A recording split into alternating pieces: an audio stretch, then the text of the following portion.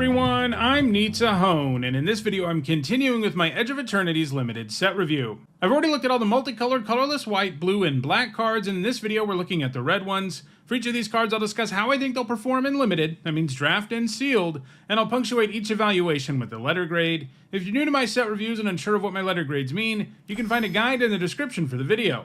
There are some important things to keep in mind as we move through the review. First, because we're only talking about draft and sealed, I'm only going to be talking about cards that can be found in play boosters. There are also some special guests and a bonus sheet in this set, but those will get their own video. So we're only looking at the main set in this one. These are also my evaluations of these cards before playing the new format. That makes it impossible for me to be right about absolutely everything. But as we dive into the format, I'll be doing videos updating how the format actually turned out. I also want to let you know that there are some set review related perks for being a channel member or a patron. You get access to my ongoing set notes during preview season, and you get a spreadsheet with all of my grades at the end of the set review.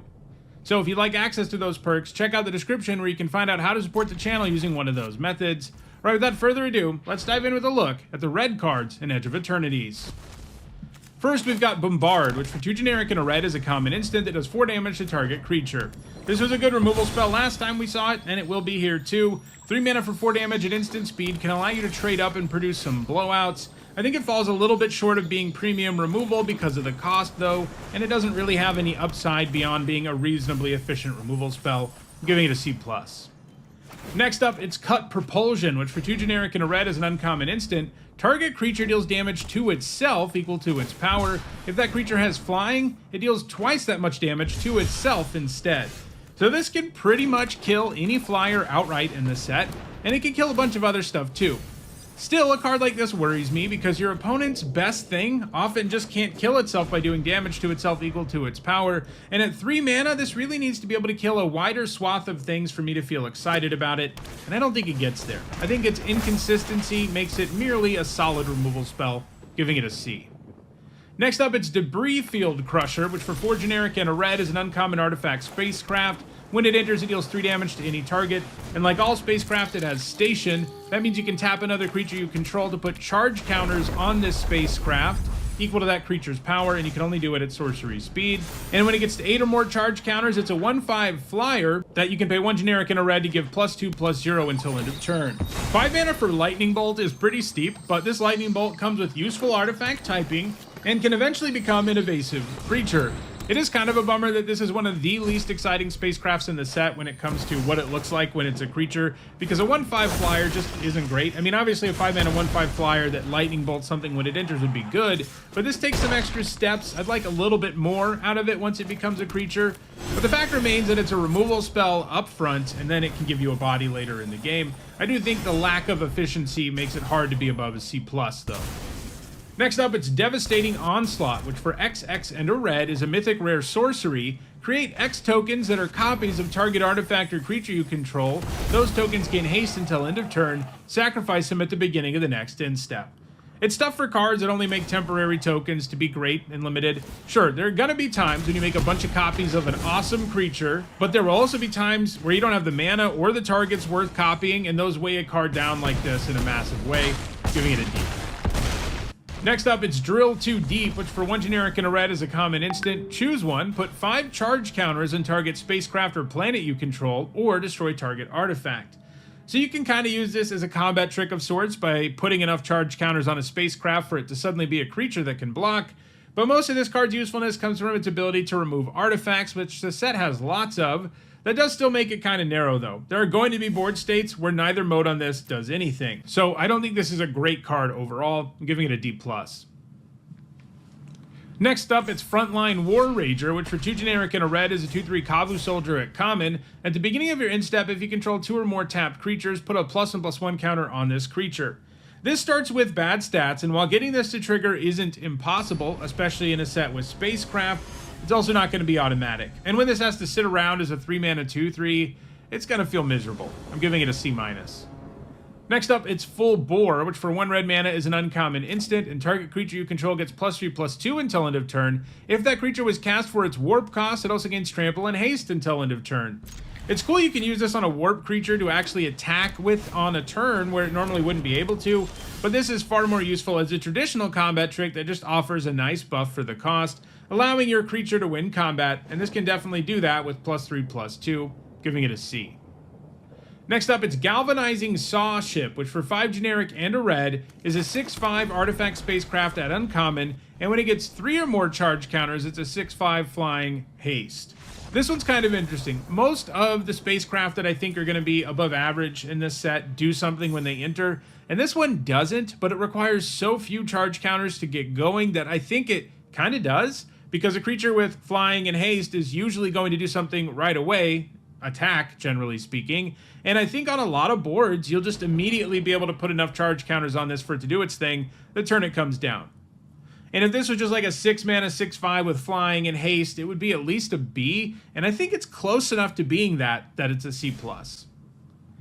Next up, it's Invasive Maneuvers, which for 1 generic and a red is an uncommon instant. It deals 3 damage to target creature, and 5 damage instead if you control a spacecraft. This is great. I'm already on board with a 2 mana deal 3, and this will do 5 a decent percentage of the time, at which point you're getting an absurd deal. I'm giving this a B. Next up, it's Kav Landseeker, which for 3 generic and a red is a 4/3 Kavu soldier at common with menace. When it enters, you create a lander token. This is a new artifact token in the set, where you can pay 2 generic, tap it, and sacrifice it to search up a basic land and put it on the battlefield tapped. In this case, the lander token gets sacrificed at the beginning of the end step on your next turn. This looks really good to me. It effectively grants a 2-for-1 while helping you with landfall synergies and the like, and it's also a reasonable enough evasive creature. It is a little bit of a bummer that you have to use the lander on your next turn or on the turn you play this, or you don't get it, but there are payoffs for sacrificing artifacts, and I think a lot of the time you'll just be happy to use this on your next turn anyway. So I think this does generate a 2-for-1 often enough and does enough synergistic things in the set that I think it's a really good common. I'm giving it a B-. Next up, it's Kavaron Harrier, which for 1 red is a 2/1 robot soldier at uncommon. It's an artifact creature, and when it attacks, you can pay 2 generic, and if you do, you create a 2/2 colorless robot artifact creature token that's tapped and attacking. Sacrifice that token at end of combat. Playing this on turn 1 and using that ability on 2 is going to feel pretty good, and this can do a ton of damage in a hurry. Throw in the fact it's an artifact and gives you sacrifice fodder, and you have some good synergy here too, giving it a C+. Next up, it's Kavaron Skywarden, which for 4 generic and a red is a 4/5 Kavu soldier at common. It's got reach, and it has void, which means if a non-land permanent left the battlefield this turn or a spell was warped this turn, something good can happen, and in this case, the trigger's at the beginning of your end step, and you get a +1 +1 counter on the Skywarden. A 5 mana 4/5 with reach is kind of alright, and even 1 counter on this will feel good. You won't always be able to get that counter though, so I'm giving it a C. Next up, it's Kavaron Turbodrome, which for 2 generic and a red is a 2/3 robot scout at common. You can tap it, and target creature you control gets +1 +1 and gains haste until end of turn. Activate only as a sorcery. This is a decent effect to have on the board, all the more so in a set with Warp, where you can play something big super cheap and smash in with it before it gets exiled. I also like that this is even useful on a creature that didn't just enter, since the stats boost itself can make a difference when it comes to deciding how to attack on a given turn. It's not always worth tapping down a creature to do that, but when it is, it feels fine, so this looks solid. I'm giving it a C. Next up, it's Litho Breaking, which for 2 generic and a red is an uncommon instant that creates a lander token. Then you may sacrifice an artifact, and when you do, it deals 2 damage to each creature. Instant speed to do 2 damage to everything can play pretty well in the right deck, and it's sort of nice that this can be at least used to make a lander when you don't really want to do 2 to everything. Kind of makes it like it has cycling, but obviously 3 mana for a lander isn't a good rate, but it is a mode on a card that is somewhat narrow. We did just see Fire Magic be absolutely amazing, but part of what made it so good was how modal it was, and this can only ever do 2 damage for 3, so it doesn't seem amazing, giving it a C-. Next up, it's Melded Moxite, which for 1 generic and a red is a common artifact. When it enters, you may discard a card, and if you do, you draw 2 cards. Then you can pay 3 generic and sacrifice it to create a tap 2/2 colorless robot artifact creature token. These Tormenting Voice type effects tend to be okay and limited, especially when they come with some format-specific upside, and this definitely does, simply by virtue of being an artifact. And on top of that, you can even cash it in for a token later. It also helps load the graveyard, of course, and triggers sacrifice payoffs, and can help you trigger void. And I think all of that makes this solid, giving it a C. Next up, it's Memorial Team Leader, which for 3 generic and a red is a 4/3 Kavu soldier at uncommon. During your turn, other creatures you control get +1/+0, and it has Warp for 1 generic and a red. This is an alternate casting cost, but if you cast it that way, it gets exiled at the beginning of the next end step, and then you may cast it from exile later in the game. This stat line doesn't usually play well, but warping this just for the buff for less mana sounds appealing sometimes, as does just casting this normally and taking advantage of the buff immediately. It gets better the wider you can go, but +1/+0 to all of your stuff during your turn can really make your board significantly better, giving this a C+. Next up, it's Memorial Vault, which for 3 generic and a red is a rare artifact. You can tap it and sacrifice another artifact, and then exile the top X cards of your library, where X is 1 plus the mana value of the sacrificed artifact. You may play those cards this turn. This has some very real potential, since it can effectively draw you a whole bunch of cards. The bad news? It's a 4-mana artifact that doesn't add to the board, and the turn you play it, you're not typically even going to be able to take advantage of this ability, because it does require you to still pay mana for the cards you reveal. That seems really slow. Throw in the fact that you have to sacrifice a reasonably high mana value artifact for this to go off in the first place, and you don't normally want to be sacrificing that kind of thing. And I think this is too clunky, in particular about what you have to sacrifice for it to reach its ceiling in Limited. I think it's just a D here. Next up, it's Molecular Modifier, which for 2 generic and a red is a 2/2 Kavu Artificer at uncommon. At the beginning of combat on your turn, target creature you control gets +1/+0 and gains first strike until end of turn. We've seen this trigger play pretty well in the recent past. Of course, that was on a 4-mana 2/4 in Duskborn, and this has significantly worse stats, even if it is 1 mana less. But still, it is a buff you gain access to the turn it comes down, since it happens at the beginning of combat, and most like 2 drops with this boost won't be easy to block in the early game, and as the game continues, this trigger tends to remain relevant. It can buff itself too, but being a 3-mana 2/2 is a very real downside, especially in formats with multiple 1-mana ways to kill this at lower rarities, and this is one of those. I think this is a C+. Next up, it's Nebula Dragon, which for 6 generic and a red is a 4/4 dragon at common with flying, and when it enters, it deals 3 damage to any target. This is a great enters trigger, but man, a 7-mana 4/4 flyer is pretty bad. There will typically be multiple larger creatures on the board, and its lightning bolt trigger isn't even going to deal with them. This just feels too expensive to me, even in a set with landers, to be something you always want to play at the top of your curve, but at least it does impact the board immediately. I'm giving it a C-.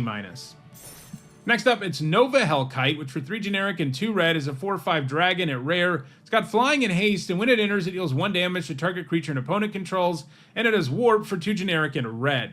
Even without warp, I'd be really high on a 5-mana 4/5 with flying haste and a ping when it enters. That's pretty much an A-. Adding warp is awesome, too, because it can even get an attack and a ping before getting exiled. It's hard not to get good value here, although you won't always be able to generate a full-blown 2-for-1. I'm giving it an A.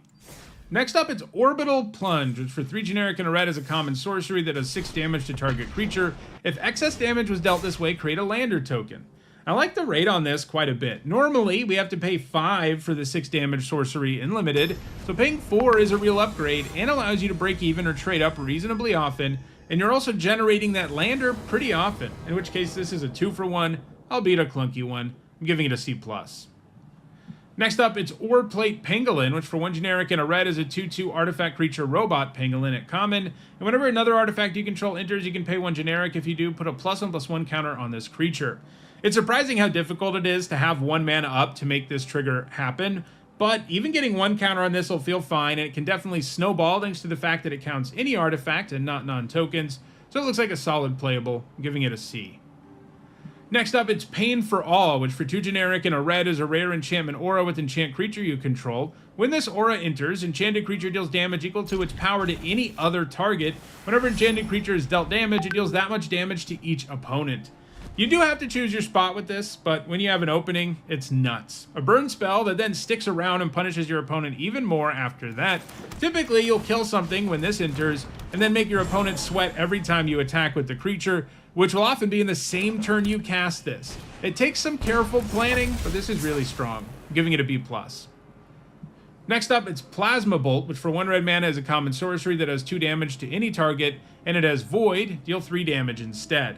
1 mana for Sorcery Speed Shock is already a very good Limited card, and sometimes this is Sorcery Speed Lightning Bolt. This is certainly premium. Killing 3 or 4 mana X2s with this is going to feel great. Giving it a B.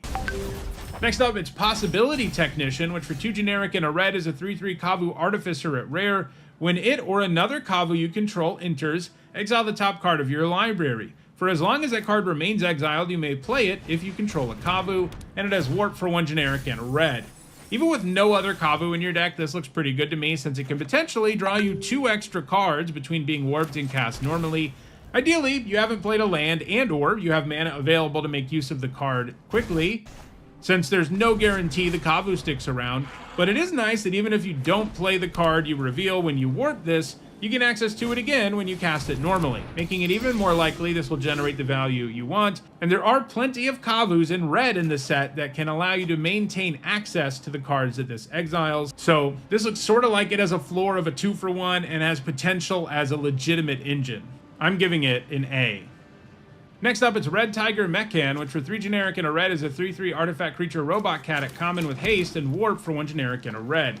I don't love this. A 4-mana 3/3 with haste, not a very good card in limited. And even if this can warp and smash in for 3 before that, I'm not feeling all that great about it. I'm giving this a D+. Next up, it's Remnant Elemental, which for 1 generic and a red is a 0/4 elemental at uncommon. It's got reach and landfall. This creature gets +2/+0 until end of turn.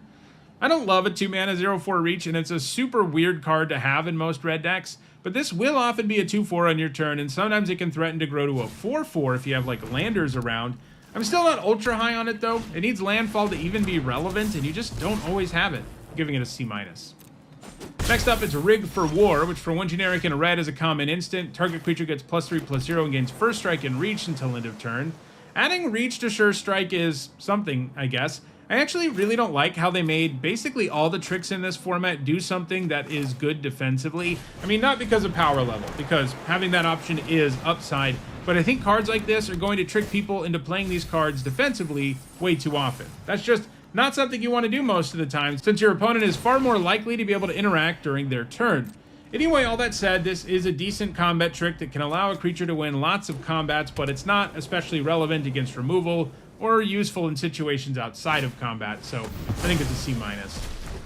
Next up, it's Roving Actuator, which for 3 generic and a red is a 3/4 artifact creature robot at uncommon, and it has Void as an enters trigger. Lets you exile up to 1 target instant or sorcery card with mana value 2 or less from your graveyard, and you copy it, and you can cast the copy without paying its mana cost. Triggering this will feel pretty good. Problem is, it does ask a lot of you. This needs to be in play on a turn where you both manage to trigger Void and have a spell that meets the requirement in your graveyard.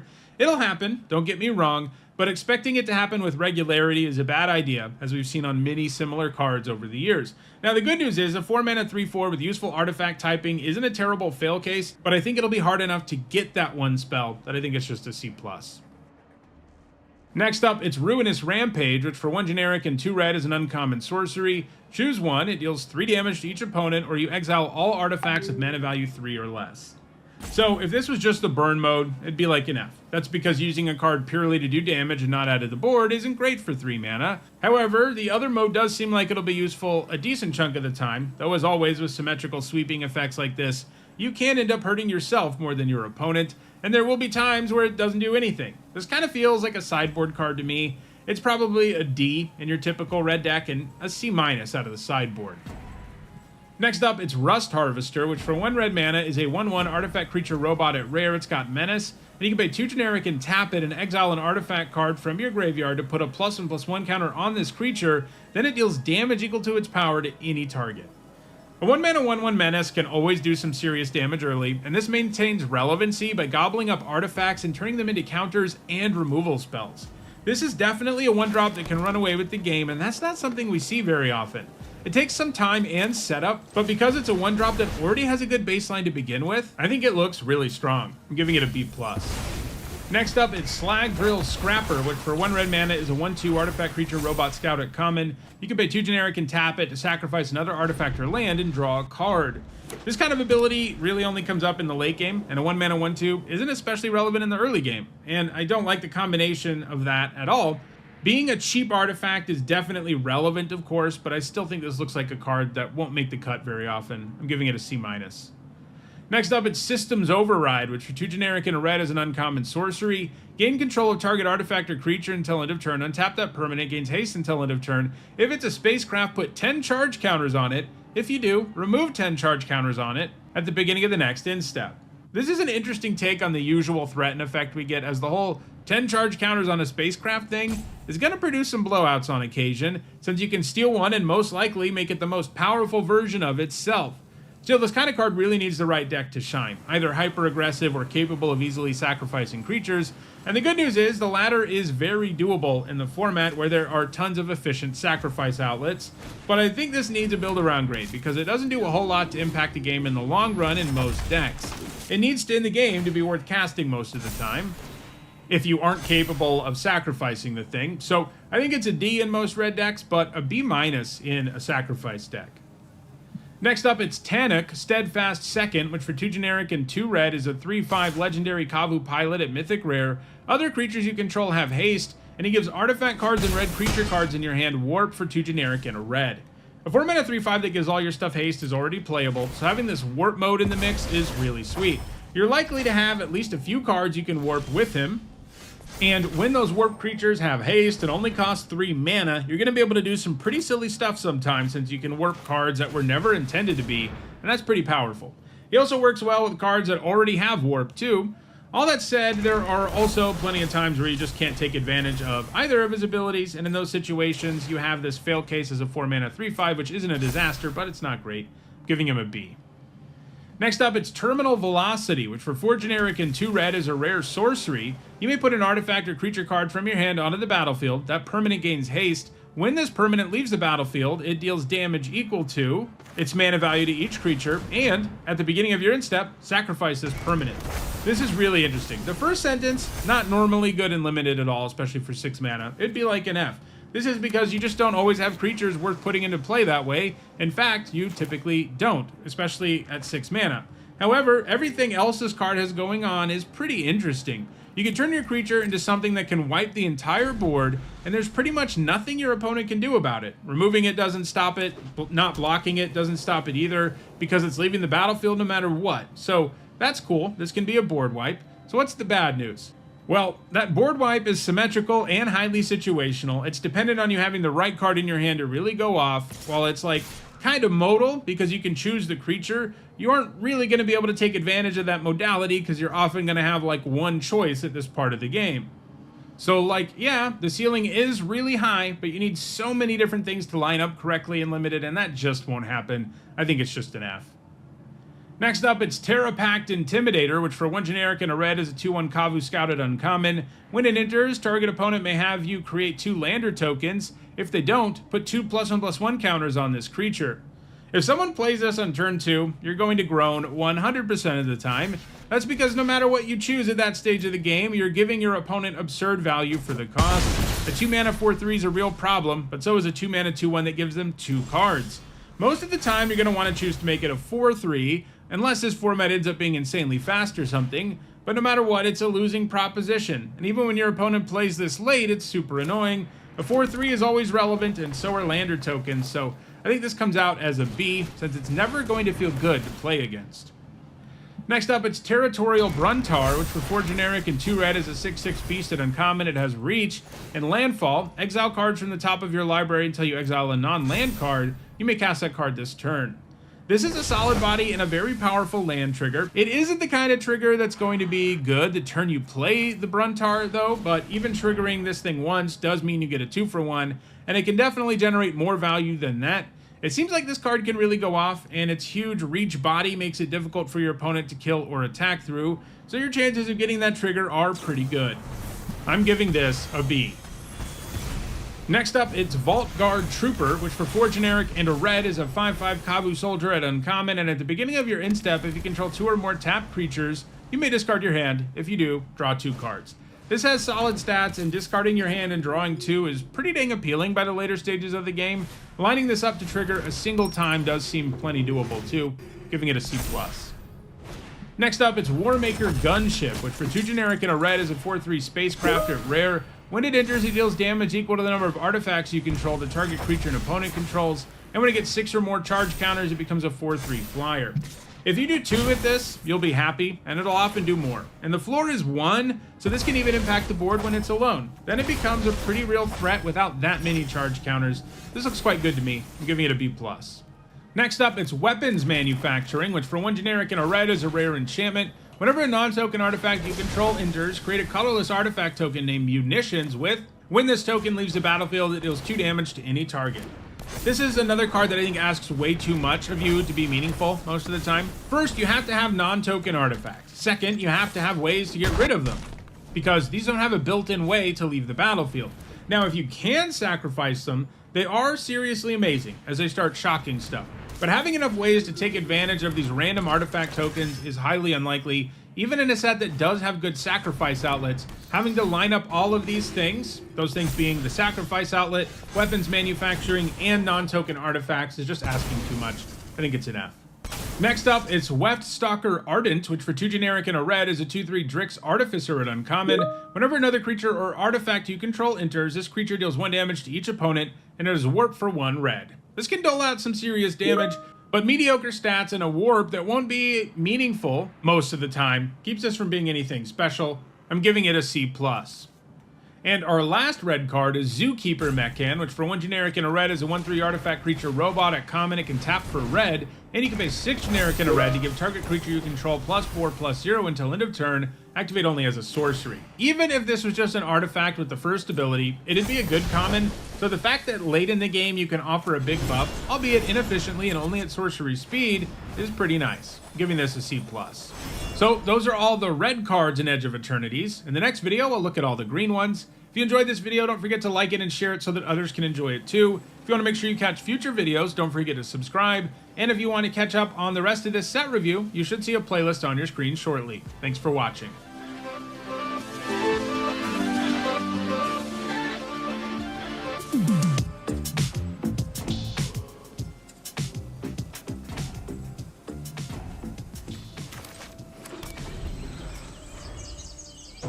This video is sponsored by Card Kingdom. If you want Magic singles or sealed product, use my link in the description.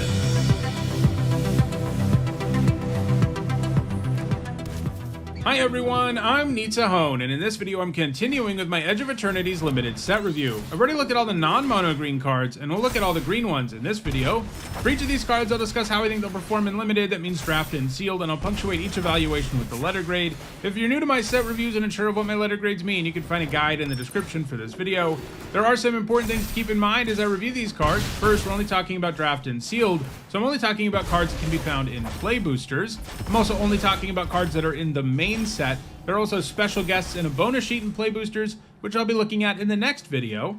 These are also my evaluations of these cards before playing the new limited format, and that means I'm not going to be right about everything. However, as the format comes into focus, I'll do videos updating you with my thoughts on it. Lastly, I want to let you know that there's some set review related perks for being a channel member or a patron. You get access to my set notes during preview season, which is kind of like a rough draft of this set review. And once the set review is complete, you get access to a spreadsheet with all of my grades. Check out the description if you'd like to support the channel using one of those methods. All right, without further ado, let's dive in with a look at the green cards in Edge of Eternities.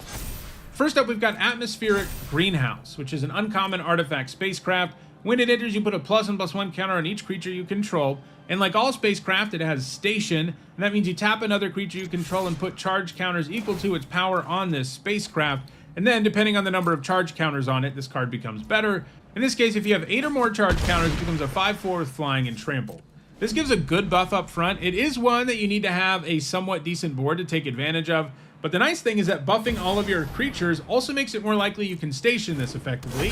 Getting such a trigger when it enters is also likely to alter your board in your favor, sometimes significantly. And I think that makes this spacecraft into a pretty nice card, giving it a B.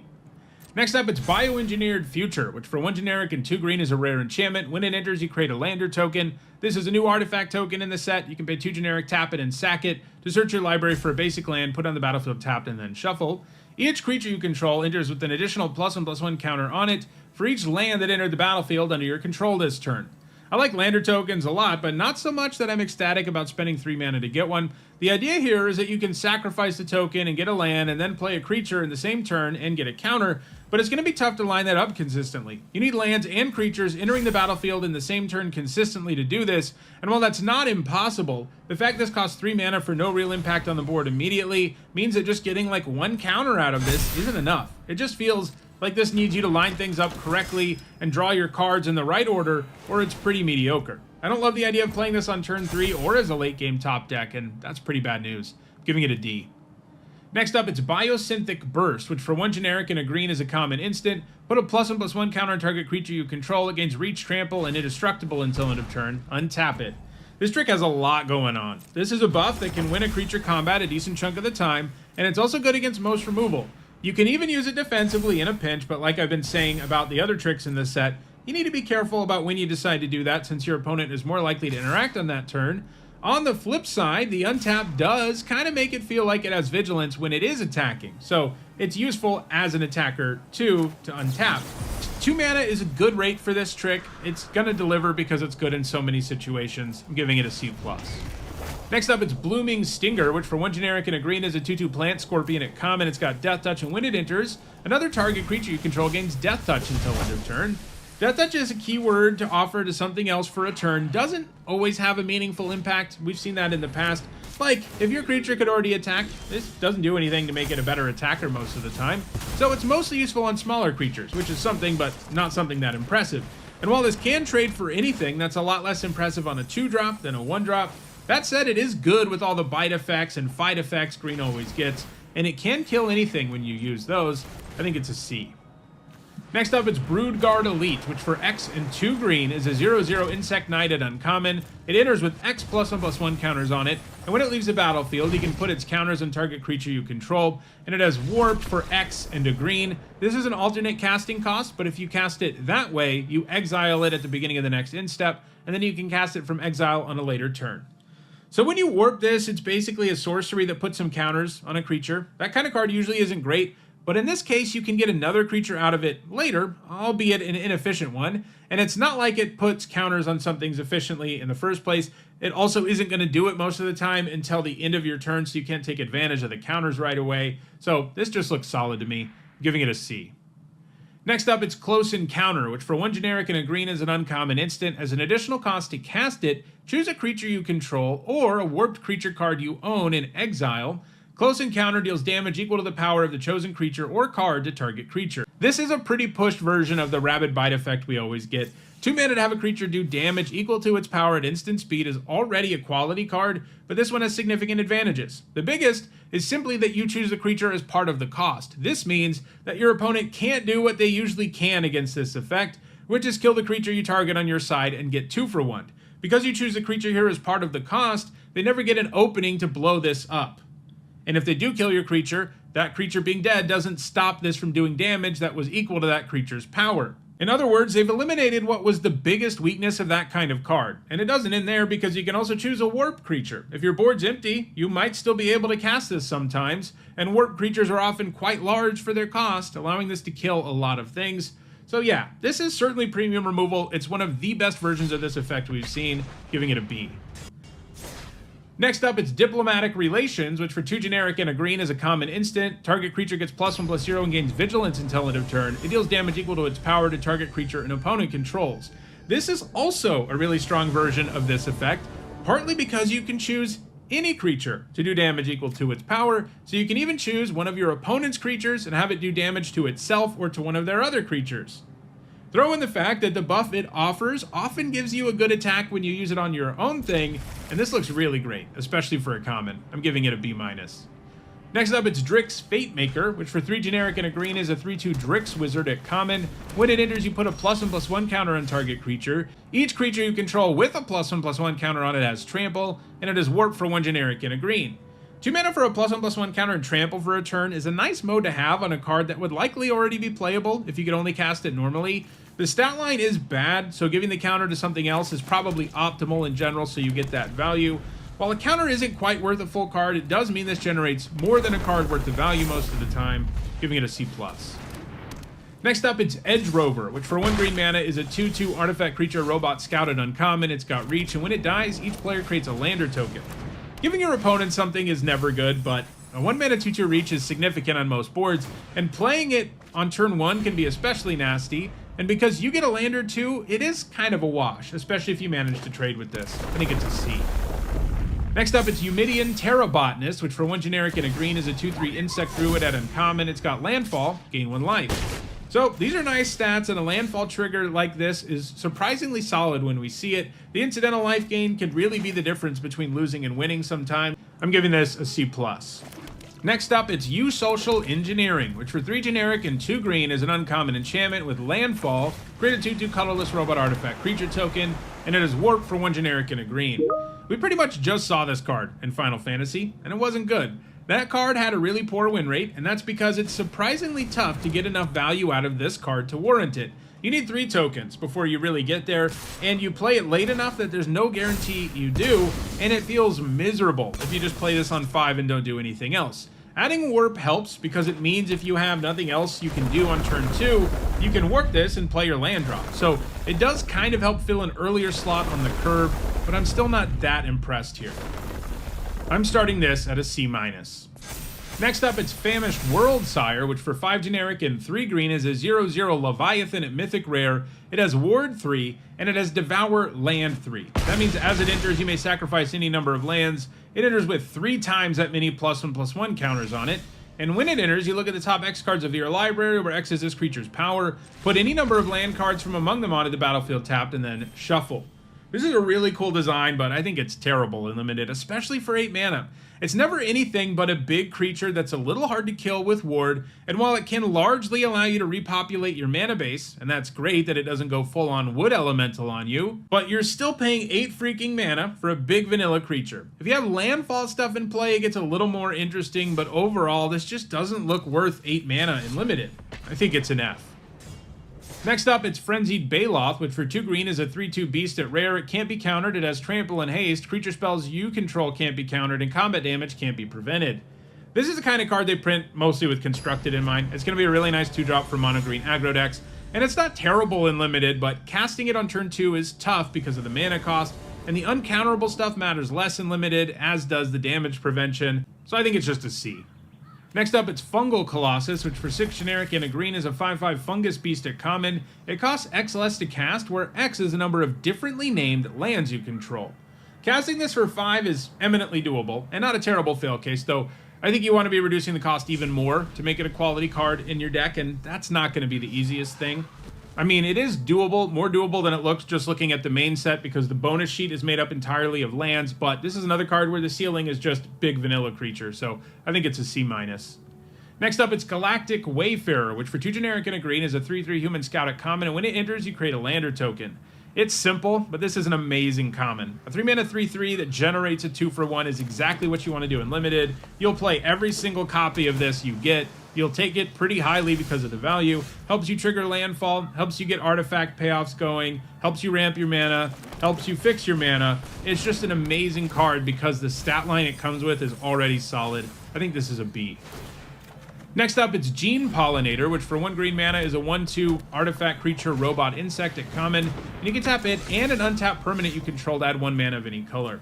It's not always easy to produce mana with creatures that ask for an extra step to do it beyond tapping. Tapping an untapped permanent is broad, but it's still not always something you can do. It does get better if you have landers, because you can tap a lander that you're not planning on using. And this does ramp and fix your mana in a real way, and this set has more incentives than usual for tapping your creatures, so I think this works out okay. I'm giving it a C.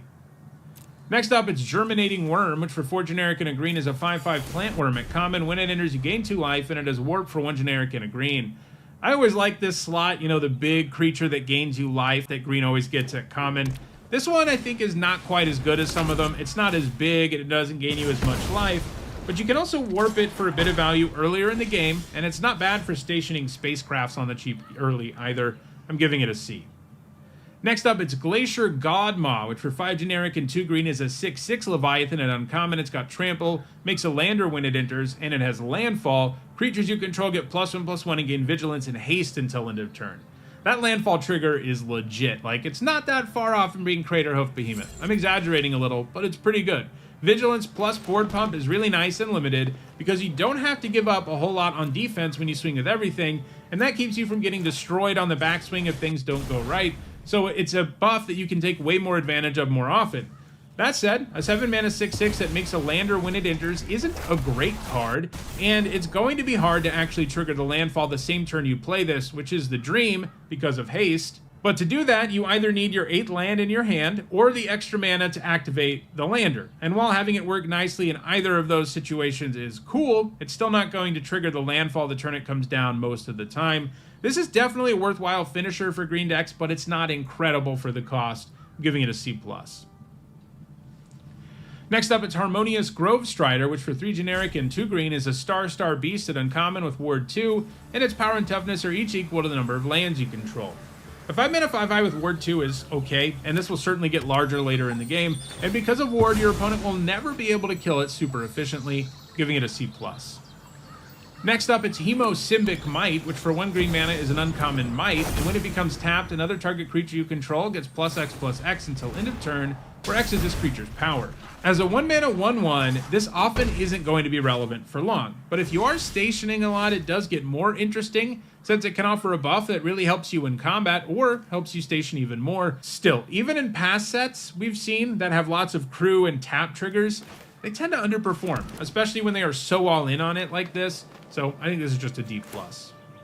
Next up, it's Ice Cave Crasher, which for 3 generic and a green is a 4/4 beast at common with landfall. It gets +1/+0 until end of turn. A 4-mana 4/4 trampler is like a C-, and this will often have 5 or more power, so it's a fine card in green decks, giving it a C.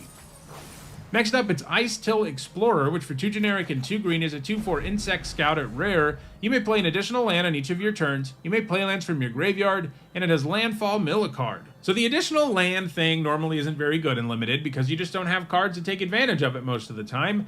However, the fact this guy lets you play lands from your graveyard and helps you put lands in your graveyard in the first place really makes up for that. Getting access to all those lands is going to let you get real value out of your graveyard, and you effectively draw a card every time you do it. It gets even better in decks with lots of graveyard nonsense, but this looks like a value engine to me. I'm giving it a B. Next up, it's Intrepid Tenderfoot, which for 1 generic and a green is a 2/2 Insect Citizen at common, and you pay 3 generic and put a +1/+1 counter on it, activate only as a sorcery. This is the kind of mana sink ability you only use when you're out of stuff to do, and being sorcery speed really makes you commit to it in a way that I don't love. The baseline of a 2-mana 2/2 isn't great either. I'm giving this a C-. Next up, it's Larval Scoutlander, which for 2 generic and a green is an uncommon spacecraft. When it enters, you may sacrifice a land or lander. If you do, search your library for up to 2 basic land cards, put them onto the battlefield tapped, and then shuffle. And if it gets 7 or more charge counters, it becomes a 3/3 flyer. This ramps and fixes your mana pretty effectively, and it also gives you 2 landfall triggers, which is nice. But it's never going to really add to the board in a meaningful way when you cast it, and that's a problem. And even once you get some charge counters on it, it's not like a 3/3 flyer is a world beater. So I think it's just a C. Next up, it's Lash Whip Predator, which for 4 generic and 2 green is a 5/7 plant beast at uncommon. It costs 2 generic less to cast if your opponents control 3 or more creatures, and it has reach. So this card is going to be really good against aggro decks in the format. If you're really proud of how well you're getting out and your opponent slams this on the board turn 4, you're going to be in kind of a bad place. And I see that happening reasonably often. Throw in the fact that a 6-mana 5/7 acceptable creature, and I think this is a C+. Next up, it's Loading Zone, which for 3 generic and a green is a rare enchantment. If 1 or more counters would be put on a creature, spacecraft, or planet you control, twice that many of each of those kinds of counters are put on it instead, and it is Warp for 1 green. It's tempting to imagine this allowing you to go completely wild with your spacecraft and turning them into huge creatures immediately, and that will happen sometimes, but this is so dependent on you having counter stuff that I don't love it. It's nice that at least stationing doesn't cost mana, so there will be times where you can play this and immediately get something out of it by stationing, and it's nice it works with other counters too. But I can't really remember the last time an all-in counter card like this, one that doesn't add to the board on its own, one that's not attached to a creature, has actually performed well in Limited. This format does have counters more prominently than most, but in most formats this card is like an F, even with Warp in the mix. I'm going to give it a D, and I do think it has some potential to be way better as a build-around, but I think it's far more likely that it's just a bad card for Limited. Next up, it's Melt Strider Eulogist, which for 2 generic and a green is a 3/3 Insect Soldier at an uncommon. Whenever a creature you control with a +1/+1 counter on it dies, draw a card. This has good stats and a pretty powerful trigger, but the times when you can't line it up with counters aren't going to feel good. It's also kind of a bummer that they didn't count charge counters, so your spacecraft basically don't benefit for this for the most part, but I still think it's a C+. Next up, it's Melt Strider's Gear, which for 1 green mana is a common artifact equipment. When it enters, attach it to target creature you control. Equipped creature gets +2/+1 and has reach, and this equips for 5. The equipping right away thing is nice, as it's likely to give you an attack you didn't have before, but the buff does have diminishing returns later in the game, and that equip cost is absolutely brutal. I think it's a D+. Next up, it's Melt Strider's Resolve, which for 1 green mana is an uncommon enchant aura with enchant creature you control. When it enters, enchanted creature fights up to 1 target creature an opponent controls. Enchanted creature gets +0/+2 and can't be blocked by more than 1 creature. If you didn't think 2 good removal spells for green was enough, well, here's another one. Remember though, this is a straight up fight effect, which we don't see as much these days, but it means your creature gets damaged too. But the good news is this is super cheap, and it offers a stats boost that makes it more likely your creature can win a fight with one of your opponent's creature than normal. It still won't always line up right, but it's incredibly cheap removal, which will get the job done often enough. I'm giving it a B-. Next up, it's Might Form Harmonizer, which for 2 generic and 2 green is a 4/4 insect druid at rare, and it has landfall, double the power of target creature you control until end of turn, and it has warp for 2 generic and a green. This is quite the landfall trigger, though I don't love for this to actually do something when warped. You also have to have a land drop, meaning that getting this going off of warp isn't always going to happen. But hey, it's upside on a 4 mana 4/4 itself that has a strong landfall trigger, and it's a kind of trigger that can make almost anything into a scary attacker. It's a bummer that you can't always take advantage of the buff though, like if you're not the beatdown, this doesn't do a whole graveyard, 2 of which are lands, and that's far from automatic. This is also a 5 mana sorcery that doesn't add anything to the board immediately in most cases. I think this thing's limitations really mean it needs a build around grade, because if you're not self-milling, it's probably just an F, because it's going to be a dead card or an underpowered card way too often.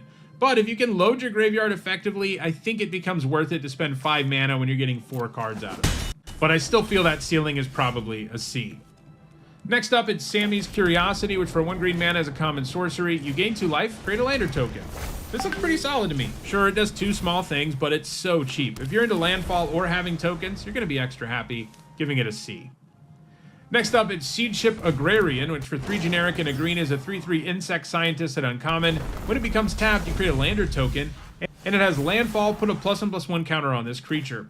Spitting out landers is great, but I'd much rather just make 1 when it enters than make 1 anytime it taps. The good news is this can grow, and thus will often be able to keep on attacking with landers in play and continuing to grow, since those landers can help buff it. The Hill Giant stats are a rough starting point, but this generates enough value for me to be pretty interested in it, giving it a C+.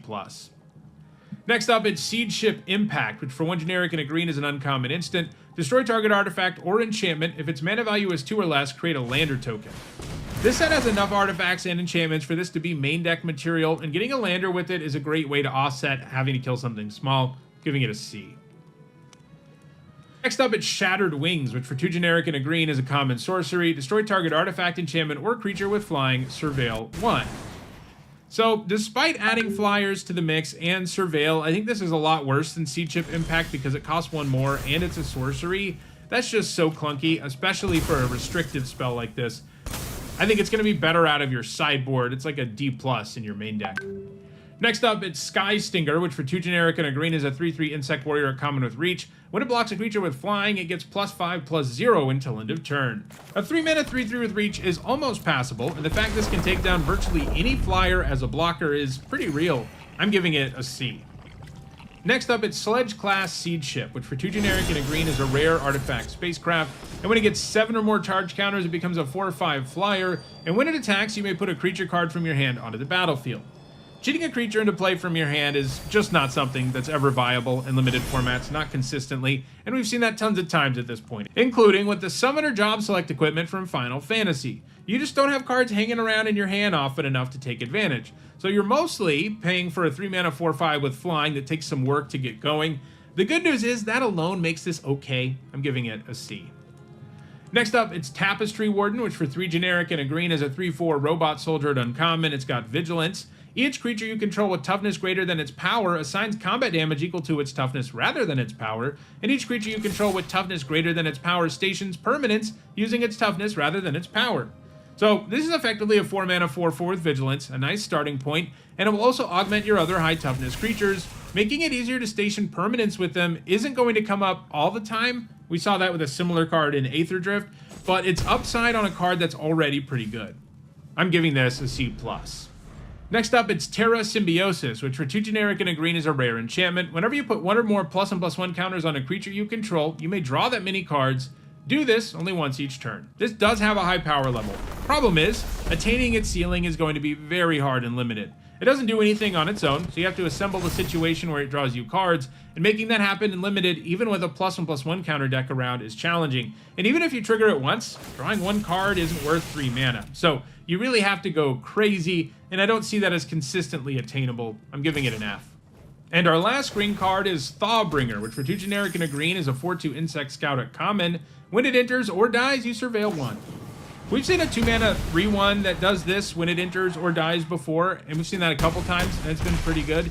Adding a mana and a power and a toughness to the mix probably makes this pretty nice too. Helps you load your graveyard, improves your card quality, and it has an okay-ish stat line, so I think it's a C. So those are all the green cards in Edge of Eternities. In the next video, I'll take a look at all of the special guest and bonus sheet cards. If you enjoyed this video, don't forget to like it and share it so that others can enjoy it too. If you want to make sure you catch future videos, don't forget to subscribe and turn on notifications. And if you want to catch up on this set review, you should see a playlist on your screen shortly. Thanks for watching.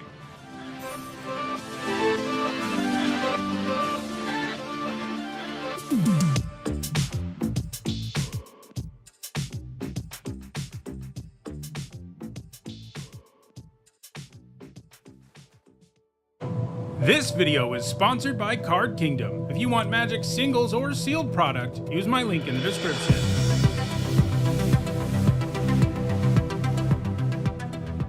Hi everyone, I'm Mythic, and in this video I'm continuing with my Edge of Eternities limited set review. I've already looked at all the cards in the main set, but there are some other cards that can show up in play boosters too that I still need to cover. First, there's a bonus sheet called Stellar Sights, all of which are reprints of non-basic lands. These cards aren't quite as common as previous bonus sheets have been. In Final Fantasy, we had a bonus sheet card in 1 in 3 packs, and there have been some sets where there's a bonus sheet card in every pack. In this set, there's only one every 8 packs or so. But that does still mean you're definitely going to see some of them at the pre-release. There are also 10 special guests in this set, all of which are incredibly rare, showing up in only 1.8% of play boosters. As usual, as I evaluate each of these cards for limited, in other words draft and sealed, I'll punctuate each evaluation with a letter grade. If you're new to my set reviews and unsure of what my letter grades mean, you can find a link in the description. I also want to remind you that there are some set review related perks for being a channel member or a patron. During preview season, you get access to my ongoing set notes, which are basically the rough draft of my set review. And at the end of the set review, you'll get a spreadsheet with all of my grades. If either of those perks interest you, check out the description where you can find out how to support the channel using one of those methods. Alright, without further ado, let's take a look at the bonus sheets in Edge of Eternities. And we'll be starting with the Stellar Sights, the first of which is Ancient Tomb. It taps for 2 colorless and does 2 damage to you. So this is a powerhouse in the Eternal formats and one of the strongest lands ever printed. Getting 2 mana out of a single land is insane, and it's pretty good in limited too, though it is sometimes hard to find places to spend the mana. Like, as far as late game top decks go, it's a pretty miserable one. Taking 2 damage every time you do it can add up in a hurry too. The mana boost is still really nice though. It's the kind of thing that gives you a big enough advantage that you can kill your opponent before it really matters. So I don't think you're ever cutting this from a deck. I'm giving it a B-. Next up, it's Blast Zone. It enters with a charge counter on it. It can tap for colorless. You can pay XX and tap it to put X charge counters on it. And you can pay 3 generic and tap it and sacrifice it to destroy each non-land permanent with mana value equal to the number of charge counters on this land. This was fine when we saw it in both War of the Spark and the Brothers' War. Having a land that can destroy some permanents is nice, but the effect is symmetrical and takes some significant time to set up in most cases. It's also not great for your mana base. I'm giving it a C. Next up, it's Blinkmoth Nexus. It can tap for colorless. You can pay 1 generic to make it a 1/1 Blinkmoth artifact creature with flying until end of turn. And you can pay 1 generic and tap it, and target Blinkmoth creature gets +1/+1 until end of turn. Creature lands are great, and this one becomes an artifact creature, which is extra relevant in this set. You'd be surprised how often just having this little land around allows you to continually pressure your opponent. Being basically immune to sorcery speed removal and the like is a big deal too, giving it a B. Next up, it's Bonder's Enclave, which can tap for colorless, and you can pay 3 generic and tap it to draw a card, activate only if you control a creature with power 4 or greater. This was pretty good last time we saw it. Of course, that was also a set with a prominent 4 or greater theme, and this set doesn't have one. Still, if you have enough high power creatures, this is a great way to spend your mana in the late game, and I think it has enough upside to justify playing it despite the damage it does to your mana base, giving it a B-. Next up, it's Cascading Cataracts. It's indestructible, can tap for colorless, and you can pay 5 generic and tap it to add 5 mana in any combination of colors. This is not good in Limited. It's not good at producing mana with either of its abilities. Only tapping for colorless is a liability, and while it can eventually produce colored mana, all it does is filter that mana, and you effectively pay like 6 mana to get 5 back because you have to tap 5 lands and this. That's just not something you need to be doing in Limited. It's just not a good land. Giving it an F. Next up, it's Cathedral of War. It enters tapped. It has Exalted, which means whenever a creature you control attacks alone, it gets +1/+1 until end of turn, and it can tap for colorless. So only tapping for colorless is enough of a problem for your mana base. Having a land that also enters tapped is a big problem. Having Exalted on a land can be nice, as it can improve your attacks, although there are also a decent chunk of situations where you'd still rather attack with everything, so this card doesn't really do anything. Entering tapped and mana limitations make this hard to get behind when the upside is so small, giving it a D+.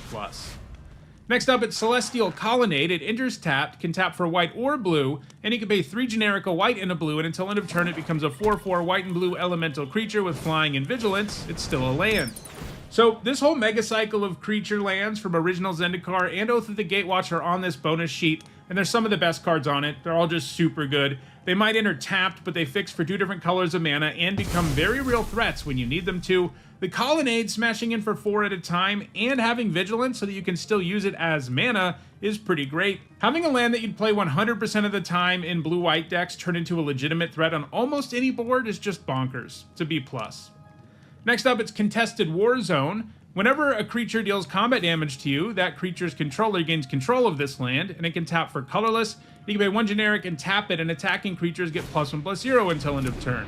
The fact you completely lose this land when your opponent hits you is brutal, making it especially awful when you're behind, since your opponent is likely to be able to make more use of that ability. The upside here really isn't worth the massive downside. Sure, +1/+0 to your whole board for only 1 mana is a decent deal, but not so much that I want to risk running a card that's bad for my mana base and can give my opponent a big advantage, giving it an F. Next up, it's Creeping Tar Pit. It enters tapped, can tap for blue or black, and you can pay 1 generic, a blue, and a black, and until end of turn it becomes a 3/2 blue and black elemental creature. It's still a land. It can't be blocked this turn. This is another one of those Zendikar lands, and it's great too. It might not be as big as the Colonnade, but it's pretty cheap to animate and entirely unblockable, so it represents a very real threat, just like the Colonnade does, giving it a B+. Next up, it's Crystal Quarry, which is a land that can tap for colorless, and you can pay 5 generic and tap it to add 1 mana of each color. It's kind of silly they put this and Cascading Cataracts on this bonus sheet. They're not identical, but they're very, very similar cards, and they're both bad and limited for the same reasons. It's an F. Next up, it's Deserted Temple. It taps for colorless, so you can pay 1 generic and tap it to untap target land. Untapping lands is rarely meaningful in Limited. It's not like you have Gaia's Cradle or Tolarian Academy lying around, although there are those 2 planet lands in the main set that can do a bad impression of those cards, but still, this basically doesn't do anything 99.9% of the time, and it's bad for your mana base. It's an F. Next up, it's Dust Bowl. It taps for colorless. You can pay 3 generic, tap it, and sacrifice a land to destroy target non-basic land. Destroying lands in Limited is rarely viable, especially when restricted to only non-basics. It's true, this set will have a significant number of non-basics, partly because of this bonus sheet, but having to give up a land and spend 3 mana to take out a non-basic land just isn't a relevant effect very often, and even when it is, it's not usually worth using until the late game, and at that point, it mostly doesn't matter. This is an F. Next up, it's Echoing Deeps. It has the Cave subtype, and you can have it enter tapped as a copy of any land in a graveyard, except it's a cave in addition to its other types, and it taps for colorless. I think this has some potential in this format's graveyard decks. If you've got enough non-basics worth copying, like creature lands and stuff, and you're good at self-mill, this can probably make the cut sometimes, since its floor will at least be that it's a land that can produce mana of a color you need, but there are still times where it whiffs, and it's even an enters trigger, so if you have to run it out earlier so that you don't miss a land drop, it's just going to be a terrible land. You do also get access to your opponent's graveyard, but I still think it's a D-. Next up, it's Eldrazi Temple. It can tap for colorless, or it can tap for 2 colorless, but you can spend that mana only to cast colorless Eldrazi spells, or activated abilities of colorless Eldrazi. This set has literally 1 Eldrazi, and that's not enough for this land to be worthwhile, as 99.9% of the time, it'll just be worse than a basic land. It's an F. Next, it's Endless Sands. It comes with the Desert subtype, and you can tap it for colorless. You can also pay 2 generic and tap it to exile target creature you control, and you can pay 4 generic, tap it, and sacrifice it to return each creature card exiled with this land to the battlefield under its owner's control. This can be kind of cute since you can exile a bunch of your stuff to protect it and then return those things later in the game, but it asks for lots of mana to be available for the abilities, and they are still too narrow overall. Most of the time it's only worth exiling your own creature if it would have died anyway, because it's way too slow at rebuying enters triggers and stuff, so I think it's a D-. Next up, it's Gemstone Caverns. It's a legendary land, and if it's in your opening hand and you're not the starting player, you may begin the game with Gemstone Caverns on the battlefield with a luck counter on it. If you do, exile a card from your hand, and you can tap it for colorless, but if Gemstone Caverns has a luck counter on it, instead add 1 mana of any color. If you're the starting player, this is really bad.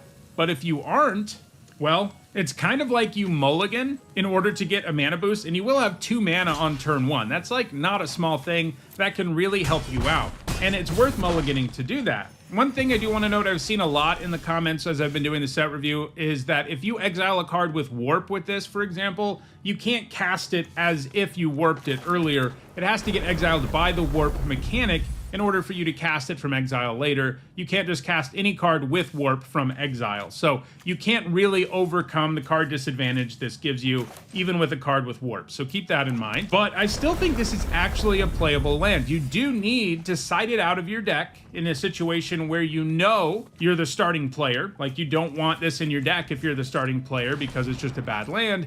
But if you're not the starting player, it does give you a pretty legitimate advantage, and one that, like I said, is worth mulliganing for in most games. I'm giving this a C+.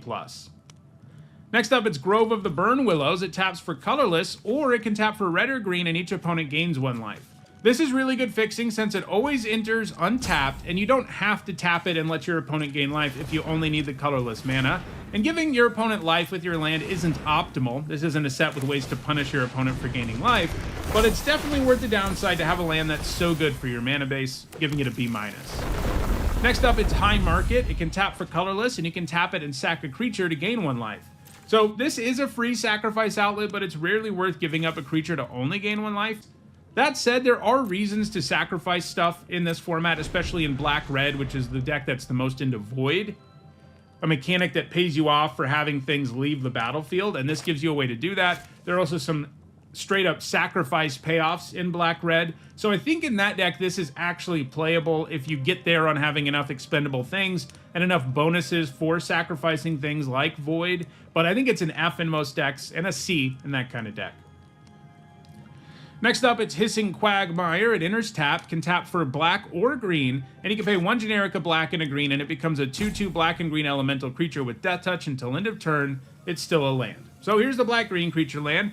It's not quite as intimidating when it becomes a creature as like the Tar Pit or Colonnade are, as a 2/2 Death Touch isn't going to be that great at pressuring your opponent, but it does mean this is a land that can potentially trade for their best creature, along with all the usual creature land upside, giving it a B. Next up, it's Inkmoth Nexus, which can tap for colorless, and you can pay 1 generic to have it become a 1/1 Phyrexian Blinkmoth artifact creature with flying and infect until end of turn. It's still a land. So this is the Phyrexianized version of the other Nexus we saw earlier, and honestly, it's going to be a little worse on average than Blinkmoth Nexus is, because this set doesn't have a significant enough poison theme for this to really win that way. It does get interesting with stats boosts and stuff, but in Limited, you'd much rather just do damage the usual way than give your opponent counters. But it's still a land that can become an artifact and a creature. It also does damage to creatures in the form of -1/-1 counters, so blocking something with it even has some value. So it's still pretty good, just not as good as Blinkmoth is in Limited, giving it a B-.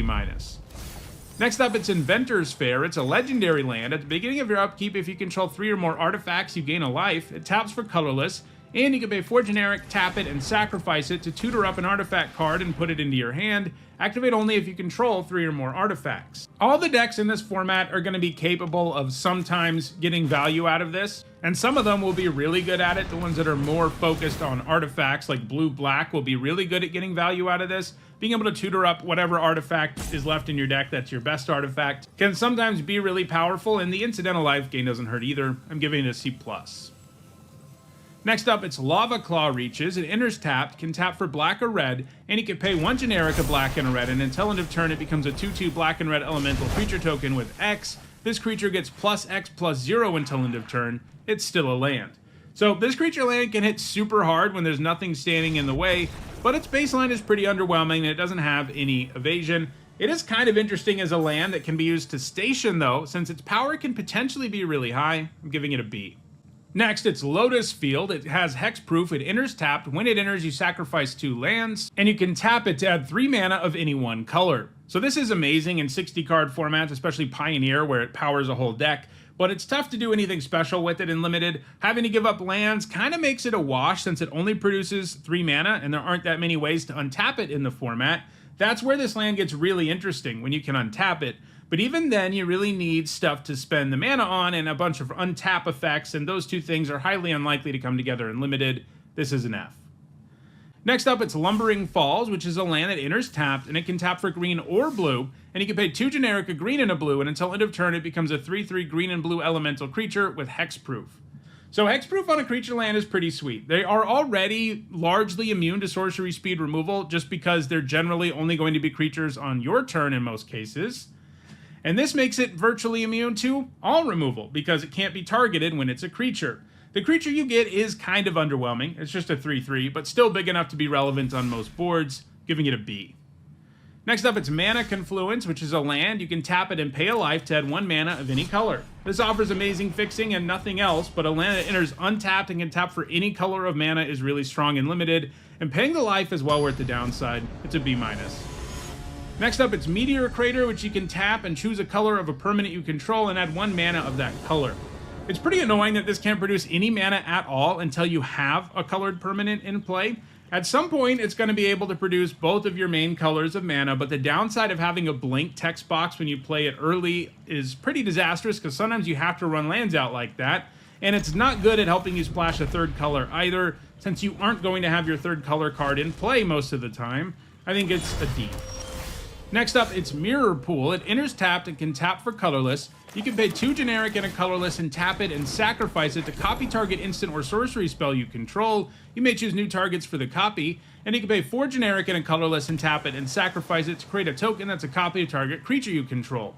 This land might enter tapped and only produce colorless, but it does have some very real upside that can allow you to grind out wins in longer games. However, this format doesn't really have any built-in ways to produce the colorless mana you need. In fact, there are only 2 cards that do it in the whole set. There is more of it on this bonus sheet, as we've seen, but so few of those cards are going to get opened that you can't rely on the bonus sheet to give you ways to produce colorless mana, and that really holds this card back, because if you don't have regular access to these activated abilities, it's just a land that's horrible for your mana base that enters tap, so it's an F in a set that just doesn't have colorless mana. Next up, it's Mutavault. It taps for colorless, and you can pay 1 generic, and it becomes a 2/2 creature with all creature types until end of turn. It's still a land. This is another nice creature land. It doesn't have evasion or anything, but it animates for a very reasonable cost. It would be better in a set that has a prominent typal theme, but that's not really going on at all in this set. There's like 1 Kavu payoff and maybe a handful of other payoffs for creature types, but there's nowhere near enough of them for this card to be more than just a land that can turn into a 2/2. The good news is that makes for a pretty good card. I'm giving it a C+. Next up, it's Mystifying Maze. It can tap for colorless, and you can pay 4 generic and tap it to exile target attacking creature an opponent controls. At the beginning of the next end step, return it to the battlefield tapped under its owner's control. This isn't very good for limited. It's tempting to imagine this blanking attacks, but because this is on the board, your opponent knows it's coming and can play around it quite easily, like by attacking with any of their many creatures that likely have an enters trigger. The ability is also super expensive for what it is, and it hurts your mana in a big way, so I think it's just an F. Next up, it's Needle Spires, which is a land that enters tapped and can tap for red or white, and you can pay 2 generic, a red and a white, and it becomes a 2/1 red and white elemental creature with double strike until end of turn. So a 2/1 double strike is relevant on almost any board, and can get particularly nasty when you're holding on to tricks, and before you feel like animating it, it's great for your mana, like all of these are, giving it a B. Next up, it's Nesting Grounds. It taps for colorless, and you can pay 1 generic and tap it to move a counter from target permanent you control onto another target permanent, activate only as a sorcery. Moving counters has some relevance in this set. The green-white deck in the format is a +1/+1 counter deck, and the spacecraft use charge counters, but only moving 1 at a time is super slow, even for a relatively low cost, and this is another one of these lands that's just bad for your mana base, and it can't overcome that problem. I think it's a D. Next, it's Petrified Field. It can tap for colorless, or you can tap it and sacrifice it to return target land card from your graveyard to your hand. This activated ability is rarely worth using since your lands aren't likely to be all that powerful, even with this bonus sheet, and giving up a land to get another one back isn't particularly useful when you're usually getting back basics. This just looks like an F to me. Next up, it's Plaza of Heroes. It can tap for colorless. It can also tap for 1 mana of any color, but you can spend that mana only to cast a legendary spell. And it can also tap for 1 mana of any color among legendary permanents you control. And you can pay 3 generic, tap it, and exile this land to make target legendary creature hexproof and indestructible until end of turn. You know, if we'd seen this on the Final Fantasy bonus sheet, it would have been an okay card, at least because there were so many legendaries. This set doesn't have nearly as many. There are only a handful of them at lower rarities, I think 7 at uncommon or lower, and they're all gold cards, so you're not that likely to be playing all of them. So this means you're rarely tapping into this card's actual power, and that's not worth making your mana really bad, giving it an F. Next up, it's Power Depot, an artifact land that enters tap, can tap for colorless, and it can tap for 1 mana of any color, but you can spend that mana only to cast artifact spells or activate abilities of artifacts, and it has modular 1, which means it enters with a +1/+1 counter on it, and when it dies, you can put its +1/+1 counter on target artifact creature. So this is a land that comes with artifact typing, and that means it has a bit of value in the format, even if it does enter tapped and only produces colorless for your non-artifacts. Modular is okay to have, but getting access to that counter isn't very easy, although there are a few cards that allow you to sacrifice lands for value and artifacts for value, and that's where this will feel particularly good. But I'm not confident that playing this is better than just running a basic land in most decks and giving it a D+. Next up, it's Raging Ravine. It enters tap, can tap for red or green, and you can pay 2 generic, a red and a green, and until end of turn it becomes a 3/3 red and green elemental creature with, whenever this creature attacks, put a +1/+1 counter on it. It's still a land. So this begins as a 3/3, which isn't amazing, but it gets better every time it attacks, and it snowballs in a big way, giving it a B+. Next up, it's Reflecting Pool. It can tap for 1 mana of any type that a land you control could produce. This is too reliant on your other lands to be that good, since it means that it isn't ever going to give you your second color of mana when you really need it. When you do have both types of lands you need, it can help you produce multiples of those colors, which is nice, but the limitations here are significant, giving it a C-. Next up, it's Scavenger Grounds. It has a desert subtype, can tap for colorless, and you can pay 2 generic, tap it, and sacrifice a desert to exile all graveyards. So this format does not have a massive graveyard theme. There's really only one color pair that's super into the graveyard in black-green, and black-red is kind of interested in the graveyard, but it's not all about it. And there's not a major mechanic in the set that allows you to do stuff out of the graveyard either. So this isn't the greatest set for this to show up in. There would be some sets where this would be worth main decking because there's such a graveyard theme in the set, you know, like Innistrad sets or Duskmourn. That's not really the case here, so that makes this a sideboard card since it's bad at producing mana and its effect is irrelevant against a lot of opponents. But if you're playing one of those really graveyard-oriented decks, it's going to be a pretty quality card for you. So I think it's an F in your main deck, but a C out of the sideboard.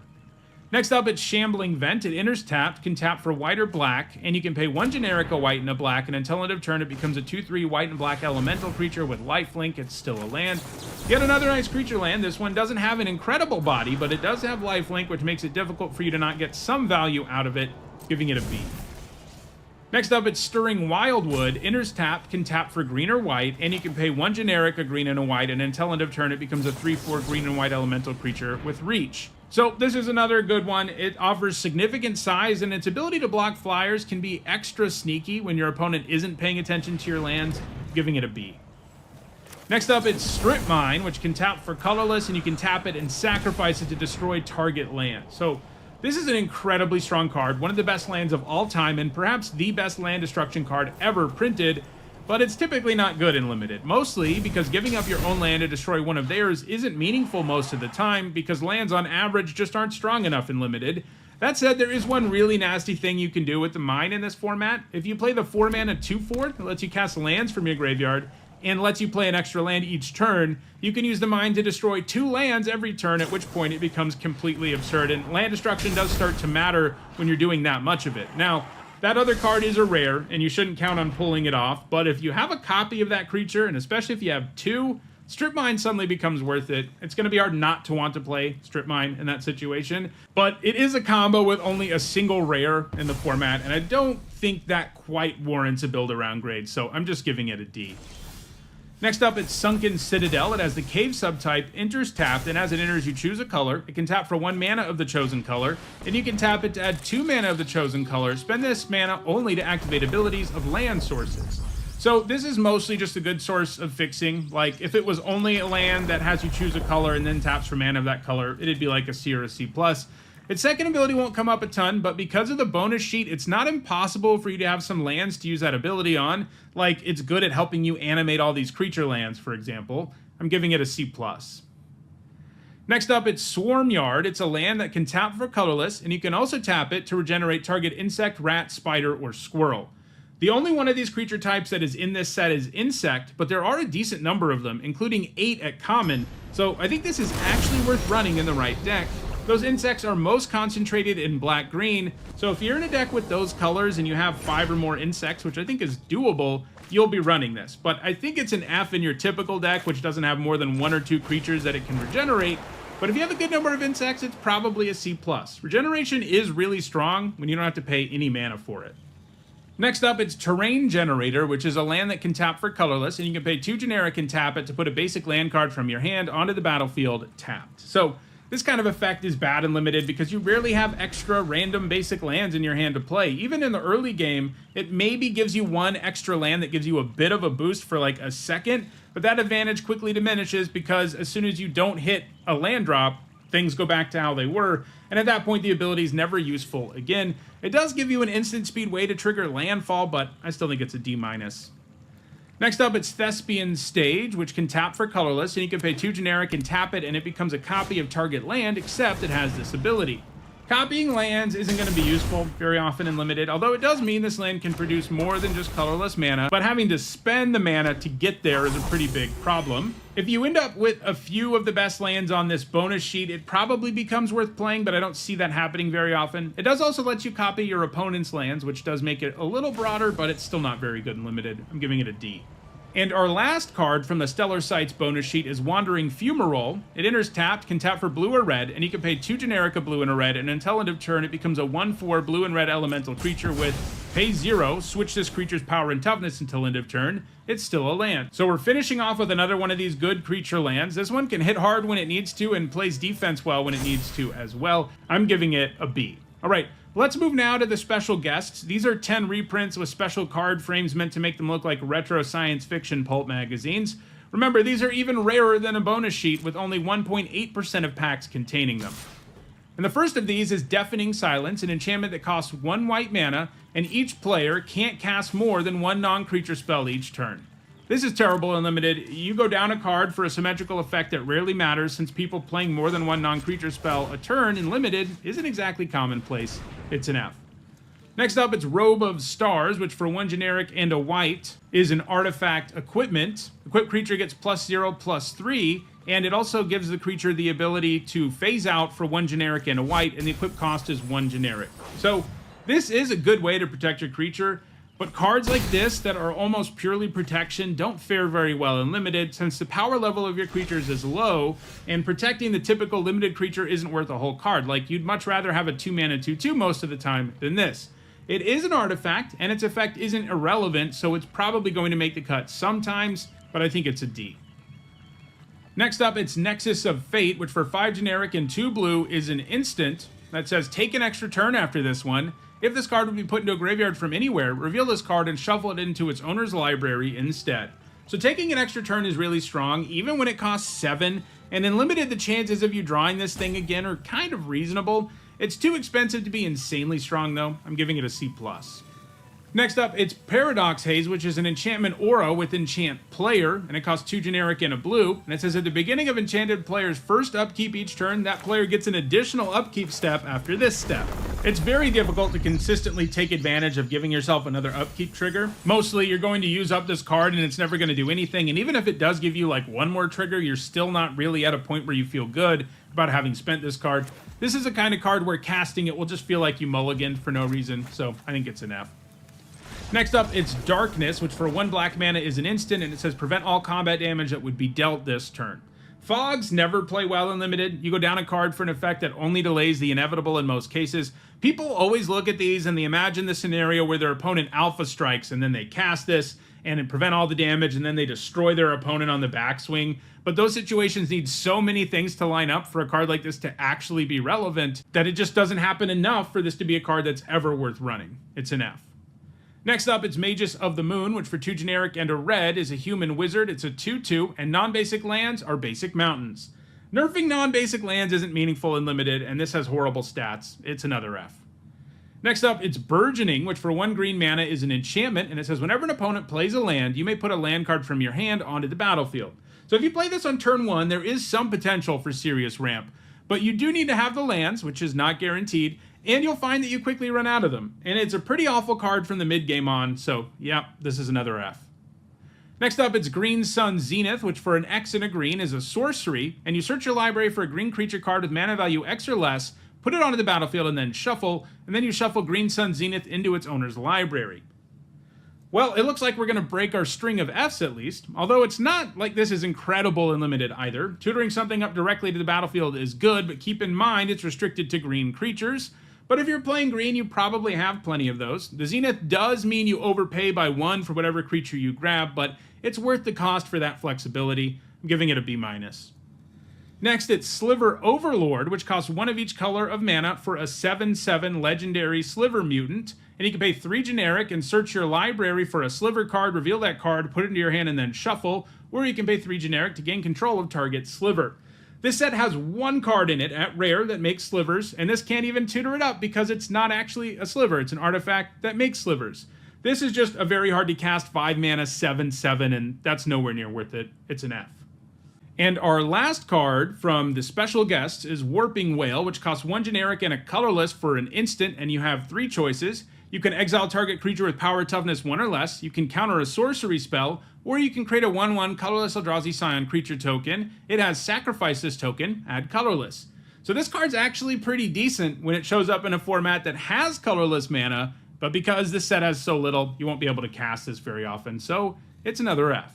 Alright, so those are all of the cards that will show up on occasion in your booster packs, the Stellar Sights bonus sheet and the special guests. As usual, there were a lot of Fs. That's usually how these go because a lot of these reprints are more intended for Commander players, but I am really excited that they are giving us all of those dual lands because those are all really fun and really powerful. So that does it for this video. If you enjoyed it, don't forget to like it and share it so that others can enjoy it too. If you want to make sure you're caught up on the set review, you should see a playlist on your screen shortly. And if you want to catch future content, including an archetype guide, draft videos, and more about this format, go ahead and subscribe. Thanks for watching.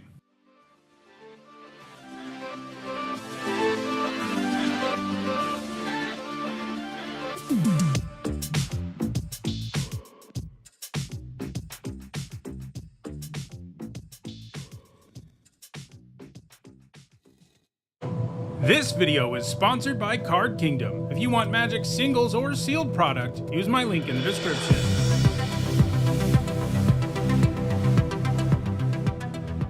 Hi everyone, I'm Hone, and this is my Edge of Eternities archetype guide. I've already evaluated every single card in this set, and in this video, I'm going to break down the synergies for each of the 2 color archetypes in the format. This video focuses on what each of these color pairs wants to do in the format, and that means I'm generally not going to just mention cards that are really good in every kind of deck, like premium removal and bombs, unless they have some specific synergy within a color pair. If you want to know more about my thoughts on what's good in this set more broadly, check out my set review. Alright, let's get started. So let's start with blue-black. So as usual, every color pair in this set has a signpost uncommon. In this set, there's only 1 signpost uncommon per color pair. Lately, we've been seeing a few more than 1. And this time around, the blue-black signpost uncommon is Alfariel, Dreaming Acolyte. When he enters, you draw 2 and discard 2 unless you discard an artifact. So blue-black is an artifact deck. That's what this signpost uncommon wants to tell us. And it's sort of a grindy deck for artifacts where you want to be drawing cards and generating value a little more slowly with your artifact stuff. We'll see that there's another color pair into artifacts that is more about aggro, but this one is the slower one that can grind out value with cards like Alfariel, which gets a lot better when you have artifacts to discard. So what are the artifact payoffs at common and uncommon in blue-black? Well, there's Althariel, of course. There's also Cerebral Download, which surveils X, where X is the number of artifacts you control, and then you draw 3 cards. So if you have a lot of artifacts, that can really go off because you get to see so many cards and maybe even load your graveyard. You're always going to draw 3, but seeing all of those cards and getting that card selection makes the card a lot stronger. There's also Cloud Sculpt Technician, which gets +1/+0 as long as you control an artifact. There's Graveblade Heavy, which gets +1/+0, and Death Touch as long as you control an artifact. There's Mechan Assembler, which has a really powerful effect. Anytime another artifact you control enters, you create a 2/2 colorless robot artifact creature token, but it triggers only once a turn. That's the kind of card that I think will really be at home in this deck, which wants to grind out value with artifacts, because generating extra bodies is a huge deal. Mechan Shieldmate is a creature with Defender most of the time, but if an artifact enters, it loses Defender. Monoist Circuit Feeder is going to be one of the premium cards for this deck because it turns into a simultaneous removal spell and board pump effect when it enters, and also just has a 6-mana 4/4 flying body, which is a threat in its own right. It's going to be one of the most important payoffs for this deck. Scour for Scrap is a 4-mana instant that lets you search your library for an artifact card and return an artifact from your graveyard to your hand. I have some concerns about this card in terms of not adding to the board and needing some setup, like an artifact in your graveyard, but if there's a deck for it, obviously it's this one. It becomes a 4-mana draw 2, and the 2 cards you draw are pretty good. There is Self-Craft Mechan, which when it enters lets you sack an artifact, and when you do, you put a +1/+1 counter on target creature and draw a card. One thing you'll note is a lot of these are artifacts, and that all means they're enablers and payoffs, which is always nice.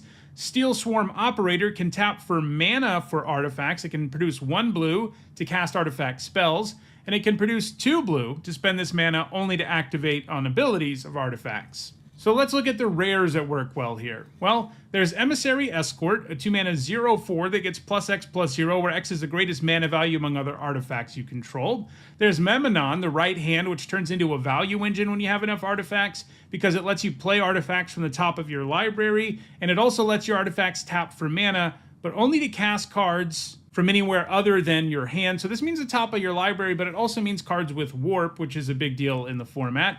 There's Secluded Starforge, which can make artifact creature tokens, and its other activated ability lets you buff creatures by tapping artifacts. There's Synthesizer Lab Ship. Its 2+ charge counter ability makes it so at the beginning of combat you can animate artifacts into 2/2 flyers. You can use this on things that aren't already artifacts, or you can use it to upgrade an artifact creature that you might have. There's also Tezzeret Cruel Captain. He gains loyalty counters when artifacts enter. He can untap artifacts and creatures. He can tutor up artifacts with mana value 1 or less. And his ultimate puts 3 +1/+1 counters on an artifact you control, and if it's not a creature, it becomes a 0/0 robot artifact creature. So that's blue-black. It's a grindier artifact deck. There's also blue-red, which is more aggressive. Here the signpost uncommon is Memnon, Uthros Exile. And whenever an artifact you control enters, you put a +1/+1 counter on target creature. One thing to note about most of the artifact payoffs in this set is that they don't care whether things are tokens. And that's good news, because this format has a bunch of artifact tokens in the form of robots and landers and stuff. So these are going to be even better than they usually are when these cards say non-token. And blue-red is mostly about using artifacts to make your creatures stronger. You know, that's sort of what an aggro deck would be doing, and that's what Memnon is doing here. So what are the payoffs at common and uncommon? Well, there's Memnon, and then there's the others that we've already seen. Things like Steel Swarm Operator, which can tap for mana. Things like Self-Craft Mechan, which can let you sack artifacts to make it bigger and draw a card. Mechan Shieldmate might be a little better in this deck because it's a 2-mana 3/2. And if you can play an artifact on turn 3 and you're like the beatdown, being able to attack with this on turn 2 is pretty strong. Same thing with the Technician. It might be a little bit better here because it becomes a better attacker when you control artifacts. And a Mechan Assembler, I think, is probably a little more well-suited to the blue-black deck, but one sweet thing about it is if Memnon's in play, anytime you play an artifact, you're going to get another token and another counter because of that ability. Then there's stuff like Oreplate Pangolin, which you can pay 1 generic anytime you have an artifact in or to put a counter on it. There is Weft Stalker Ardent, which does 1 damage to your opponent anytime a creature or artifact enters. And there's Slag Drill Scrapper, which lets you sacrifice artifacts or lands to draw cards. When it comes to rares, we've already seen most of them, but there is also Pinnacle Emissary, which is a blue-red card, which is really strong. It generates a 1/1 flyer anytime you cast an artifact spell, and it has Warp for blue-red hybrid mana, which means there might be turns where you can play this earlier and then drop an artifact and get a token worth of value out of it. Rust Harvester is also quite strong. You do have to get artifacts in your graveyard, but once they're there, it can exile them, turn them into counters, and into burn spells. So it can turn into a crazy value engine if you've got stuff in your graveyard. And Tanic Steadfast Second gives your artifact cards and red creatures warp for 2 generic and a red. Warmaker Gunship does damage equal to the number of artifacts you control when it enters, making it one of these really good spacecraft because it's a removal spell to begin with, and then it turns into a threat later. So that's blue-red. It's a more aggressive artifact deck. Let's move to black-red now, where the focus is most on the Void mechanic. It's not the only color pair with Void, but it is the color pair with the most Void, and that is the most concentrated on it. Our signpost uncommon here is Interceptor Mechan. It's a 4-mana 2/2 flyer. When it enters, you can return an artifact or creature card from your graveyard to your hand. That's pretty good value to begin with, but it also has a Void trigger. And Void checks to see if a non-land permanent left the battlefield this turn, or a spell was warped this turn, and if it did, something good happens. In this case, the Mechan gains a +1/+1 counter. So not only can this give you a 2-for-1 up front by bringing back an artifact or creature, it can also grow into a very real threat. Its interest trigger does work nicely with Void because in this deck, you're likely to want to give up permanents sometimes to trigger other cards with Void, and this can get them back. So in terms of payoffs and enablers, I went a little deeper here than I usually do, mostly because there are so many different ways to trigger Void, and I wanted to touch on all of them in some capacity. So one of the ways is with lander tokens. So you've got a card like Beamsaw Prospector, which makes a lander when it dies, and landers can be sacrificed for 2 generic. That counts as something that will trigger Void. You can also run things that sacrifice artifacts, like Comet Crawler, which when it attacks has you sack a creature or artifact, and if you do, it gets a buff, and it will also help trigger your things with Void. Cheap cards with Warp, like Saurian Voidborn, which has Void for only 1 black mana, are going to be really efficient ways to trigger Void sometimes. Hilderblade is a card with Void. It equips to a creature for free at the beginning of your instep if you've done the Void thing. Hymn of the Faller is a better draw spell if you've triggered Void. Void-Forged Titan triggers at your instep if you did the Void thing, and you get draw a card and lose a life if you did. Caveron Skywarden gains a +1/+1 counter at the beginning of your instep. Plasma Bolt becomes an even better removal spell. Tragic Trajectory, same thing. It's already a good removal spell, but it becomes a better one. Roving Actuator, when it enters, lets you cast a spell, a cheap spell from your graveyard for free if you've triggered Void. Insatiable Skittermaw is another creature that gains a +1/+1 counter. And then there are also some ways to sacrifice them in addition to Comet Crawler that will work nicely. When you're sacrificing things for value already and you have something like Lightless Evangel in play, which will gain a counter whenever you sack a creature or artifact, and then you're also triggering Void, that's a lot of value. And Umbral Collar Zealot is probably the premier way to trigger Void just because it can do it for free and for some very real value, and it has good stats. As I said throughout the set review, I do have concerns about Void because every other time we've seen a mechanic like this, it's underwhelmed. The cards basically already had to be good without Void to be good. And that makes me worry about cards like Insatiable Skittermaw, for example. The thing is, it always looks like these are going to be easier to trigger than you think, because you say, well, this happens all the time, and there are built-in ways to trigger it. But you need the card with Void, and you need the thing to happen that will trigger Void all in the same turn, and that lines up a lot less frequently than you'd think. There's always a window where these cards can be pretty bad, like killing a Skittermaw for 1 mana, for example, is a pretty backbreaking play. I do think this might be better than other versions, and these are things like Revolt and Morbid, which checked for various things. Revolt actually checked to see if a permanent left the battlefield. Morbid specifically looked to see if a creature died. I do think the addition of Warp especially may make this better than those other incarnations, but I do think some of these cards ask way too much for you, like the Actuator demanding that you have a spell of the right mana value in your graveyard to actually do something is kind of a bummer too. So I do have some concerns about this color pair just because of how this kind of mechanic has fared in the past, but it does look like there's pretty good support for it. What are the rares here? Well, you've got Alfariel Stonechosen, whose Void ability makes your opponent lose half their life, rounded up, when it attacks. Elegy Acolyte, now this is one that is just going to be good no matter what, because it's a good card anyway. 4 mana, 4/4 lifelink, and whenever one or more of your creatures you control deal combat damage to a player, you get to draw a card and lose a life. great card. And then it has Void on top of that, and it interacts pretty well with how the Acolyte works, because if you triggered Void at the beginning of your instep, you make a 2/2 robot token, and that means every time you attack your opponent with something, they have to decide whether to try to block it and trade with it and let you draw a card, or block and then let you make a robot. So things can get kind of out of hand with that card. It's very strong. Corral of the Void, I have less confidence in, just because it's an enchantment and there's this window where your opponent can blow you out. It's expensive, it needs some setup, but it does let you reanimate stuff from your opponent's graveyard, and if you trigger Void, it does stick around. If you don't, it gets sacrificed. I have Tanic here because he's a way to give your creatures warp and artifacts warp, and warp works nicely here. Memorial Vault lets you give up artifacts to look at the top X cards of your library, where X is 1 plus the mana value of the sacrificed artifact. So it can trigger Void and potentially draw you more cards. And this is pretty much, if there is a deck in the format for weapons manufacturing, it's this one. It likes it when you have non-token artifacts enter, so you need to be doing that, but also it makes these tokens that don't do anything unless they leave the battlefield. So if you have some sacrifice outlets, you can make it work, turn those tokens into shocks. So that's black-red. It's a Void deck. You want your stuff to be leaving the battlefield in a variety of ways. It does also count blinking and stuff, by the way. That's just not going to actually come up that much in black-red, because black-red doesn't usually get that. Mostly you're going to be using effects like sacrifice, killing your opponent's creatures, trading, things like that are going to be what triggers Void for you most of the time. All right, let's move now to red-white.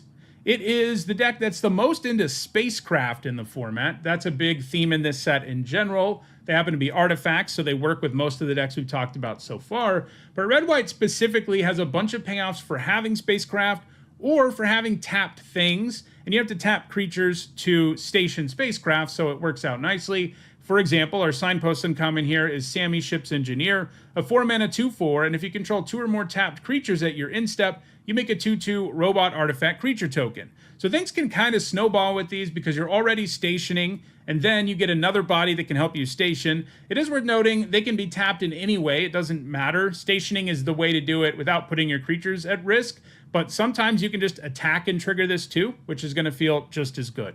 So what are the other payoffs for doing spacecrafty station things? Well, in addition to Sammy, there's a card like Dawnstrike Vanguard, which if you control 2 or more tapped creatures at your instep, puts a +1/+1 counter on all your stuff except itself. There is Flight Deck Coordinator, which at the beginning of your instep, if you control 2 or more tapped creatures, you gain 2 life. There is Frontline War Rager, same kind of trigger, but in this case, you put a +1/+1 counter on it. There's Starfighter Pilot, which when it becomes tapped, surveils 1. There's Vault Guard Trooper, which at the beginning of your instep, if you have 2 of those tapped creatures, you can discard your hand and draw 2, so it's a nice way to reload your hand and keep getting gas. Drill Too Deep is an artifact removal spell that also has a mode where you can put charge counters on your spacecraft, which can potentially turn them into creatures out of nowhere. Focus Fire is a removal spell that does damage to attacking or blocking creatures, and it gets better the number of creatures and or spacecraft you control. And Invasive Maneuvers is a good removal spell that gets better if you control a spacecraft. Pulsar Squadron Ace is a 2-mana 1/2 where you reveal the top 5, and if you see a spacecraft, you put it into your hand, and if you don't, it gets a counter. Systems Override is an effect that you can use to steal your opponent's stuff, which might mean it's actually better in the black-red deck, which has ways to sacrifice things, more of them. But it's interesting here because you can actually use it on your own spacecraft, and part of the effect puts 10 charge counters on it. So this is likely to turn any one of your spacecrafts into a creature for a turn, which could have some value in this deck. In addition to a card like Systems Override just being kind of good in aggro decks in general, because you can get a blocker out of the way and attack them with it. There's Thaumaton Torpedo, an artifact that can destroy non-land permanents, but it gets cheaper if you attacked with a spacecraft this turn. So, rares that work nicely with this theme. There's Sunstar Chaplain, another card that likes it if at your instep you have 2 or more tapped creatures. In this case, it puts a +1/+1 counter on something. You can actually use its ability to remove its own counters and pay 2 to tap other artifacts or creatures, which does kind of give you another way to trigger these effects. It does seem like it'll kind of be a wash most of the time because you give up a counter to do it, but if you have other triggers around, he can be used to tap your own stuff in addition to your opponent's. There is the Seriema, which is itself a spacecraft. I don't think it's super playable unless you have a couple of legendaries in your deck, but that is doable, and it's going to be extra good in this deck because you've also got spacecraft payoffs. Warmaker Gunship we already saw as an artifact payoff, but it's a spacecraft. It'll work nicely here too. Lumen class frigate is a spacecraft that is an anthem well before it ever becomes a creature, and then can become a pretty good creature. I also have a Stelly Reclaimer here, so its enters trigger returns a non-creature, non-land with mana value X or less from your graveyard to the battlefield. It's not going to be that easy to have non-creature, non-lands in your graveyard. It just isn't usually in terms of permanence. Like, it has to be a permanent. And in Limited, you're not going to have that many of them, except all of these spacecraft work. So if your opponent killed one of your spacecraft, it does give you something to reanimate, so it works nicely here. So that's red-white. It likes going wide and stationing things and tapping your stuff down for value. Black-white is a somewhat similar deck. It is also a go-wide deck. The signpost in common here is Sir Vondam, the Lucent. He's a 5-mana 4/4 with Death Touch and Lifelink, and when he enters or attacks, other creatures you control get +1/+0 and gain Death Touch until end of turn. So yeah, he's screaming at you, go as wide as you can, attack with me, and we'll do tons of damage. So what are the payoffs and enablers for going wide in addition to Sir Vondam? Well, we already saw Dawnstrike Vanguard. It works nicely in the red-white deck because it likes it when your stuff's tapped. This deck is going to be less into spacecraft, but it's still going to have tap stuff, and it's going to be wide, so the counters are going to be good. You've got a card like Dual Sun Adepts, which is a 3-mana 2/2 double strike that can also buff your whole board. You've got Faller's Faithful, a card that I was wrong about in my set review. I overlooked the fact that you can actually target your own stuff with it, so it's another way, by the way, to enable Void, but you can also use it to get rid of a token that you've made in this deck and destroy your own thing and draw 2, in addition to having a mode where it can kill the opponent's stuff, which is nice. But here it's suitable because you're going to have tokens and stuff to kill for drawing 2 cards, which is pretty good. Focus Fire works here just like it does in the red-white deck. Honored Knight Captain makes a 1/1 token when it enters, so it gives you 2 bodies. You can also give it up to tutor up equipment. Knight Luminary can make up to 3 bodies because you can warp it to get 1/1/1. Then you can cast it, get the 3/2, and then get another 1/1. So it's going to be a key comment in this deck for going wide. Lux Knight Breacher gets a +1/+1 counter on it for each other creature and or artifact you control. Susurian Voidborn, which you saw earlier just because it's a really good enabler for Void in terms of warp. It works nicely here because you're going to have a bunch of bodies, you're going to be sending them at your opponent, and when those things die, they drain your opponent life. That kind of effect always makes combat kind of a nightmare for your opponent. There's also Zealous Display, which gives +2/+0 to your whole board until end of turn. And there's Vote Out, a removal spell that has Convoke, which this deck will be especially good at using. So, what are the rares here? Well, there's Adagia, Windswept Bastion. It can create copies of artifacts or enchantments you control, token copies. So, the ideal thing in this deck is to do creatures. There's also Cosmogrand Zenith, which has 2 triggers that are very attractive for this deck. If you cast your second spell in a turn, you can either make 2 1/1 human soldier creature tokens, so it can help you go wide, or if you're already wide, put a +1/+1 counter on everything. Exalted Sunborn makes all your token making effects better in addition to just being a good creature. Halia, Guided by Light, likes it when you have creatures or artifacts enter because she gains you life. If enough of them enter, she can actually draw you a card. Lumen class Frigate, probably best in this deck because of that Anthem effect, which is going to be better in a deck that's this good at going wide. There's also another Sir Vondam Sunstar Exemplar. He's a 2-mana 2/2 with Vigilance and Menace, and if you have creatures die, he gets counters and gains life, and so in a deck where you're going really wide, that's going to happen more. Thrumming Hive Pool is the Sliver card in the set, and it makes 2 Sliver creature tokens every turn. They also have Haste and Double Strike, so it's a good way to go wide too. So that's Black-White. It's about going wide. You can also mix in a bit of the sacrifice stuff from Black-Red because you're going to have extra bodies to sacrifice and things like that. Let's move now to Blue-White, which is another aggressive deck, but this one's specifically interested in double spelling. So this color pair has a bunch of cheap cards that make it easy for you to double spell. And then it has payoffs for doing it, like Station Monitor, a 2-mana 2/2 that spits out a 1/1 drone artifact creature token with flying that can only block other flyers. That's a strong payoff. Adding a real body to the board, a flyer, is just really good, and there's lots of value to be had with artifacts in general. So what are the other payoffs we have here? Well, there's Ilvoy Operative, who puts a +1/+1 counter on itself when you cast your second spell. There's Sunstar Lightsmith, which puts a counter on itself and draws you a card when you cast your second spell. There's Uthros Psionicist, which makes your second spell cast each turn cost 2 generic less to cast, so it makes it easier to trigger all of these things. Bright Spear Zealot gets +2/+0 as long as you've cast 2 or more spells in a turn. Ilvoy Infiltrator becomes unblockable if you cast 2 or more spells in a turn. And I have Starfield Shepherd here as a stand-in for like all the cheap cards with Warp.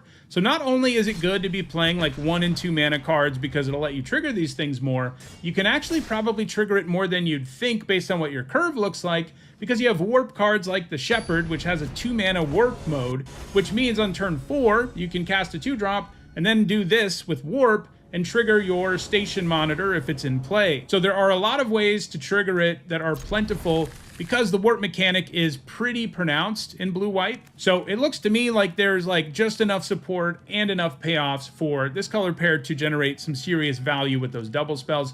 There is really only one rare that really fits in great here. I mean, anything with Warp can, like I said, but there's only one card that does a double spell thing at higher rarities, and we already saw it.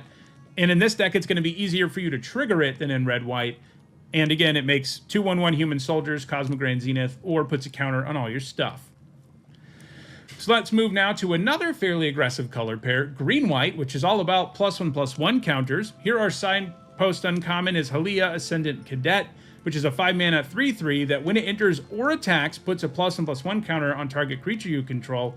And whenever 1 or more creatures you control with counters on them deal combat damage to a player, you draw a card. So she is one of these cards that's an enabler and a payoff because she puts counters on things both when she enters and attacks, and can then draw you cards when your creatures with counters on them hit your opponent. So what other payoffs do we have? Well, there's Dockworker Drone, which comes with a counter, and when it dies, lets you put its counters on something else. There's Drix Fatemaker, which gives all your creatures with counters on them trample, and it can put a counter on something when it enters, and it has Warp, so it can potentially do it twice. Melt Strider Eulogist likes it when your creatures with counters on them die because it draws you a card. Raveblade Trooper is another card that puts a counter on a creature you control when it enters that comes with Warp. And whenever you have a non-token creature with a counter on it die, you create a 1/1 white human soldier creature token. Starport Security has a tap activated ability that gets cheaper if you control a creature with a counter on it. So what rares fit well here? Well, the most notable one might be Diadrine Synthesis Amalgam because it enters with +1/+1 counters, and when you attack, you can remove a counter from each of 2 creatures you control, and if you do, you draw a card and make a robot creature token. There are also cards that are like all in on counters, like Loading Zone, which makes it so that if you would put counters on a creature, spacecraft, or planet you control, you get twice that many of those kinds of counters. So it works well with stationing too. But these kinds of cards always worry me when they're all in on it because they, all these other cards we've looked at are creatures who do things with counters, right? But a card that needs you to also have counters, in addition to being a card that doesn't add to the board on its own, those are often liabilities and limited. But if there is a deck for Loading Zone, this is it. We've also got Cosmic Grand Zenith again because of the counter ability. There's also Ouroboros, which puts a bunch of counters on your stuff every turn. There's Sunstar Chaplain again. This deck can more effectively put counters on him. There's also Terra Symbiosis, which, like Loading Zone, doesn't do anything on its own, but it is a big payoff for putting counters on things because you get to draw cards once a turn when you do. All right, let's move to black-green now. It's a graveyard deck, and interestingly, it's the only, pure graveyard deck in this format. Usually there's a couple. There's a little bit of graveyard stuff going on in both black-white and black-red, but this is the only one that's, all in on it, as Seed Ship Broodtender can show you. It's a 2-mana 2/3. When it enters, mills 3, and then it can reanimate creatures or spacecraft from your graveyard by paying 5 and sacking itself. So it's another one of these signpost uncommons that's an enabler and a payoff. What are the other payoffs? Well, they're unfortunately kind of sparse. You've got the Broodtender. There's also Fell Graveship, which mills 3 when it enters, and then you can return a creature or spacecraft from your graveyard to your hand. Pull Through Weft lets you return 2 non-land permanents from your graveyard and get 2 lands out of your graveyard. So it's a potential 4-for-1 in this deck. Scrounge for Eternity is a cheaper than usual reanimation spell with a mana value 5 or less restriction. Also gives you a lander token.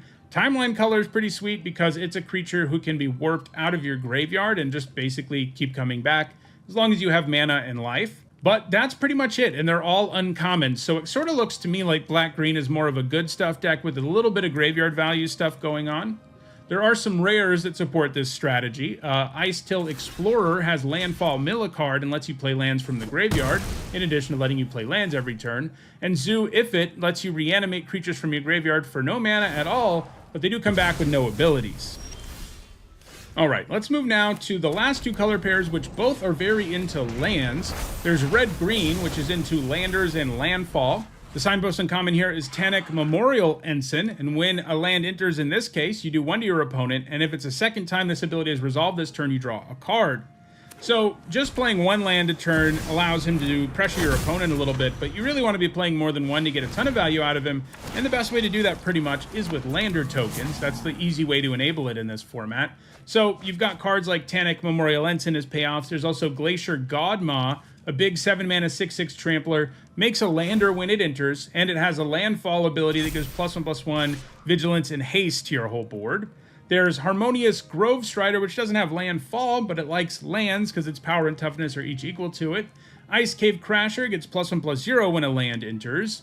Remnant Elemental gets +2/+0 when a land enters. Seed Ship Agrarian is a 4-mana 3/3 that makes a lander when it gets tapped, and it has landfall, put a +1/+1 counter on it. Territorial Bruntar is a super powerful landfall trigger that lets you reveal cards from the top of your library until you exile an on-land card, and then you can cast that card this turn, so it basically draws you a card with landfall. Use Social Engineering spits out a 2/2 robot artifact creature token with landfall. It also has warp, so you can play it earlier in the game and then maybe play a land and crack a lander and get a couple 2/2s out of it even before you get to 5 mana. Eumidian Terrabotanist gains you a life when a land enters.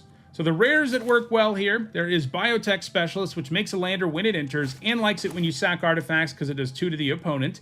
There's Famished World Sire, which is not a card I love. It doesn't just automatically win you the game the way an 8-mana card that devours all your lands should, but it does work nicely in this deck if it's going to work anywhere, because it will trigger all of your landfall stuff a ton, because it gobbles up all your lands and then basically rips all your rest of your lands out of your deck and puts them on the battlefield all at once. So it can be a powerful effect. Might Form Harmonizer has a landfall trigger that doubles the power of target creature you control until end of turn. Also has warp, so you can set it up earlier. We already saw Ice Till Explorer. In this deck, it's less about like helping you do a bunch of graveyard stuff and really just about those lands that can help you play from the graveyard. There's Bioengineered Future, which gives you a lander and can help your creatures enter with more counters for each land you had enter the battlefield this turn.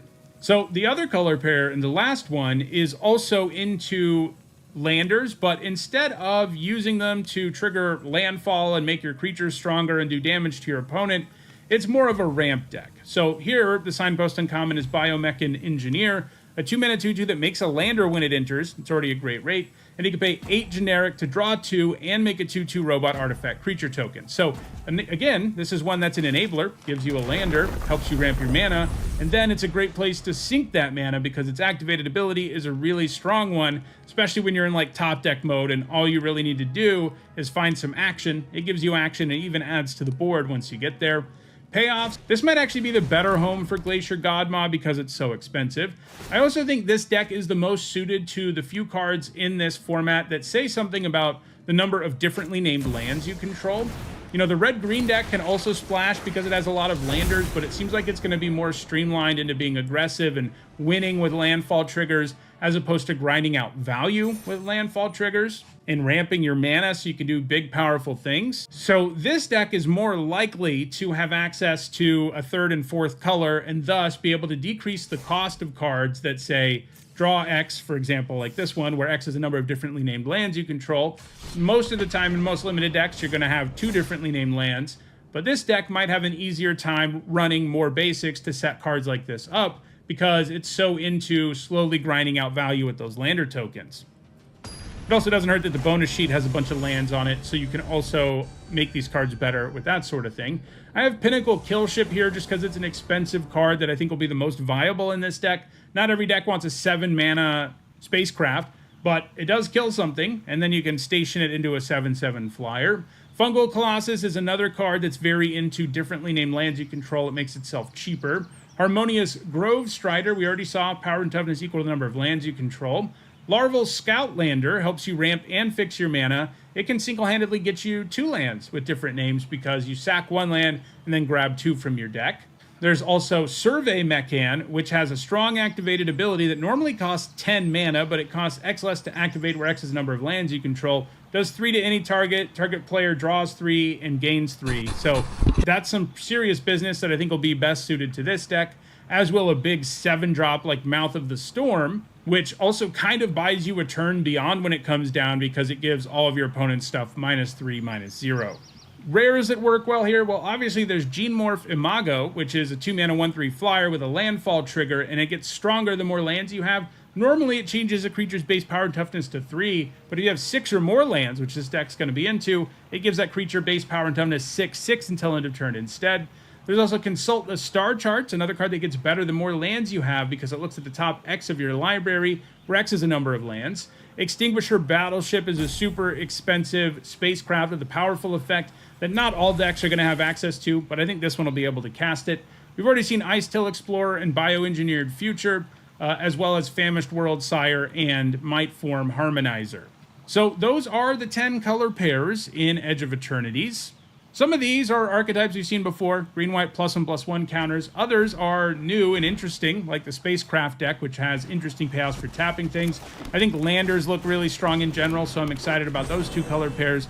And I'm really excited to play this new format, which I'll be doing very soon, because the early access event is on Wednesday, and I'll be streaming my drafts and posting them here on the channel. If you want to make sure you catch those videos, don't forget to subscribe and turn on notifications. If you want to catch up on the rest of my videos about this format, including an entire set review, you should see a playlist on your screen shortly. Thanks for watching.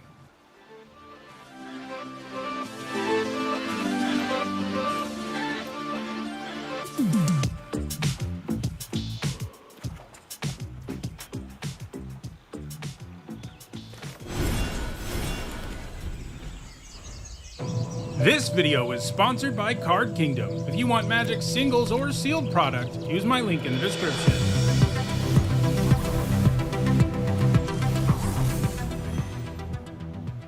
In Magic the Gathering, a bomb is a good thing. Most frequently used when talking about limited formats, bomb is a word used to describe a card that drastically alters the game in your favor. In other words, they are the cards you most want to open as your Pack 1 Pick 1 in Edge of Eternities draft, or open in your sealed pool at the pre-release. And those are exactly the kind of cards I'm going to be talking about in this video. If you're interested in my thoughts on more than just the strongest cards in the set, then you should check out my set review, where I've given my thoughts on every single card in Edge of Eternities. Alright, without further ado, here are my picks for the 10 strongest cards in Edge of Eternities. At number 10, it's Pinnacle Emissary. For 1 generic, a blue and a red, it's a 3/3, and whenever you cast an artifact spell, you create a 1/1 colorless drone artifact creature token with flying, and this token can block only creatures with flying, and it has warp for a blue-red hybrid mana. So this is an insane value engine. Blue-red is an artifact color pair in this set. It has tons of them all throughout, and you're going to be able to generate creatures with this really easily. Even if you just get one out of it, you're going to be way ahead in the game, and getting multiples is not that difficult. Warp even means you may be able to, like on turn 2, warp this, play a 1-drop artifact, get a 1/1, and then cast the Emissary from exile later. So the warp thing on it isn't just a throwaway. There are going to be times where it's worth doing that because it lets you play other spells that usually will be artifacts, so you'll get even more bodies going. This is the kind of creature that if you don't kill it, you're just going to lose the game. It does take a little bit longer to like break the game wide open than the other cards on this list, and that's why it places as far down on it as it does, but I still think it's one of the 10 most powerful cards in this set for limited. At number 9, I have 0 Point Ballad, which for an X and a black is a sorcery. It says, destroy all creatures with toughness X or less. You lose X life. If X is 6 or more, return a creature card put into a graveyard this way to the battlefield under your control.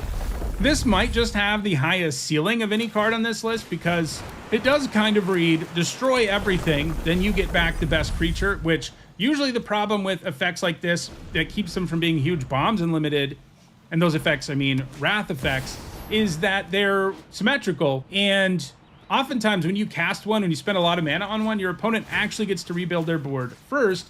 This breaks the symmetry inherently because you're going to get to reanimate your best thing if you spend 6 on X. And it's not even just your best thing, it's any best thing, the best creature that goes to the graveyard from this effect. And what's nice is earlier in the game, you can fire this off too. Like if your opponent has built out a board with a bunch of X3s and you have some 4 toughness creatures around, that's also going to let you break the symmetry on this in a big way. And that other mode, having a mode where it's like a smaller board sweeper, is great to have on a card that can also just break the game wide open when you pay more for X. The big downside here, obviously, is paying life, and sometimes there are games where you just can't pay 6 life, even when a card like this will flip the board in your favor in a big way. But I love that it's sort of modal. It works as an early game sweeper, and it works great as a late game sweeper too. Next up, it's Cosmogrand Zenith, which for 2 generic and a white is a 2/4. Whenever you cast your second spell each turn, you have 2 options. You can make 2 1/1 white human soldier creature tokens, or put a +1/+1 counter on each creature you control. Both of those triggers are amazing, and I love that they work in different situations. If you need bodies, it can give them to you, and if you've already gone wide, you can just put counters on everything and your board becomes insane. It does buff itself too. The blue-white deck is the one most geared towards double spelling in this format, and the Zenith is probably going to be at its very best there, but every white deck in the format is going to be capable of double spelling. The presence of Warp in the format, which is generally very little mana, makes it easier to double spell than it would be in most formats. Like playing the Zenith and then playing a 1 mana card is just a back-breaking play, and I think it's something you're going to see a lot of, and it continues to snowball and do this thing all the time. Warp, of course, also helps you trigger it even when you're casting the creature from exile, because you're more likely to have a second spell when you effectively have an extension of your hand in the form of an exiled card. So this is able to generate a lot of value, and I think it does it even more quickly and more powerfully than Pinnacle Emissary does, because it makes more bodies and puts counters on everything. The trigger might be a little harder to get going, but it also is insane after just 1 trigger, and I think that's really great. At number 7, I have Nova Hellkite, which for 3 generic and 2 red is a 4/5 with flying and haste, and when it enters, it deals 1 damage to target creature an opponent controls, and it is warped for 2 generic and red. So most warp creatures, when you warp them, you're just doing it to get an enters trigger or get an effect on the board temporarily. That's not true with Nova Hellkite, because you can warp it for 3, smash in with your 4/5 flying haste, and kill an X1. Either way, you're going to be pretty happy with what you did on turn 3, because then this sits out in exile and you can cast it from there later, comes back, and, you know, a 5 mana 4/5 with flying and haste is already a very good card. That's the floor here because of warp and because of the ping trigger. At number 6, it's Possibility Technician. For 2 generic and a red, it's a 3/3, and when it or another Kavu you control enters, you exile the top card of your library. For as long as that card remains exiled, you may play it if you control a Kavu, and it's another card with Warp, in this case for 1 generic and a red. So this is another creature that doesn't really wow you with its stats on its own, but this enters trigger is very strong because it effectively draws you a card. And because of Warp, you can get it twice. You can play this on turn 2, and you're not going to be able to use the card that turn. But then when the Technician comes into play again on a later turn, you do gain access to that card again, because once again, you control a Kavu. Throw in the fact that this format has more Kavus, lots of them really, at lower rarities. And this can be a very real value engine that will generate a card worth of value every time a Kavu enters. And it's great that even if the Technician goes down at some point, as long as you have another Kavu, or if you access to those cards that were exiled by again, so there are like 3 cards exiled with the Technician, but you managed to kill it, but you have to cross your fingers the rest of the game that they don't draw a Kavu, because when they do, they basically draw 3 cards, and that is just backbreaking. At number 5, it's Elegy Acolyte. For 2 generic and 2 black, it's a 4/4 lifelinker, and whenever one or more creatures you control deal combat damage to a player, you draw a card and lose a life. That's already pretty good. It makes this a creature that, with the turn you play it, can often just draw you a card because you have a good attack, and that's already going to give you a 2-for-1. But it also comes with more upside than that because it comes with Void, and that means, in this case, at the beginning of your end step, if a non-land permanent left the battlefield this turn, or a spell was warped this turn, you make a 2/2 colorless robot artifact creature token. This can also spit out tokens in addition to drawing you cards, and I absolutely love the tension between these 2 different abilities, because when you play this, your opponent's going to be like, okay, I can't let their creature in or they're going to draw a card, but then, if they don't let the creature in and the best they can do is trade with that creature, well, you're going to get a 2/2 robot. It's going to be hard to get both in the same turn, but it's also not impossible, and when you do, you're already starting out with a 3-for-1, and it seems like a 2-for-1 is pretty close to automatic. Throw in the fact that the baseline here is a card you always play in limited, 4 mana, 4/4 lifelink. You can stop there and you'd play that card, and then it has these 2 super powerful abilities that both generate a card worth of value when they go off, and you have a very strong creature. At number 4, it's a Roboroid, so it has the least impressive stats of anything on this list. It's a 4 mana 1/3, but it has a very strong at the beginning of combat trigger that puts X +1/+1 counters on each creature you control, where X is this creature's power. So generally speaking, you know, and at the beginning of combat trigger isn't quite as foolproof as an enters trigger, which you'll get just for your card, you know, entering. You do have to go to combat, But most of the time, these sorts of triggers that say at the beginning of combat in Limited, you just get to get the turn you play it. You do have to pick your spots a tiny little bit more than you do with an Enters trigger, but most of the time, you go to combat, you get the value right away, and then maybe your opponent can kill it when they untap, right? But even if they do that, you've already put a +1/+1 counter on all of your creatures, and if they don't kill a Roboroid, it turns into an insane snowball effect because it'll start putting more and more counters on things as it increases its own power with its own ability. So this can make almost any board into a massive threat within like 2 turns. And even if your opponent does kill it right away, you're usually already got a card worth of value out of it, and it's going to feel like a 2-for-1. It's also super cheap, so you can get this started pretty quickly, and if you're just curving out ahead of it and your opponent can't deal with it, the game is just over when you play this on turn 4.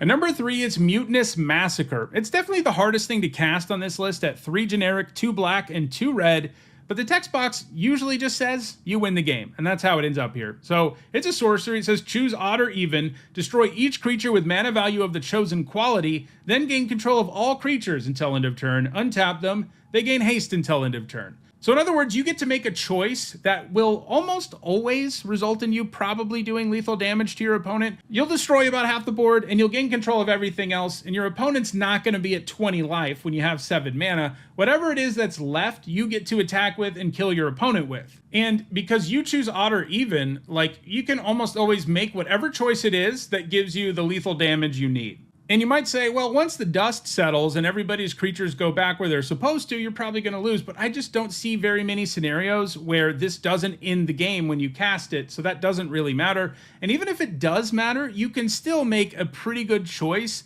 that does the least damage to your board and the most damage to your opponent. I just don't see how you lose the game when you cast this. The problem is actually casting it, but I think that will be challenging enough that it's held to number 3 on this list instead of being even higher. At number 2, I have Anti-Causal Vestige, the only Eldrazi in the set, and it's one of the biggest bombs. It's a 6 mana 7/5, and when it leaves the battlefield, you draw a card. Then you may put a permanent card with mana value less than or equal to the number of lands you control from your hand onto the battlefield, and it has Warp for 4 generic. So this is a leave the battlefield trigger as opposed to an Enters one, but Warp will have it leave the battlefield. And so if you warp this, you get a 7/5 in play. Maybe it helps you station one of your spacecraft, which it can do a really good job of with 7 power. Then it leaves, then you get to draw a card, and you get to put something on the battlefield, which most of the time will mean you get to put something on the table. You're not usually going to do something completely insane. It's fun to imagine situations where you put something completely broken on the table, but even if all you're doing is putting like a 2 mana 2/2 on the table with this from your hand, that's going to feel really good because you also drew a card and maybe you stationed a spacecraft. And of course, a couple turns later, it comes back, and it doesn't do it immediately, but if it ever leaves the battlefield again, you get the trigger again. So this ultimately generates a 3-for-1, and usually even the warp mode will allow you to add to the board. If nothing else, it can at least help you ramp in most cases. This just gives you way too much value for a very efficient cost while filling 2 slots on your curve really effectively. But there is one card that I think is even better, and that is Quantum Riddler at number 1. It's 3 generic and 2 blue for a 4/6 flyer. When it enters, draw a card. You could stop right there, and this would probably be like number 10 on this list because that is a really good 2-for-1 up front on a scary flying creature. It would be on this list. But then it has all this other stuff. First of all, as long as you have 1 or fewer cards in hand, if you would draw 1 or more cards, you draw that many cards plus 1 instead. So even at your draw step, if you have 1 or fewer cards, you just get to draw 2 now. That's great. Also has Warp, so you can pay 1 generic and a blue early, get this 4/6 on the battlefield and draw a card. It's not a permanent presence, but you do get to draw a card immediately. If you get it a little bit later, maybe it helps you with a spacecraft and then it goes away, then you can cast again and draw another card. So it starts as a 3-for-1, assuming you have the time to warp it and then cast it, and it might be even more than that if you either warp it or cast it when you have 1 or fewer cards in hand, because then you're going to draw 2 cards. So this just draws you a ton of cards, and it's a scary flying threat all on its own. It's incredibly efficient. It's another one of these cards that fills 2 slots on your curve in a really effective way. It's hard not to think that this is the biggest bomb in the set just because it draws you so many cards. So those are my picks for the 10 biggest bombs in Edge of Eternities. If you want to own any of these cards, because most of them are going to be pretty sweet in 60 card and 100 card formats too, check out the description where you can find a direct Card Kingdom link for each card that appeared in the video. If you want to make sure you catch future videos, don't forget to subscribe. And if you want to catch up on past videos, including my set review for this entire set, you should see a playlist on your screen shortly.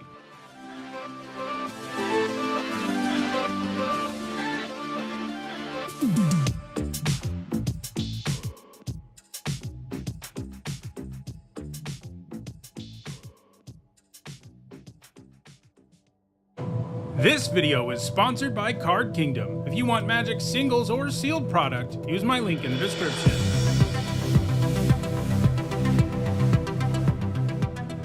Hi everyone, I'm Mythic, and it's Saturday. That means it's time for Nitsa Notes, my weekly vlog series about limited Magic. We are in the very early stages of the new format, Edge of Eternities. As usual, the first video, like after my set review for a set completes, the first Nitsa Notes video, is sort of a Cliff's Notes where I give you my best commons and uncommons for each color. Sort of a quicker way to get an overview of the format than watching the hours and hours of set review video that is out there. But if you do want to know my thoughts about all those cards, that playlist is available. I've drafted about 5 times already thanks to the early access event, and there is one card on this list that has moved up for me, but for the most part, the things we're going to see here are the same as they were in the set review in terms of where cards rank, as at this point it's too early for me to say, well, I was wrong about this. We don't have data at this point for me to really unequivocally say that about anything. So instead, this is just going to be me going through my best commons and uncommons for each color.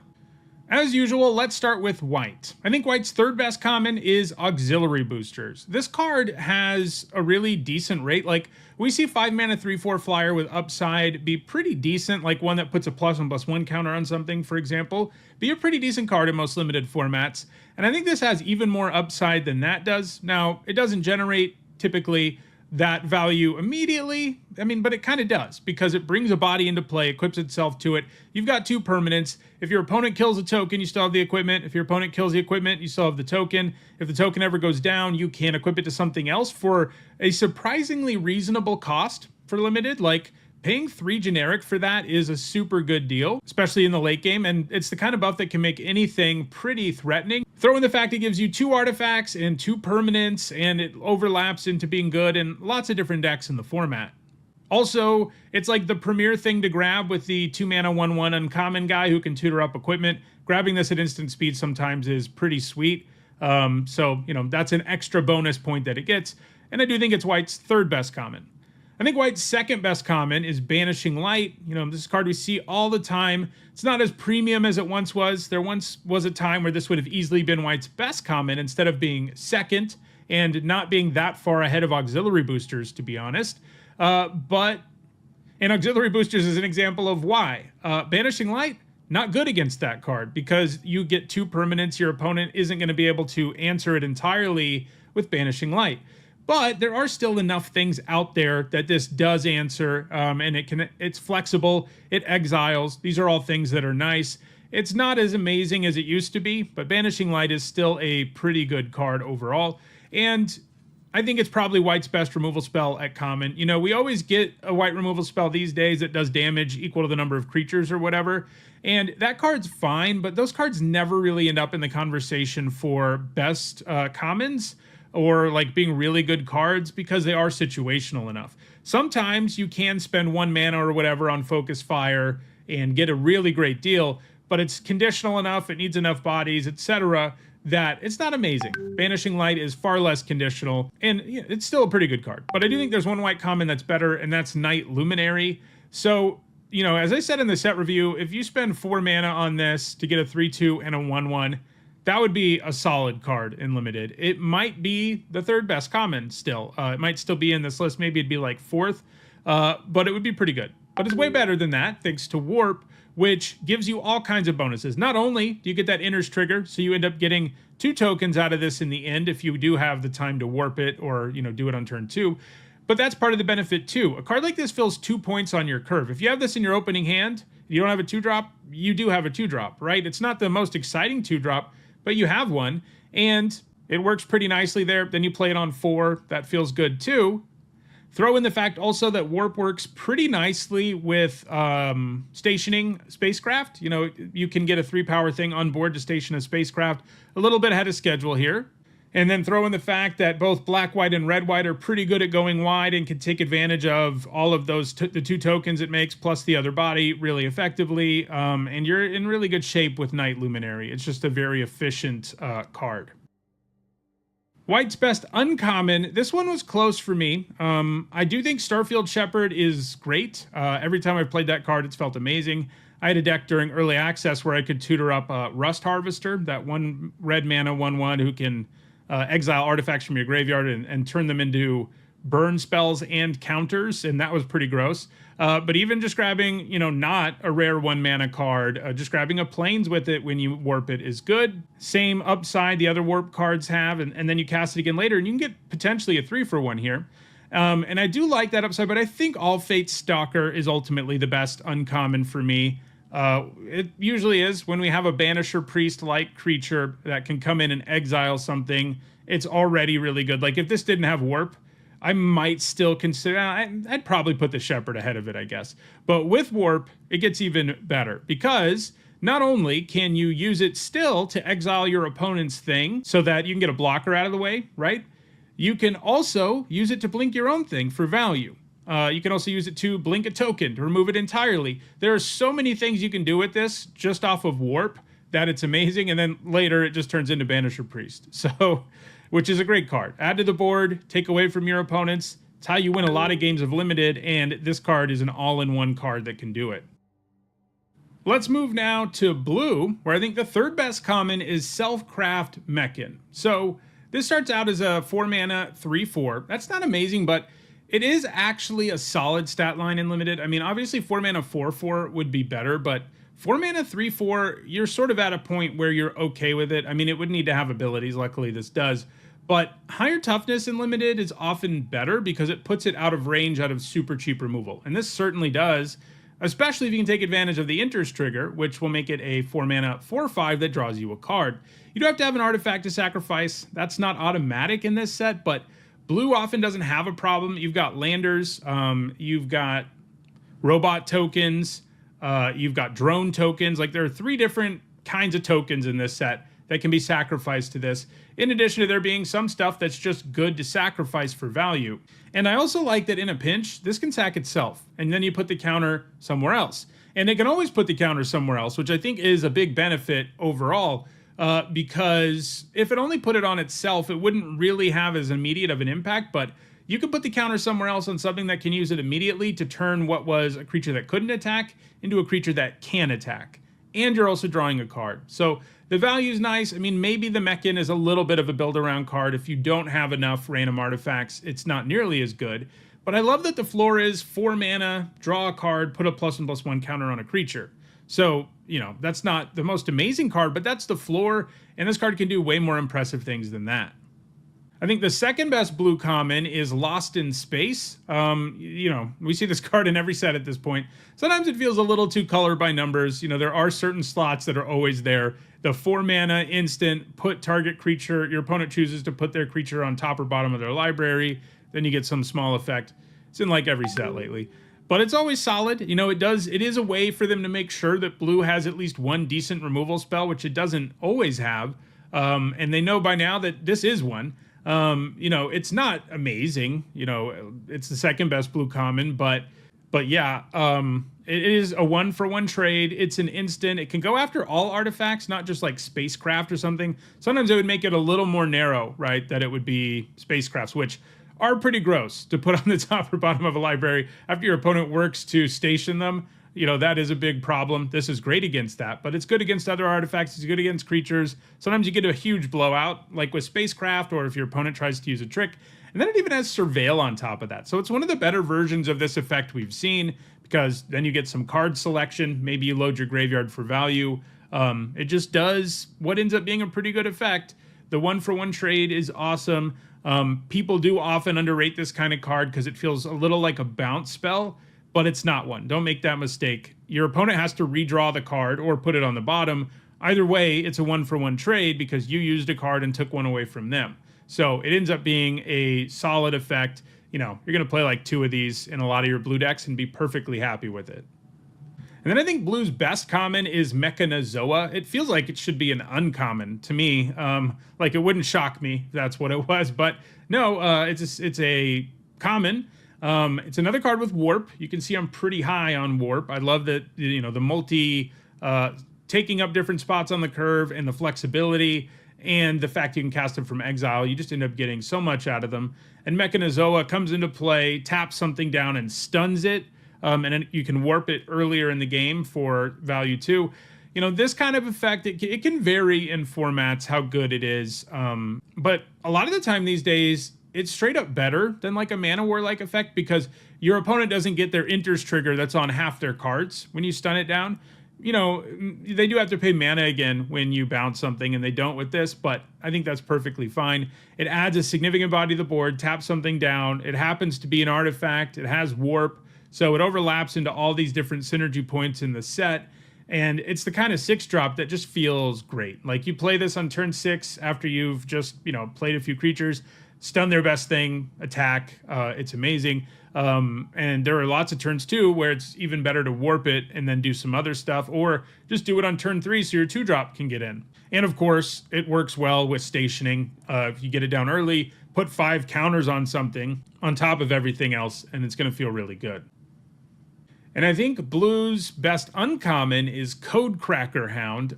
You know, this is the kind of card that's obviously good because it's almost exactly a better version of Sib-Sig Appraiser, one of the best commons we've seen in a limited format in the last couple of years.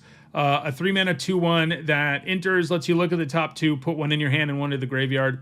You're always playing that in every single blue deck in this format, and you're playing as many copies of it as you can get. It's a 2-for-1. It gives you really good card selection. And then it's kind of like the Assassin we looked at earlier, where like, I'd already really like this card if it didn't have warp.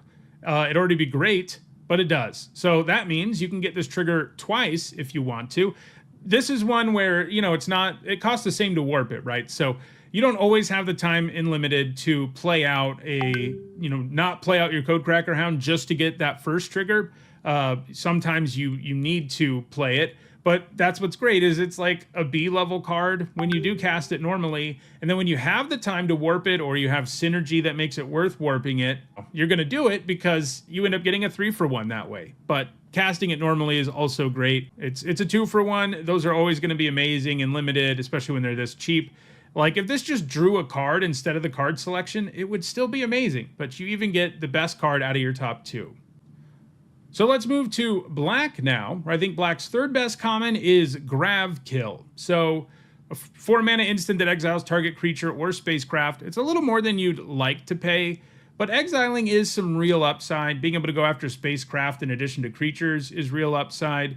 You know, turning off death triggers, turning off recursion, all of that stuff really matters. It does make this better.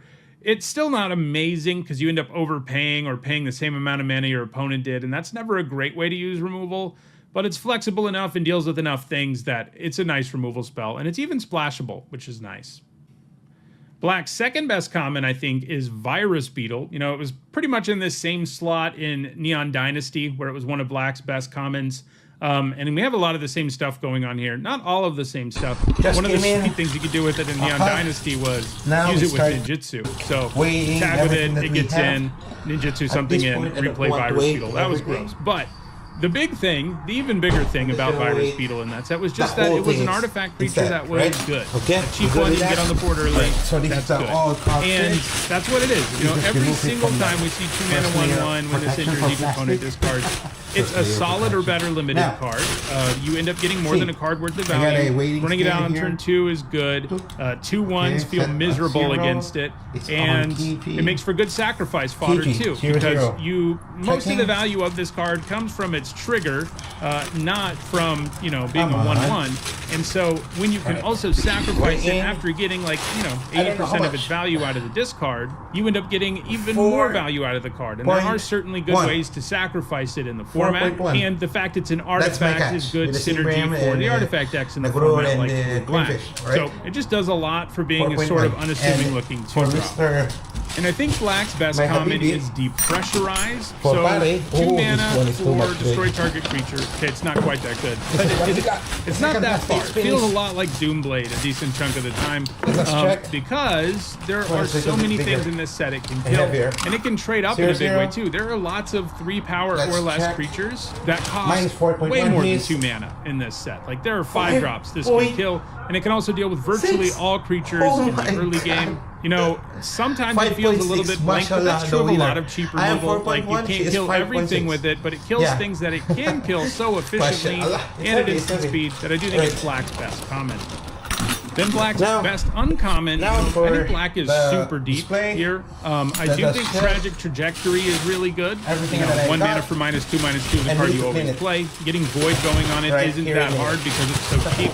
Just warping something and having 1 mana left over, for example, is very easy. Same thing, if you kill something and you have 1 mana left over, you can use this, and so then it can kill pretty much anything. But I think there's another Black uncommon that's really in the conversation, and that is Monoist Circuit Feeder. This on its own is a 6 mana 4/4 that gives -0/-X to an opposing creature and +X/+0 to your creature. That's the floor, and that's never what happens because Black decks have a lot of artifacts like Virus Beetle running around, and it's not that hard for this to just turn into, you know, like a Chupacabra or Necrotal-like creature. Comes down and kills something. Then it also offers a buff to one of your creatures that can often enable an attack. And even after all of that, you still have a 4/4 flyer in play, which isn't something your opponent can ignore for the most part. So it ends up giving you a ton of value. It's maybe a little more build-aroundy than Trajectory, which is good in literally every deck. But I think most Black decks can use the Circuit Feeder really well.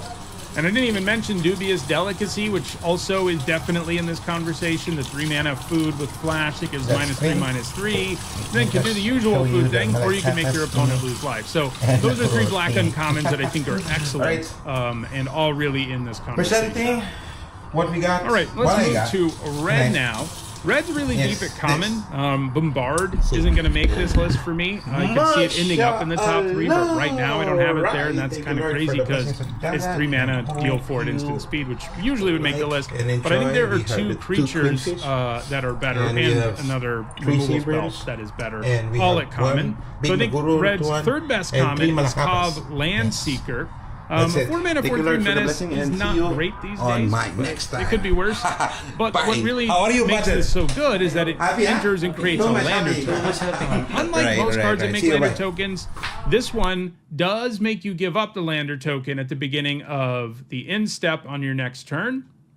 So you don't have it forever, you can't keep it around to do stuff with, but a lot of the time it's best to just crack your lander as soon as possible anyway to fix your mana, trigger landfall, all of that kind of stuff.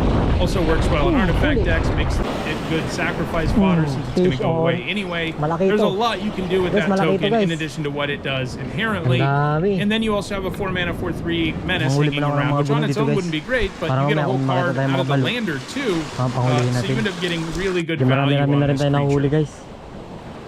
I think Red's 2nd best common, and it's the card that moved up for me in the early access event, and that is Zookeeper Mechan. I liked it in the set review, but I do think it's even better than I thought it would be. Like, I gave it a C+ in the set review, and I kind of feel like it's in B- territory. So there are a few things, you know, 2 mana 1/3 that can tap for Red is already a very good card. Mahirap pa rin yan sila pakainin yung mga isda sa lure. Try muna natin ito. And this has a lot more going on with it, even more than I thought about when I was evaluating the card. So first, it's an artifact. Did think about that, but that is a very real factor for lots of decks in the format. But also, it works really well with all of the red-white things that care about your creatures tapping. I didn't really think about that in the set review.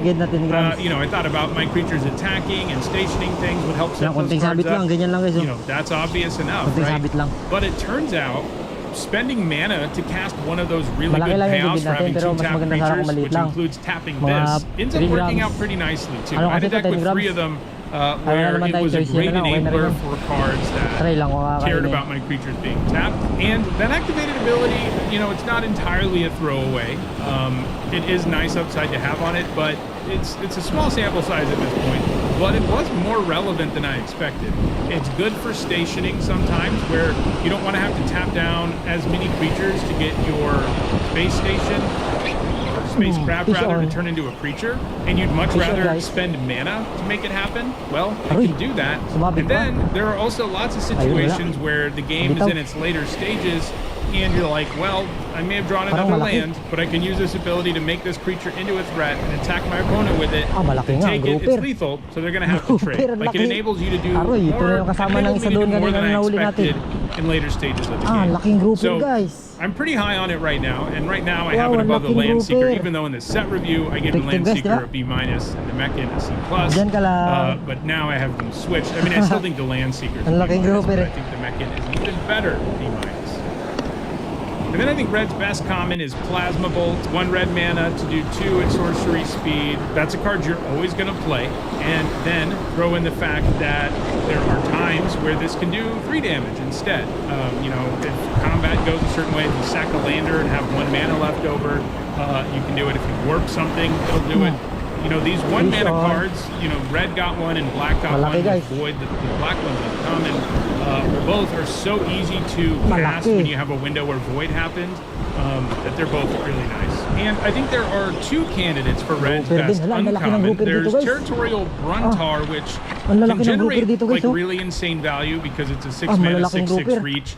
And it has a landfall trigger that effectively draws you a card. And that's really good.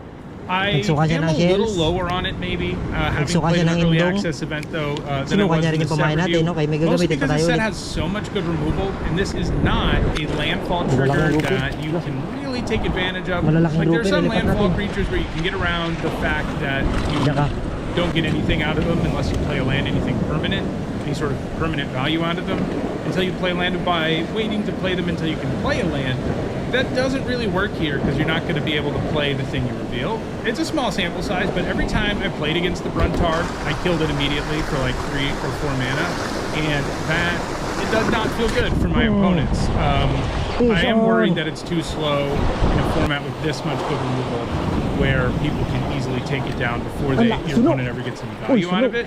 But it does have serious potential. There's no doubt about that. The trigger is good. If it stays in play, it's probably going to grind you out a win, because you'll be really happy whether you draw a land or a creature. Basically, the same thing will happen regardless of what you draw, which is good.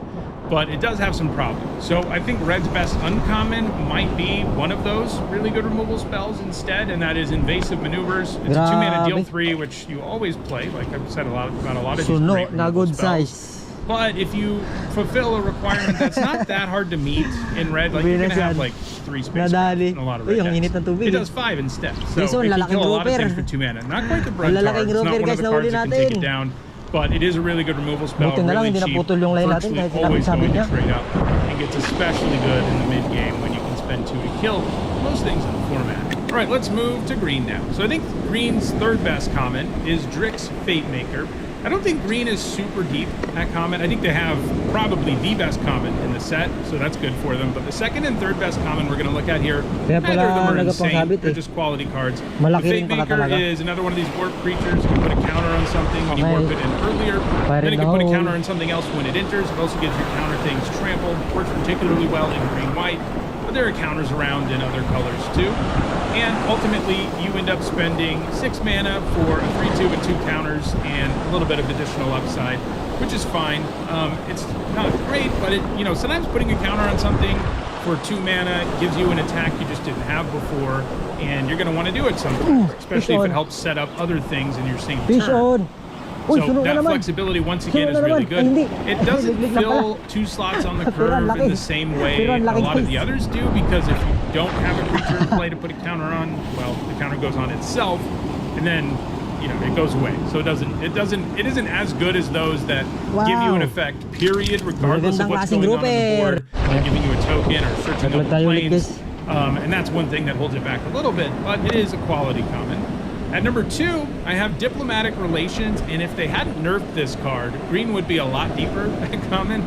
I still think it's good. I actually still think it would have been green's 2nd best common, even if the original text Ay, applied. nagkakabulan na agad. And if you don't know what I'm talking about, they accidentally printed this card so that it wasn't only a creature you control that you could have do damage to another creature. It was just target creature, as you can probably see on the printed card. It's on the screen right now. Natin to, guys, but they no? fixed it to do Ano the sa tingin usual nyo? green thing, which Hindi is na rin target to lumalaki. creature you control has to be Pero wag. selected.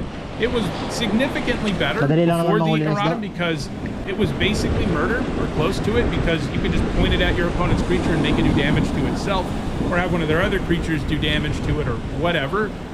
So it was an incredibly flexible version of this kind of effect. And now it's more like what we usually see, which is still good, but it has this downside where you can only use it when your opponent can't interact. The upside is nice, like kill something, give your thing a buff and vigilance, attack with it, feels great. But you do have to pick your spots a lot more carefully than would have been the case with it worded how it originally was worded. But it was a pretty big color pipe break, so overall I think I'm glad they did it. Plus, green has one insane common, and that is Galactic Wayfarer. I think is green's best common, and for me right now, the best common in the set. 3 mana, 3/3, make a land. You know, doesn't sound like a lot, but that is a strong 2-for-1 that synergizes with lots of things going on in the set. Also fixes, you know, even if you don't have the synergy of landfall or lander stuff going on, just fixing and ramping your mana is really good too. So it gives you a really nice 2-for-1. You know, it's not quite as good as 3 mana, 3/3, make a clue. Like that would be amazing. But it's not that far. You know, you do draw a card with it. Sometimes this is better than a clue, too. I mean, it's not a 100%. The clue is always better. But I do think it works super nicely for any green deck in the format. Any green deck, you're going to play, you know, one of the best signs of how good a common is, and it's true of all of them, except maybe Mechanizoa, because that one is kind of expensive. The others are all cards that you would play as many copies of, the ones that I have as the best common for each color. You'd play as many copies of them as you can get. That's, you know, that's a great sign, and that's definitely what the Wayfarer has going on. So green's got really good comments. Let's look at the uncommons now, and this one I think is a little bit contentious based on the comments in my set review, and that is Atmospheric Greenhouse. So I think overall people are really underrating how difficult stationing is. Overrating how difficult it is. I guess underrating the spacecraft overall. If a spacecraft has an interest trigger that does something immediately, it's going to be good. That's pretty much how it's going to be, I think. You know, we'll see when the data really comes out. I could be wrong, but I think a comparison that I should have made in the set review that I think will help convince you how good this is how well it compares with that Loxodon with Convoke. Right? That was a 4/4 that came down and had Convoke, and you could tap all of your creatures, and any creature you tapped for it got a counter, right? That's basically what this is. It's not quite as good. You can't count it, you can't cast it at an extreme discount, but this is going to come down, put counters on all your things. Those things with counters can now turn it into a creature, and it's a pretty formidable creature. Like, that's what's going to happen with this card. That's how good it is. I mean, it is. I didn't give a bomb grade to a single spacecraft in this set because there is a limit on how high of a grade you can give a card that does need stuff on the board to be at its best. So, you know, I gave B pluses. This one I gave a B, which is, I think, the highest grade I gave to a non-rare or mythic one. So they're not, you know, they're not going to be insane in 100% of situations, but on your typical board state in this format, when you play the greenhouse, it's going to put counters on all your things and then turn into a creature. That's basically what's going to happen. And that's a great card. And it's the only one of these spacecraft I have on this list, which further shows you that, you know, I'm pretty high on them, but it's tempered to the point that I don't think that many of them are at the very top of the list. But I do think this one is. Atmospheric Greenhouse looks excellent to me. Alright, so those are my picks for the best commons and uncommons and Edge of Eternities. Next week we probably still won't have enough data for me to do the What I Got Wrong video, but I will have enough drafts under my belt that I can put out some broad feelings about the format. You got some of them here. I think stationing is very doable. And I think Warp's really good. Those are two things you picked up as broad feelings about the format. We'll see whether I still feel that way.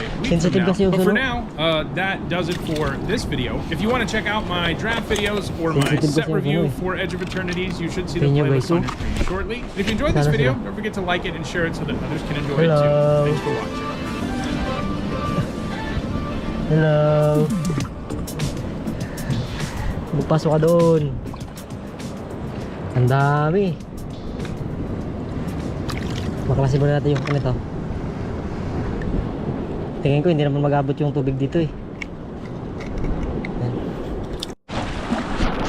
This video is sponsored by Card Kingdom. If you want Magpahila naman tayo singles or pagpauwi sealed natin habang pauwi. product, use my link in the description. Ito pala yung mga nakuha natin guys. Marami pa doon kaso lang. Hi everyone, I'm Nitsa Hone, and it's Saturday. That means it's time for Nitsa Notes, my weekly vlog series about limited magic. We are now in Edge of Eternities preview season, and it's a pretty fast one. Like it started last Tuesday. We'll have the whole card gallery on this coming Friday, so 6 days from now. That's also, of course, when my set review will be starting. And if you want access to my thoughts on the cards before the set review, I do sort of put out a rough draft of my set review where I keep my notes about each of the cards being previewed, and you get access to that if you're a channel member or a patron. So check out the description if you want access to that. You'll also get a spreadsheet with all the grades for the set review once the set review is complete. So it's a pretty good thing to do if you're interested in more limited content. But as usual, like this Saturday after we've begun set review season, I'm doing sort of an early look at what's going on in the set. Unfortunately, they didn't give us very many signposts this time around for us to really delve into what the archetypes are in any detail. There are a few that we know for sure, but the rest would be highly speculative, and that's not really worth doing. But I do want to talk about the mechanics in the set, as those are often, you know, even more important than the archetypes anyway. What the mechanics are in a set often define it, often tell us how much fun the set's going to be, and stuff like that. And indeed, we have 4 new mechanics in the set to look at. There are also, as usual these days, like returning mechanics that we see all the time now that are, you know, they call them deciduous, and that they could show up in any set, but they don't always show up. Stuff like Kicker and Landfall, those are in this set, for example. But I'm not going to talk about those because at this point, you know, those are as common as First Strike. You know what I mean? And I'm not explaining that either. So we will look at these new mechanics though, and I'll tell you what I think about each of them, what they might tell us about the format, and so on. So let's start with the big headliner mechanic for the set, which is Spacecraft. You know, this is a set in Magic's version of space, a plane that is sort of like outer space is in our own universe and in science fiction stories and stuff. And so this is a big part of what the set has going on. And they're a lot like vehicles. They aren't vehicles, which I think personally is a little weird. I feel like spacecraft should be a vehicle subtype, not an artifact subtype, because they're vehicles. But anyway, the cards with it are a lot like vehicles in that they need you to tap stuff to get them going, but it works significantly differently. So what they come with is the station mechanic, which you can see on Wormwall Sweeper here. That means you can tap another creature you control and put charge counters equal to its power on this spacecraft, and you station only as a sorcery. And then all of them have numbers at the bottom. It's sort of like level up in the sense that some of them gain more abilities the higher the number of charge counters are. In this case, once you get to 4+, Wormwall Sweeper becomes a 2/2 flyer. So it's interesting in that it's a lot like vehicles, but it takes more effort. Generally speaking, like if this was a 2-mana 2/2 flying vehicle with Injure, Surveil 2, and a heavy 4, that wouldn't be a very good card.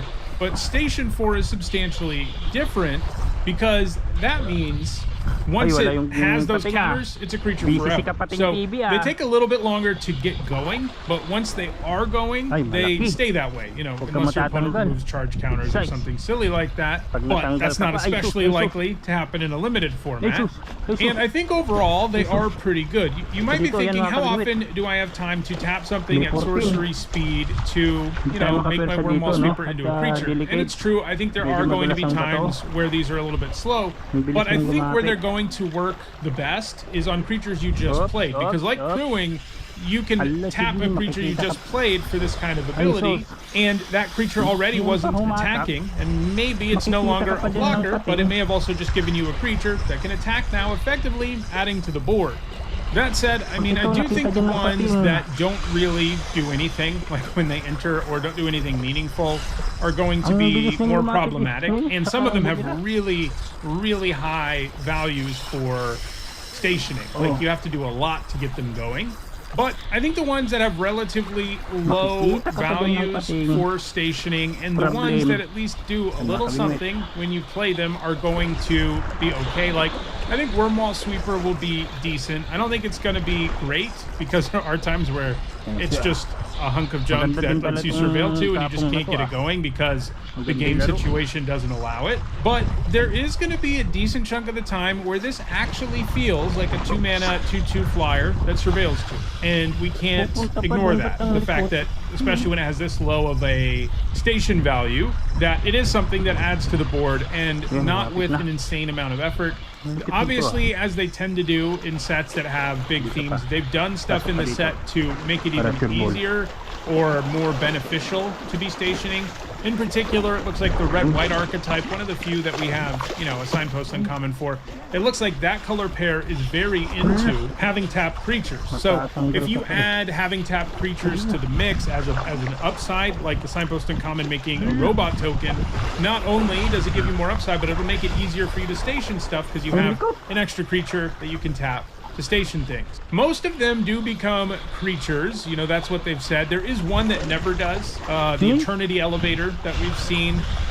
This one is just a mana rock and it becomes a better one when you station it enough. It's an interesting card because a 5-mana mana rock that can tap for 3 is itself the kind of card that can have a home in a format. But station 20 plus to make it into like an insane mana generator, by that point in the game, it doesn't matter. So it's one that I'm worried about because it doesn't really ever add to the board, even if it does help you ramp, and it has an incredibly high station value before it ever gets upgraded. Whereas cards like Wormwall Sweeper, there's also the Seriema, which has an interest trigger that lets you tutor up a legendary creature, and then, you know, it has station, and if you get it to 7 or more, it becomes a 5/5 flyer, and other tapped legendary creatures you control have indestructible. So the things that you use to station it, in theory, will get indestructible. Same thing as when you attack. I mean, it does need to be legendary creatures, but signpost and commons these days, for example, are like all legendary creatures. So you're going to have a few. A card like that that does something, make sure you get a card of value right away. That's obviously going to be the kind of spacecraft that performs well in limited. Whereas the ones that have small effects when they enter or don't do anything until you get to a high value on station, those are probably going to be bad in limited. And, you know, they printed some of these cards thinking more about Commander than Limited. Some of them will be completely useless, probably. The Eternity Elevator is kind of where I'm leaning. That one's probably not going to be what you want to be doing in Limited. While it's mostly spacecraft that have station, there are also planets. I think there's only going to be 5 of them, 5 rares, and these are lands. That's actually one of the big themes in this set. You know, these days they don't tend to go crazy hard on card types and sets, like completely insane. But lands is one of the themes here. They wanted to make it feel, you know, like you're visiting different planets and moons and stuff like that. So we do have a lot of land stuff going on in the set. And there's a cycle of 5 lands, all of which have station. And they enter tap and can tap for mana of a specific color. And then they have station, where you can upgrade them over the course of the game. We've got Uthros Titanic God Core, for example, which becomes Tolarian Academy when you get enough charge counters on it. Not going to matter that much in Limited, but it is a land that basically has serious upside. One of the other ones we've seen, Suzur Sukundi, is probably going to be a lot better in Limited because it lets you give up creatures and draw cards equal to the sacrifice creature's power. So once you get that one upgraded, it's pretty good. I don't think there's like a bunch of payoffs for planet stuff because I literally think all we've got is a mythic rare cycle. I think this because in the lore there are only 5 planets in this specific system that the set is mostly set in within the edge. So I think we're only going to have 5 of them. And maybe we'll see some planet stuff later on, but in this set, the subtype doesn't look like it matters much. But these are lands with upside and very little downside. Entering tapped is downside, but like Suzur Sukundi, for example, definitely a card you play in every black deck because it does have such a strong effect that you can use in the later game. All right, let's look now at Warp. So this is a new mechanic that lets you pay an alternate casting cost, usually cheaper than its normal casting cost, and it lets you cast the card, but it gets exiled at the beginning of the next end step. but you can cast it from exile. So it's a lot like various mechanics we've seen before. It's kind of like adventure. Most of these creatures have an interest trigger. So for example, Starfield Shepherd, warping it on turn 2 means you get to search up a Plains or a card with mana value 1 or less, put it into your hand, and then it goes away, but you can cast it again later, get that trigger again, and get the body in the long term when you cast it for 5 later. It's also kind of like Evoke, right? Evoke is a mechanic where generally if you do the Evoke cost thing, especially in Limited, you just get an interest trigger, but then the creature dies. In this case, they don't die. You get to hold on to that value for later in the game, and that's why I compare it more to an adventure. The ones that are like this one, which is really reasonably costed, like, you know, if you have a 2-drop you need to play on turn 2, that's what you're going to do instead of warping it. But this is a 5-drop that can also fill the 2 slot on your curve in a reasonable way. Like if you really need a creature for the next turn, it can probably grab you one. You do need to have a few 1-drops for it to do that consistently. Or if you really need to hit a land drop, it can do that for you too. And then it comes back, does it again later, and gives you a pretty real body. It has, you know, like 3-for-1 potential because you get the interest trigger twice and the 3/2 flying body more permanently. There are other things you can do too, like you can sacrifice a creature that you warp into play. There are a few cards in the set that have warp synergies, including a whole mechanic that can make warp even better. Basically, I feel like any card that lets you warp and get some sort of card worth of value from their trigger is going to be good, because then you just cast it again later.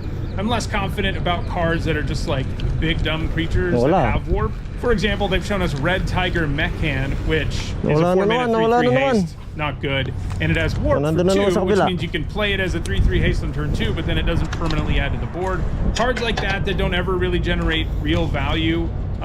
Even if it can attack, like there are lots of boards where it just doesn't matter, those are going to be a lot less interesting, especially when the casting them is so inefficient. Like a 4-mana 3/3 haste just isn't that good. So some of them are going to be really good. I think Starfield Shepherd, for example, is going to be great. But I think some of them aren't going to be great because they just don't do enough. Either way you cast them, and you don't really get like a 2-for-1 out of a card like Red Tiger Mechan at all. You just get a couple of mediocre cards stapled together. It does still have the advantage of filling your curve in 2 spots. Like, that matters. Maybe it ends up mattering more than I think. But I'm more inclined to like the ones that give you some real value when you warp them, as opposed to one that just attacks for 3. So as I was editing this video, I noticed there was something about warp that I forgot to mention that is in my notes, but didn't make it into me actually talking about it. And that is that it also works pretty well with station, because if you warp a creature in, you get the trigger. You can also tap it to station something, and you're not really giving anything up when you do that because the creature is going to leave anyway. I do still think big creatures, like the huge artifact creature where like basically its only purpose is to try to put counters on things because it's such an expensive creature. I still don't think a card like that's good. It's just going to be too one-dimensional. It's kind of like how most of the cards that were like all in on vehicles and Ether Drift weren't very good because they were only good with vehicles and didn't really do anything else on their own. Even in a set where there's a big theme like spacecraft in this one, you're just not always going to have things line up the way you want them to, and those cards are terrible when they don't. So, but it is upside on cards that are already good that have warp, like the ones that have interest triggers, like the 3/2 Angel. You can tap it, get counters on things, in addition to everything else it's doing. So it makes the mechanic even better. All right, now let's move to the mechanic I referenced a minute ago, one that pays you off for warping, and that is Void. So this is a mechanic that pays you off for having a non-permanent leave the battlefield or warping a spell. And it gives you some effect to make your card better, like if it's in your hand, or it's like an in-step trigger. So for example, we have Void Forged Titan, which is a 5-mana 5/4 with Void. And at the beginning of your in-step, if a non-land permanent left the battlefield this turn, or a spell was warped this turn, you draw a card and you lose 1 life. So this mechanic is somewhat reminiscent of Revolt and Morbid, and that's not the best company to keep. These always look like they're going to be better than they are, especially if you haven't played with those other mechanics before. But it is shockingly hard to consistently trigger cards that say, if something died this turn, you get a bonus. Like, sure, creatures die all the time in Magic, but making it actually happen on the turn when you need it to happen is far more difficult and limited than you would think. One nice thing about this is how broad it is. You know, if any creature left, if any permanent rather, any non-permanent left the battlefield this turn, you get the bonus. So it could be your opponents, it could be any kind of permanent. Obviously it works with warp like it says. It also works with another mechanic in the set that involves a certain kind of token you sacrifice, which we'll look at next. So there are like overlaps, but I'm inclined to think that cards that would be bad if they didn't have a void trigger, like this one, Void Forge Titan, 5 mana, 5/4 artifact creature, probably aren't going to be that good. They're probably going to be weighed down too much by the fact that it's just a 5 mana, 5/4 way too often. And if you had to give up like a real resource to trigger Void to begin with, even that first trigger isn't going to feel that good. And actually getting the trigger is harder than you think. Basically, I think cards with Void need to already be pretty nice cards that then get even better because they have Void. And they've already shown us one of those, like Tragic Trajectory, which is modeled like right after Tragic Slip, a card that was a removal spell that got better when you did the Morbid thing. And Tragic Trajectory is similar. It's 1 black for target creature gets -2/2 until the end of turn on a sorcery. That's a card you play 100% of the time in limited. It's just a good removal spell already. But then if you have Void, it does -10/-10 instead. So it can kill anything once you set it up. This is a mechanic that gets better when you have sacrifice stuff. It gets better when you have a lot of removal. Things like that do help it line up okay, but every single time we've seen one of these mechanics limited, they really don't trigger as much as you would think they would. Like, it's easy to look at a card like the Void Forge Titan and say, well, it's gonna be like an enters trigger that draws me a card. It can be, but you'd be surprised how infrequently it'll actually happen. So I don't think that card will be particularly good. I do think Tragic Trajectory will, because it's already a good card that then has this massive upside. All right, and then the last mechanic in the set is a new type of artifact token, and I feel like literally every time we've ever seen an artifact token, especially one that is plentiful in the set, they've been really good, right? Maps, clues, blood, they've all been good. And we've got another one here that I think is going to fall in that same category for limited. Lander tokens, which you can see on Galactic Wayfarer and Kavu Landseeker. So these are artifact tokens that you get, and you can pay 2 generic and tap them and search up a basic land and put it into play tapped. So they're a lot like clues in that the cost is the same of activating them, but they are specific about the card they draw you. They're always going to get you land. That is kind of a downside compared to a clue, right? Clues are going to be better late most of the time because they give you a better chance at finding a real card when you don't really want to land.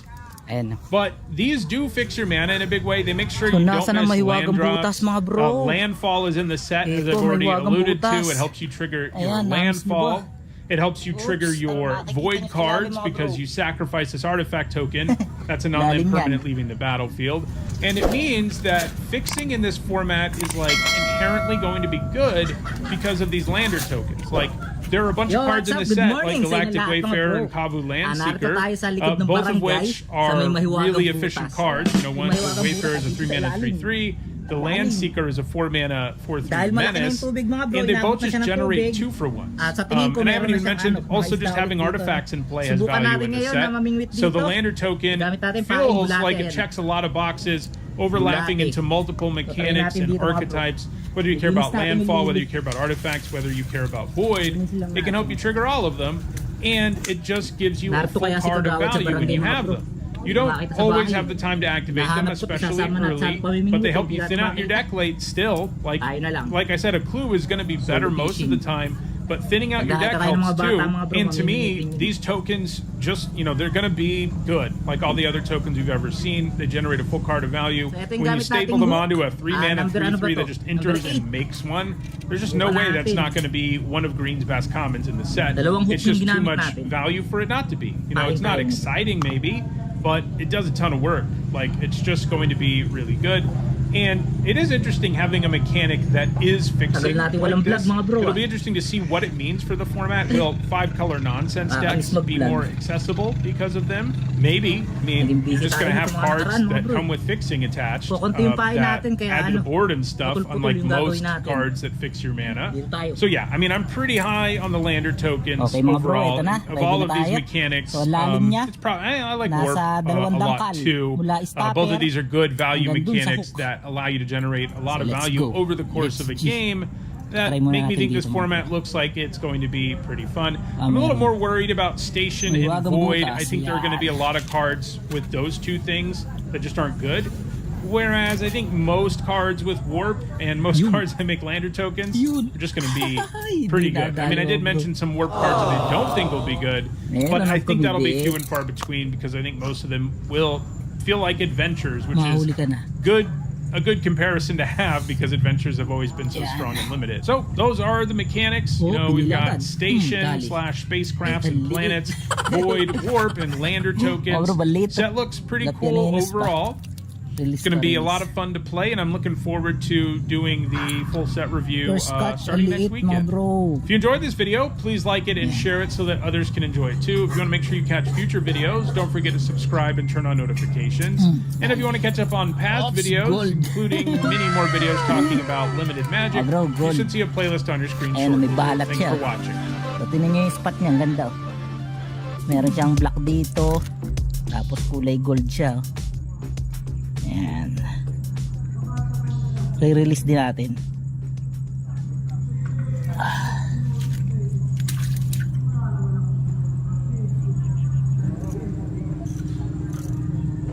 This video is sponsored by Card Kingdom. You can pre-order Final Fantasy by using my link in the description below. Puro mga red tilapia dito sa spot na to.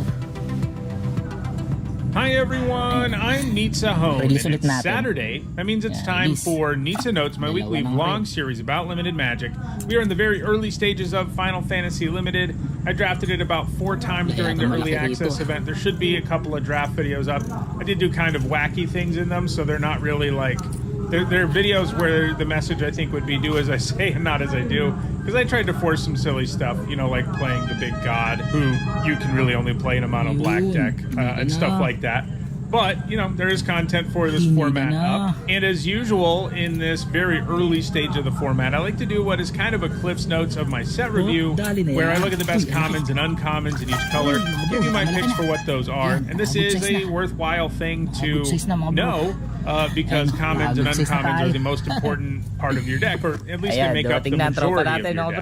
So let's dive in with a look at the best commons and uncommons in Final Fantasy, how I feel about them right now. So let's start with White. I think White's third best common is actually White Mage's Staff. This is a funny one because I managed to leave it out of my set review. It's been a while since I missed a card, but I somehow did, and it didn't show up in my video. I did leave a comment where I talked about how I felt about it, but I still probably wouldn't have had it number 3. I was thinking it was an okay common, but this is one card that has moved up for me after playing a few drafts in the format. And I probably should have thought of it more highly to begin with. And this is because it's like a really good sort of glue common that works with all of the different white decks really well. So, you know, red-white likes equipment, check. Blue-white likes artifacts, check. And black-white likes to play things that make more than one permanent for it to sacrifice for value. Check. And it's also just an okay 2-drop. I mean, you know, in a vacuum, I thought it was going to be a solid 2-drop, right? It's just an okay card to begin with, but then when you throw in the fact that it's synergistic with 3 white strategies, it gets to be even better. And, you know, there are some life gain payoffs and higher rarities, and it's one of the better ways to get life gain on the board early and repeatable in the format. So sometimes you can even go off with that sort of thing, thanks to the staff, but most of its value, I think, comes from how well it fits into multiple white decks in the format. And I think the second best white common is Summon Choco Mog. So this is a 3-mana 3/1 that does +1/+0 to your whole board multiple times, you know, which is pretty impressive. Oftentimes it comes down on turn 3 and gives you attacks you didn't have or makes those attacks better if you did have them. Later. And then the buff continues to be kind of a problem for your opponent on subsequent turns. And like, I think some people who were looking at the Saga creatures going into the format had kind of low opinions about them because they didn't love that they don't stay around, right? They eventually get sacrificed. They have an expiration date. But the ones, especially with 4 chapters, they all play pretty well. I mean, in your typical game of Limited, how often does your 3-mana 3/3 survive for like 3 turns anyway, right? I mean, if you can trade it off after getting value out of it, it feels pretty good. It is true that your opponent, you know, can kind of wait for it to get removed on some board states, but while this is in play, it's usually delivering value that makes a difference. And so it has played pretty well. You know, the white can go pretty wide in this format, so Summon Chocomog is pretty good. And then number 1 for white is White Foresight, which, you know, probably pretty obvious. It is more expensive than your typical Oblivion Ring-like effect, but it does have 2 upsides, especially in this set that Oblivion Ring doesn't have. One of them is that it's an artifact, and that matters. And the other is that it can tap for mana, which is pretty amazing. Being able to play this and ramp your mana and remove something is pretty good. And, you know, there are ways to destroy it. That downside is always there, but this kind of removal always works really, really well in Limited. And this is a really nice one because of the mana it gives you. All right, at Uncommon, I kind of want to talk about 2 cards. So first, let's talk about Battle Menu. This thing is just like such a good removal spell. 2 mana to destroy a big thing is a pretty good deal. And then it has these other modes that are less good. You're not going to feel as efficient about them. But the fact that this is such an efficient removal spell for big creatures, and then it has these other modes, like if you really need a 2-drop, it can do it. If your opponent tries to kill a creature with a damaging effect and you want to save it, you can do it. If you really need to gain life because you're dead otherwise, you can do it. So having this really good removal spell that also has all of these other modes, even as uninteresting as they are, and underpowered really for the amount of mana you're spending as they are, means that this is just a really great removal spell. So I like Battle Menu a lot, but I do think there's one uncommon that is better than Battle Menu in uncommon, at least one, and that is Delivery Moogle.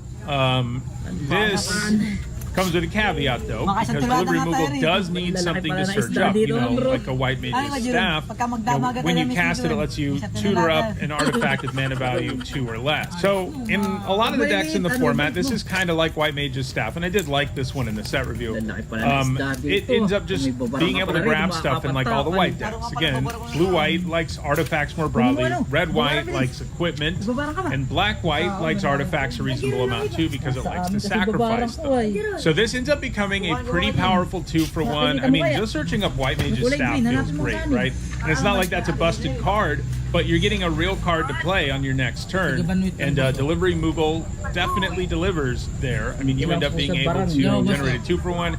And like, you know, 4-mana 3/2 flyer isn't good by today's standards, but when that's what you're getting on board while tutoring up something else, it's good enough. I mean, it's not the kind of card your opponent can ignore entirely.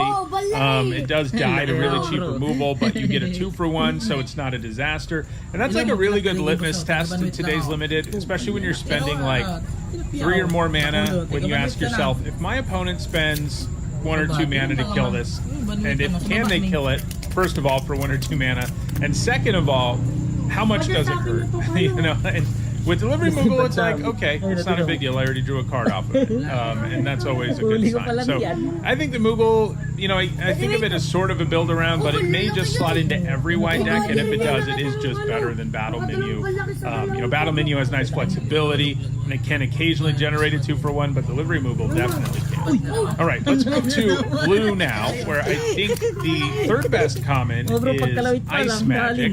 You know, This card always, when you spend 4 for this, is a card that we play in like every limited format. It's not an amazing removal spell, but it's when you play 1 of a lot, and it lets you trade 1 for 1 with your opponent and occasionally generate big blowouts because they try to use a trick or an aura or something. And then this also has 2 other modes that can be nice. The 2-mana mode is when you can use even earlier if your opponent presents a situation where you really need to bounce something. And then you have the big mana mode, which is kind of funny to me because as far as an upgrade over the 4-mana mode, it is like kind of a wash. I don't think it's always necessarily better, but if sometimes you would rather shuffle the card in than make your opponent draw it again.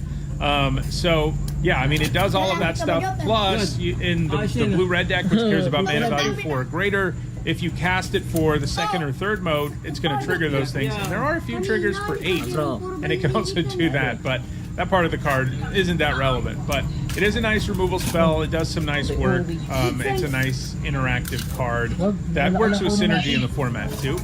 I think Blue's second best common is Stuck in Summoner's Sanctum.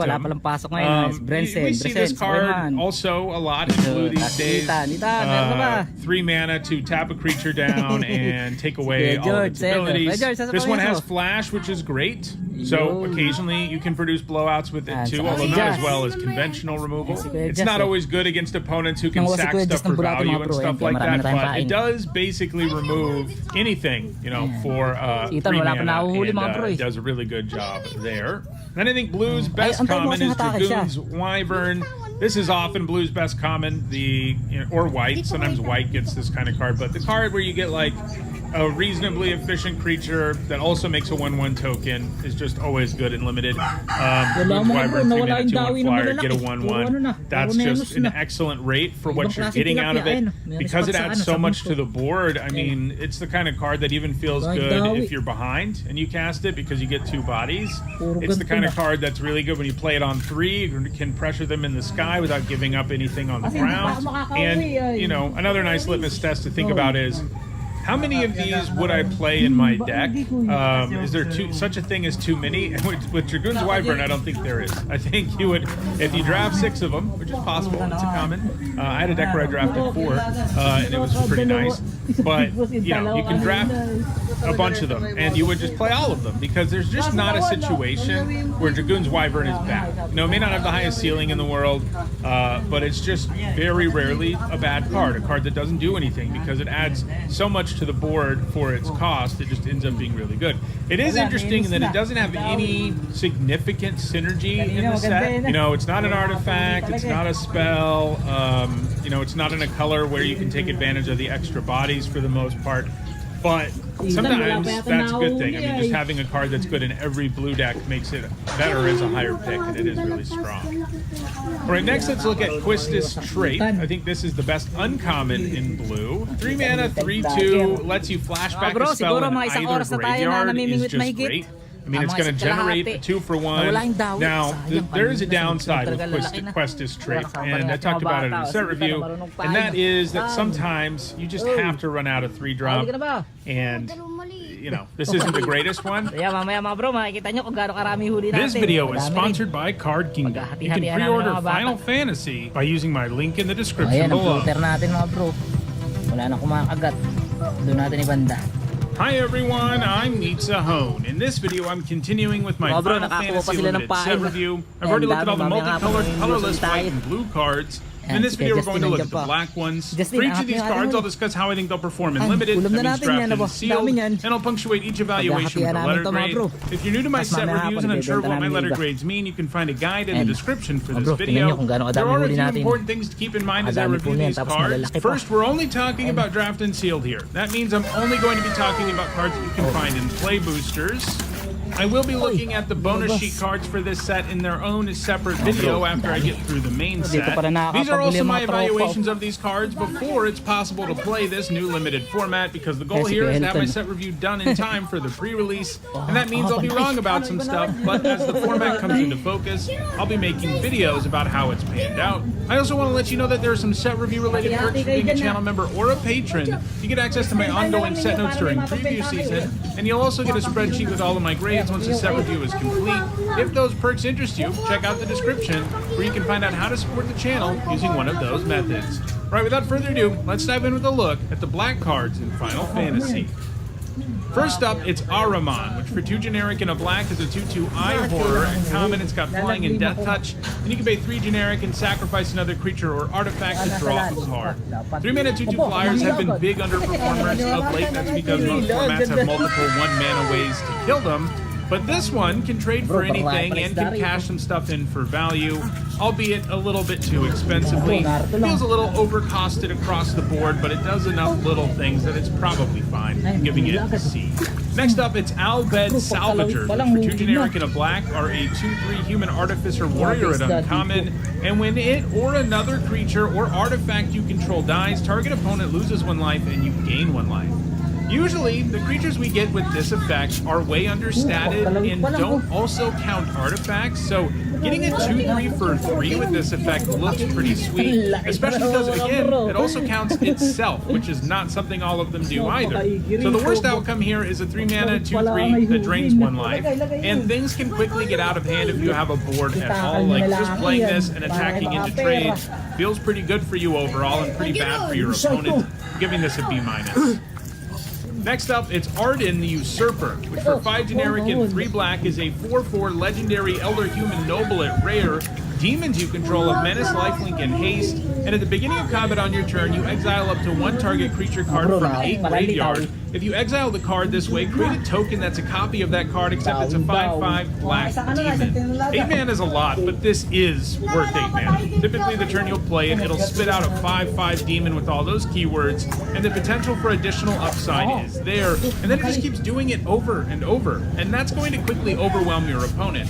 And even if they kill Arden, you're still going to have your demons. They won't have their keywords anymore, but for the most part, by the time your opponent can do something about Arden, you've already gotten 1 demon and gotten in with a big lifelink hit, and you're still going to have that big demon token. So this looks like a very real way to close out the game and grind you black decks. I'm giving it an A-. The mana cost is what keeps it from being even higher. There are some formats where getting to 8 is really, really hard, but in most, I'd say it's sort of the upper limit that you can get to in the grindiest of decks, and I think that is why it's a bomb. There's a chance that the format's too fast and it's not good. There's also a chance that the format's really slow and it's an A+, but I think A- is, you know, about the average of where this card is going to be. Next up, it's Black Mage's Rod, which for 1 generic and a black is a common artifact equipment with job select, and that means when it enters, you create a 1/1 colorless hero creature token and attach this to it. The equipped creature gets +1/+0 and has, whenever you cast a non-creature spell, this creature deals 1 damage to each opponent and is a wizard in addition to its other types, and you can equip this for 3 generic. So this, whenever you cast a non-creature spell, ping your opponent effect is a big part of what the black-red deck in this format is all about. It's capable of making a bunch of tokens that have this effect, and being able to play a 2 mana 2/1 with this effect is pretty solid. You can of course move it to other stuff. Obviously moving it for 3 generic isn't great, but when the baseline is a 2 mana 2/1 with this effect, and should they ever deal with that creature or you trade it off, you still have Black Mage's Rod and can use it later in the game to make one of your other creatures do this. So I think you can really look at this as like a solid 2-drop overall, giving it a C. Next up, it's Cecil, Dark Knight, which for 1 black mana is a 2/3 legendary human knight at rare. It's got death touch. Whenever it deals damage, you lose that much life. Then if your life total is less than or equal to half your starting life total, untap Cecil and transform it. Comes back as Cecil Redeemed Paladin, a legendary human knight with lifelink, and when it attacks, other attacking creatures gain indestructible until end of turn. This is an interesting one to evaluate. 1 mana 2/3 with death touch is pretty good, and can chip in lots of damage early, in addition to being able to trade for anything. But losing life when all of that goes down can be pretty scary and limited. That said, just having a 1 mana 2/3 death touch in play is often just good because your opponent won't be able to attack into it, and you won't actually have to pay life. You just have this super efficient body that makes it so your opponent isn't really interested in attacking for several turns, and you can attack with it if you feel like it. You're getting a really above rate creature, and I do think losing some life for that is worth it a lot of the time. And of course, the fact that you can eventually turn that life lost into getting a pretty good 4/4 that is likely to gain you some life back while also making your board pretty effective at attacking, that really helps offset the fact that you do pay some life. It is a little bit of a bummer that Cecil doesn't grant himself indestructibility, but this would be a really good card if it did. Like, there wouldn't be anything interesting about evaluating it. If Cecil could grant indestructibility to himself, I think then it would just be a great card. As it is, it's really hard to judge how this card will perform. Overall, I do think it's a card you're going to play in like all of your black decks, but I do think it has some serious limitations. Sometimes you just can't pay life. You don't have a built-out board of some kind. Cecil Redeemed Paladin isn't going to be that effective either. Cecil's a pretty bad top deck if you're really far behind too. I mean, it'll transform, but might also just kill you in combat because your opponent can get through for lethal now that Cecil's in play. So I think overall that makes it a C+, but this is one of those cards where I could see it go wildly in either direction and it wouldn't surprise me. Next up is Circle of Power, which for 3 generic and a black is an uncommon sorcery. You draw 2 cards and you lose 2 life, and you create a 0/1 black wizard creature token with, whenever you cast a non-creature spell, this token deals 1 damage to each opponent, and wizards you control get +1/+0 and gain lifelink until end of turn. So a 4-mana sorcery that draws 2 and you lose 2 is generally going to be too clunky for limited. It just doesn't do enough for the amount of mana when you aren't adding to the board, and you have to pay life too. So it's the kind of thing that can really spell doom for you, but this does a couple of things to make it a lot better. One of them is, obviously, it does add to the board. Sure, a 0/1 isn't exactly amazing, but it does mean at a minimum you can chump block, and if you're in a spot where you can really take advantage of that wizard token, it gets a lot better. Plus, if you have other wizards in play, you can offset the fact that you lost life to the fact that now you have lifelink creatures in play, and there are a ton of wizards in this set. Not just these wizard tokens, which aren't exactly going to be the most exciting thing to attack with when they're 1/1s with lifelink, but you're going to have other random wizards in play. You know, just being able to attack with a creature that's equipped with the Mage's Rod, for example, that will at least be a 3/1 with lifelink sounds pretty appealing. You get all the life back. So I think all the extra stuff this card does helps make what would be like close to an F, I think, if it was just that first sentence, into a pretty solid card. I think it's a C. Next up, it's Cornered by Black Mages, which for 1 generic and 2 black is a common sorcery. Target opponent sacrifices a creature of their choice, and you make one of those black wizard creature tokens. So a one-sided edict that also gives you a body is nice, and black-red decks look well equipped to trigger these wizards, of course. There are certainly board states where a sacrifice effect isn't good, but this will always add something to the board for you and always take something away from your opponent, even if it's not their best creature, and it's hard for me not to get behind that. I think this looks like a pretty good common. I'm giving it a C+. It is a little bit of a bummer that they made it double black, because edicts often, to be at their best, really need to be cast like as soon as you can cast them, like when your opponent has 1 creature in play, and the need for double black here does make that a little bit harder, but I still think it looks pretty good. Next up, we got Dark Confidant, which is a reprint. It's 1 generic and a black for a 2/1 human wizard at Mythic Rare. At the beginning of your upkeep, reveal a top card of your library and put that card into your hand. You lose life equal to its mana value. So this is well known as an incredible card draw engine in Magic, and Dark Confidant is great in constructed formats. It's also pretty good in limited. You do need to make sure you have some life gain sprinkled in and or a fairly low curve, or you can have some draws that just lose you the game, and that's not a lot of fun. But it's actually not that hard to build a black deck, even in limited, that Dark Confidant can really take advantage of. And even if you just draw 1 card off of this before they kill it, it feels good. And if they burn a legit removal spell on it, it's not like it's backbreaking or anything either. I do think it falls short of being a bomb just because limited decks have a much harder time than constructed decks taking advantage of Dark Confidant in a big way, because it's not like you can just fill your deck with cheap stuff and life gain cards only. So I think he's a B+ instead of, you know, a straight up bomb. Next up, it's Dark Knight's Greatsword, which for 2 generic and a black is an uncommon artifact equipment with job select. The equipped creature gets +3/+0 and is a knight in addition to its other types. You can equip by paying 3 life, and it can activate only once each turn.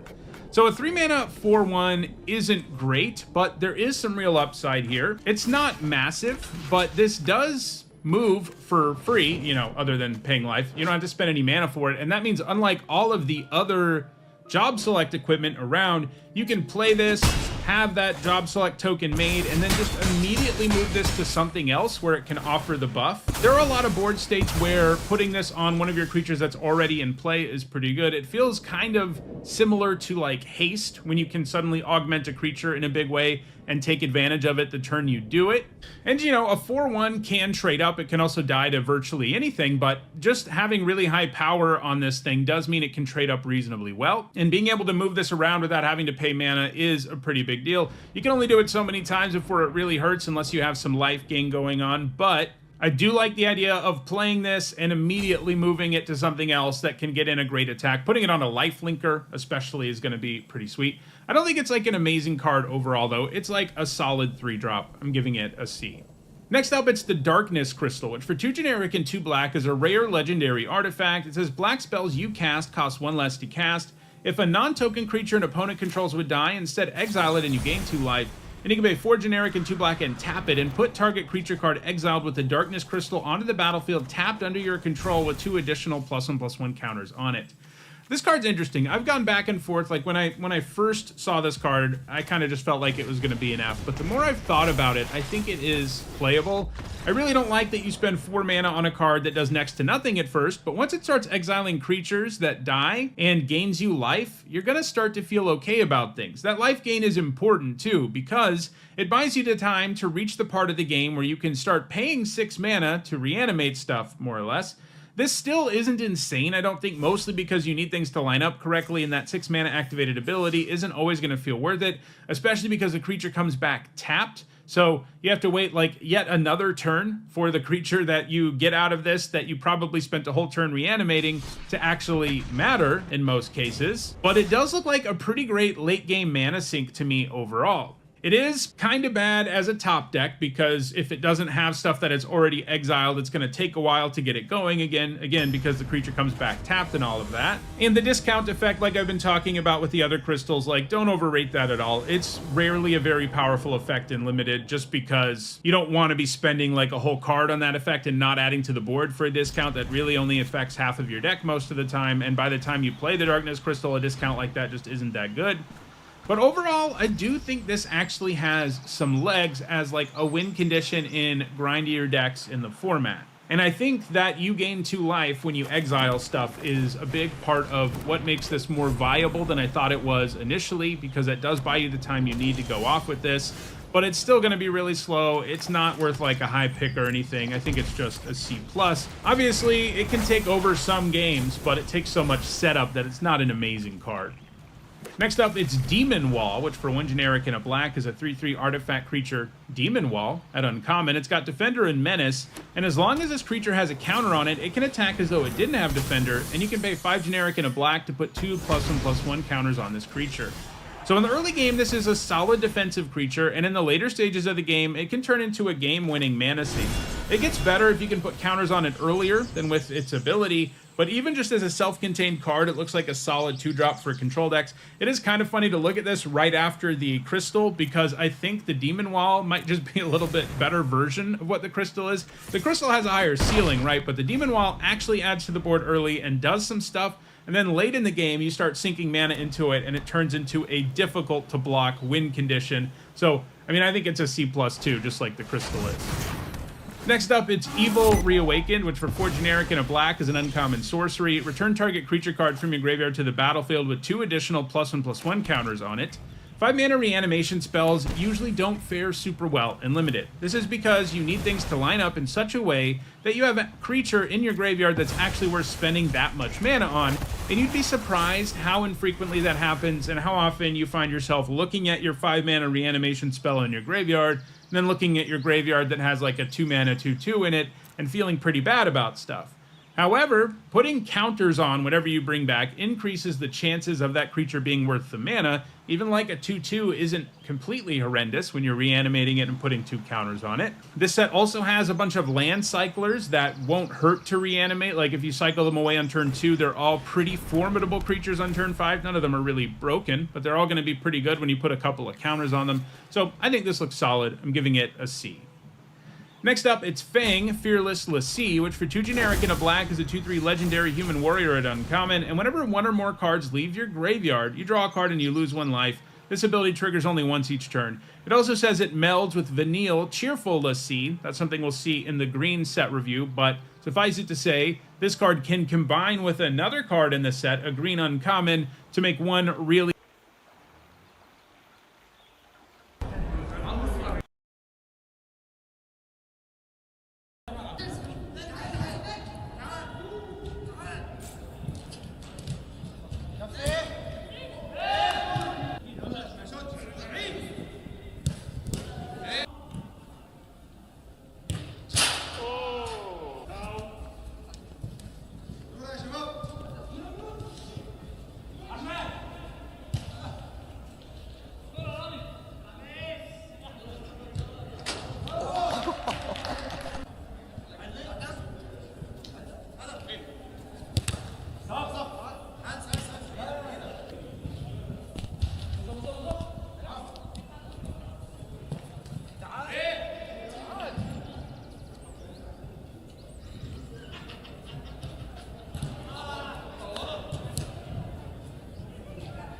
Ramigo.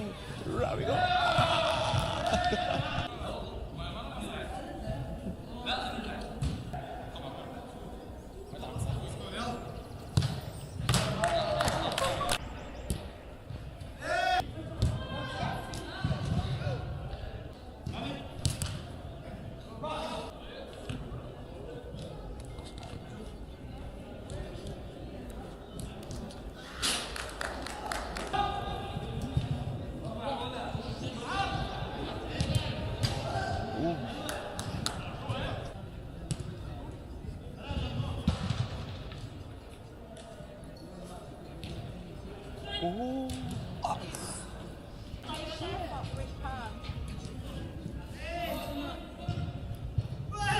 Is the link?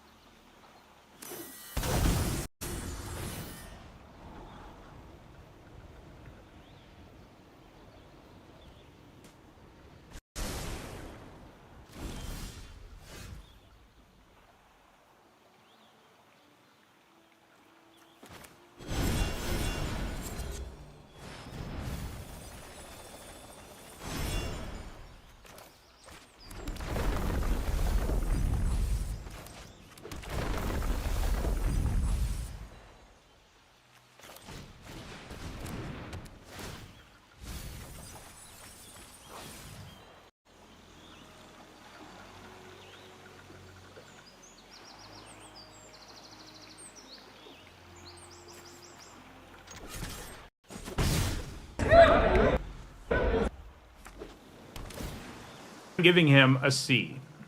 Next up, it's Eternities, which for 1 generic and a black is a 1/1 ooze horror at common. When it enters, each opponent discards a card. These days, we get a 2-mana 1/1 that makes the opponent lose a card in hand in like every set, and it's always a pretty good common. While the 1/1 body plus the discard doesn't always feel like a full-on 2-for-1, you do get more than a card worth of value, and a card like this gets even better when you have sacrifice stuff going on, because you already get a full card out of this up front, and generally having a random 1/1 in play isn't as good as sacrificing this or some other more powerful effect, which black, of course, can always do, and black-white in particular is going to be good at doing. You can also get this thing back with a number of cards in the set and get the trigger again, which is pretty powerful. So this looks like a quality common. I'm giving it a C+. Next, it's Jekt, Reluctant Guardian, which for 3 generic and a black is a 4/3 legendary human warrior at rare. It's got menace, and when it deals combat damage to a player, you can exile it and return it to the battlefield transformed under its owner's control, and it comes back as Braska's Final Eon, a 7/7 legendary enchantment creature saga nightmare with menace. Chapter 1 and 2 make each opponent discard a card and you draw a card, and Chapter 3 says each opponent sacrifices 2 creatures of their choice. So 4 mana for a 4/3 menace is an okay card. It's not great. It's a C- at best, probably.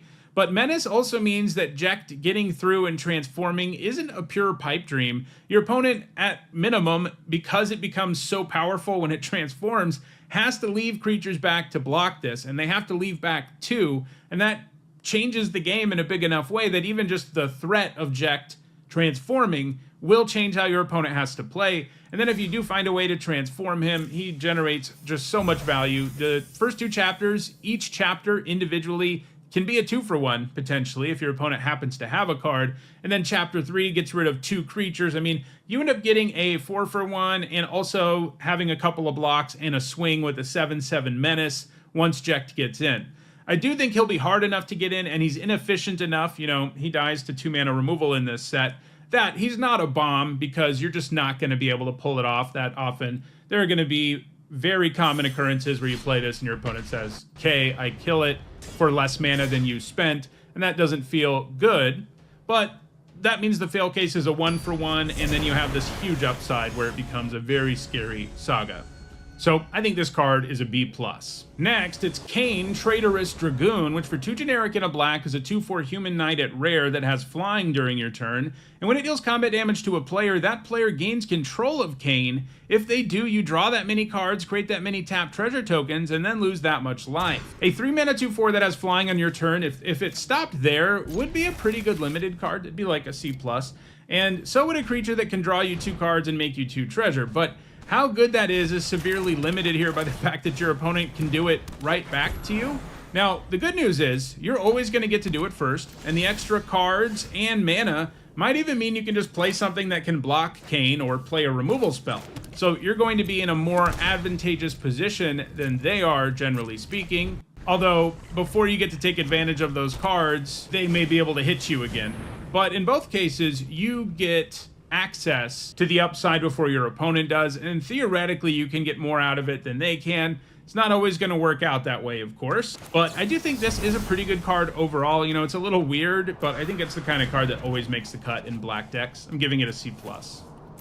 Next up, it's Malboro, which for 4 generic and 2 black is a 4/4 plant horror at common. When it enters, each opponent discards a card, loses 2 life, and exiles the top 3 cards of their library, and it has swamp cycling for 2 generic. A 6-mana 4/4 with this enters trigger would be an okay card. It sets up a 2-for-1 and adds a little bit of extra upside. If it was only that card, it would probably be like a C-. It's a little expensive for what it is. But when you throw in swamp cycling, which not only means that this can help you with your mana, it can also help set up graveyard stuff, which matters in black. So I think this makes it a C. Next up, it's Namazu Trader, which for 3 generic and a black is a 3/4 fish citizen at common. When it enters, you lose a life and create a treasure. And when it attacks, you may sacrifice another creature or artifact. If you do, surveil 2. A 4-mana 3/4 that makes a treasure is solid. The body is acceptable, but treasure is pretty real upside. I mean, it makes it a card that can help you fix your mana and ramp your mana. And this can cash in artifacts, including the treasure, and also creatures if you really want to for Surveil 2. Surveil 2 is a pretty weak payoff to get for sacrificing something, but sometimes, especially in the later game, you don't really need a treasure, and being able to cash it in for a little bit of card selection is fine. So this looks solid to me overall. Another C. Next up, it's Ninja's Blades, which for 2 generic and a black is a rare artifact equipment with job select. The equipped creature gets +1/+1, is a ninja in addition to its other types, and it has, whenever this creature deals combat damage to a player, draw a card, then discard a card, then that player loses life equal to the discarded card's mana value, and it equips for only 2 generic. So a 3-mana 2/2 with this combat damage trigger isn't going to be great on its own, because when are you ever going to get in with it after turn 3? The answer is not very often. But if you can send in the creature that's equipped with this and your opponent has to trade with it, which they kind of do because the trigger is so good, you still get to hold on to Ninja Blades. And unlike a lot of these job select equipments, it's pretty cheap to move this around, and it offers a pretty legit buff. Like, this is one where if you took away job select on this card, I think it would be a playable equipment. It wouldn't be as good because job select makes sure you add a body to the board immediately instead of having to wait till you equip it. But the equip cost is so low here that putting it on anything that's like remotely evasive turns it into a pretty big threat because of the card selection and the potential life loss you can inflict on your opponent. So this looks pretty good to me overall, giving it a B. Next up, it's Overkill, which for 2 generic and a black is an uncommon instant. Target creature gets -0, -9,999 until end of turn. So this card's kind of hilarious. The whole -9,999 thing is kind of silly. It does mean this can take down pretty much anything for the cost, even indestructible creatures, and there are a few of those. It only has 1 black pip too, so it's basically a better version of Murder, since it'll be easier to cast and easier to splash, and can kill indestructible things. So it's definitely worth 3 mana. It's definitely premium removal, giving it a B. Next up, it's Phantom Train, which for 3 generic and a black is a 4/4 artifact vehicle at uncommon. It's got trample. When you sacrifice another artifact or creature, put a +1/+1 counter on this vehicle. It becomes a spirit artifact in addition to its other types until end of turn. I don't like this very much. I really wish they had at least given it like crew 4 or 5 or something, so that in the worst case scenario, you can still crew it. As is, if you don't have something worth giving up, this card will feel absolutely miserable. It's not worth getting a temporary creature and a counter on your temporary creature to give up a creature that you have on board. It's just not something that you want to do most of the time. On the plus side, it is a sacrifice effect that's free and instant speed and not limited to just once per turn. So there will be times where you can use this to destroy your opponent in a single turn if they're not careful, especially because it has trample. Especially if you have other sacrifice payoffs laying around. This probably does need a build around grade though. Like if you're in one of the black decks in the format that isn't adept at populating the board with expendable things to sack to this, it is terrible, like an F. But I mean, if you are in one of those decks that can, play out heck dies and things like that and then have them to sacrifice to Phantom Train, it can turn into a pretty real threat. It's probably a C+ in a deck like that, but an F in most black decks. Next up, it's Poison the Waters, which for 1 generic and a black is an uncommon sorcery. Choose one. All creatures get -1/-1 until end of turn, or target player reveals their hand. You choose an artifact or creature card from it. That player discards that card. So both of these effects are good in the right situation, but sometimes it's hard to produce a situation where each mode is good individually. But that's why modality is really nice here. The -1/-1 effect can sometimes just wipe away a 1-drop and a 2-drop an opponent has, and the discard effect can be highly disruptive when your opponent has a full hand. It's still probably not a card that always makes the cut. I think much of the time you'd rather just have something that is always like a 2-mana creature than something as fiddly as this, so I'm giving it a C-. Next up, it's Kutrub 4 rare, which for 2 generic and a black is a 3/2 zombie horror common. When this creature enters, choose one. Destroy target creature that was dealt damage this turn, or exile up to 2 target cards from a single graveyard. So the first mode on this is surprisingly hard to trigger, and even when you do, you often have to give something significant up to damage your opponent's creature, so you end up not really getting a good deal. That said, it can be good in the right situation, and the other trigger, which can deal with pesky graveyard stuff like Flashback, can also work out. Still, it sort of is like a D+ and a D level card together, and I'm not super excited about having an option between those two things. Having an option does make it better than either of those would be individually, because it's more likely you can do something with one of these, but you're getting an understated creature with an effect that is super inconsistent, so I think it's a C-. Next up, it's Reno and Rude, which for 1 generic and a black is a 2/1 legendary human assassin at uncommon. It's got menace, and when it deals combat damage to a player, you exile the top card of that player's library. Then, you may sacrifice another creature or artifact. If you do, you may play the exiled card this turn, and mana of any type can be spent to cast it. So a 2-mana 2/1 with menace is a decent baseline, and that's good because I think this asks you to line up a whole bunch of stuff to actually do anything else. You have to hit your opponent. The card that's revealed has to be mana value that you can afford, and you have to have something to sacrifice to even be able to cast it. The awkward thing here is that when this is the best at getting in the early game, you'll have a lower chance of being able to cast the card that gets revealed because you either won't have enough mana or won't have something to sacrifice. And then in the late game, when you're more likely to have the mana to cast whatever you reveal, it's a lot less likely to get in. So I think that means overall this is mostly just a 2-mana 2/1 with menace, despite having a whole brick of text after that, so I think it's just a C. Next up, it's Resentful Revelation, which for 1 generic and a black is a common sorcery. Look at the top 3 cards of your library, put one of them into your hand and the rest into your graveyard, and it has flashback for 6 generic and a black. So, this reminds me of Forbidden Alchemy, and that's pretty good company to keep. It's solid card selection that also loads the graveyard, and black is obviously in the market for those things. It also works nicely as a card that you put in the graveyard since you can generate value from it later, and in the long game you can get a 2-for-1 out of this. I'm giving it a C.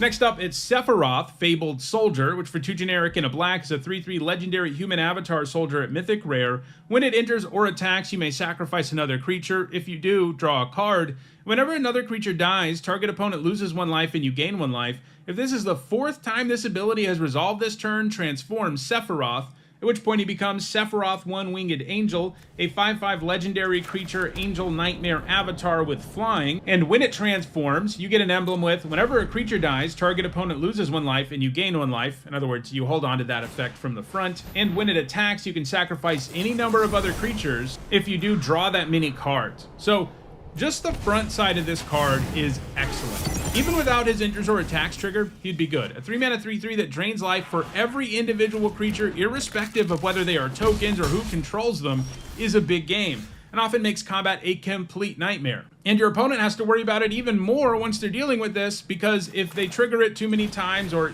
all that it would take is them trading 2 of their creatures for 2 of your creatures. That's something that happens a lot, but your opponent just won't be able to do it, or shouldn't do it, unless they really have to, because if they do, Sephiroth can transform. They have to worry about the same thing on their turn when they attack you, so Sephiroth creates all of these problems. Then you throw in the mix that you can also just, sacrifice expendable things that you have when he enters and attacks to get that trigger and also draw a card, and you have just a really powerful front side.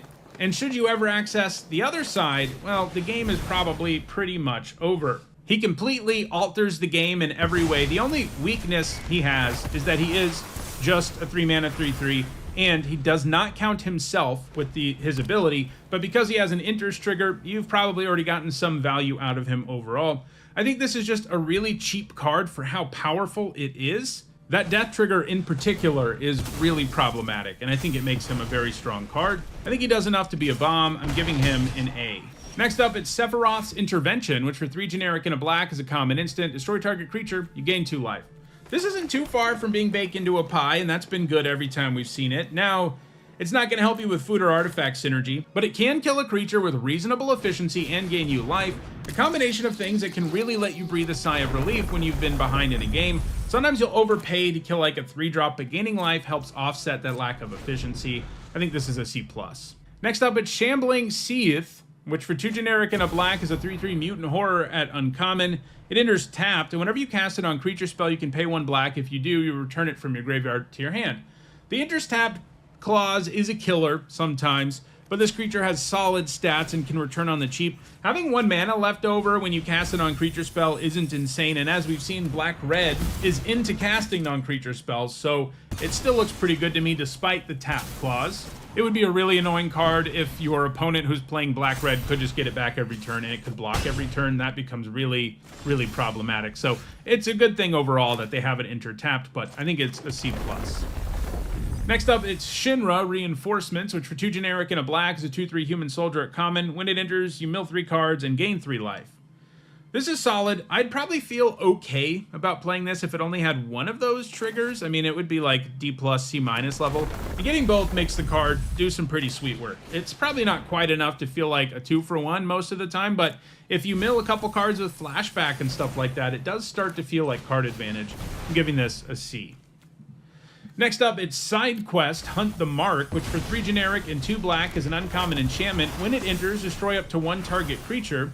At the beginning of your end step, if a creature died under an opponent's control this turn, create a treasure token. Then if you control 3 or more treasures, transform this enchantment. Then it becomes Yasmat, Ultimate Mark, which is a 5/6 legendary dragon. Doesn't have flying, keep that in mind. It looks like it should, but it doesn't. And you can pay 1 generic and a black and sacrifice another creature or artifact, and it gains indestructible until end of turn, and you tap it. So the enchantment side here would probably be a playable card all on its own. It wouldn't be great. It's a clunky removal spell.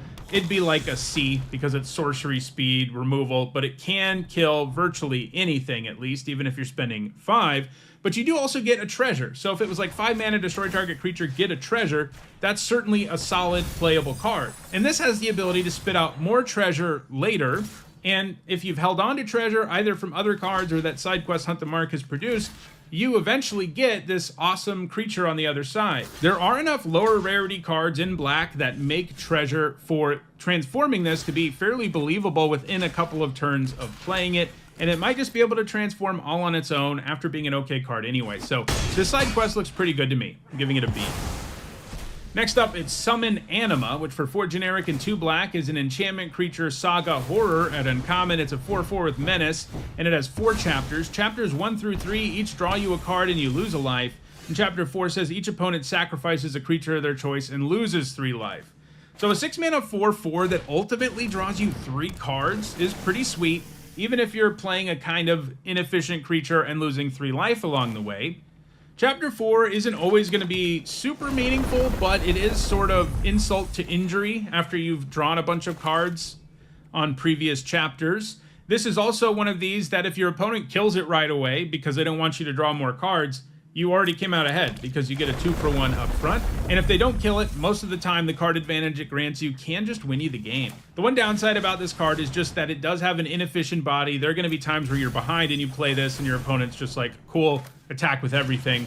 And if you're in a situation like that, this isn't what you're hoping for as your 6-drop.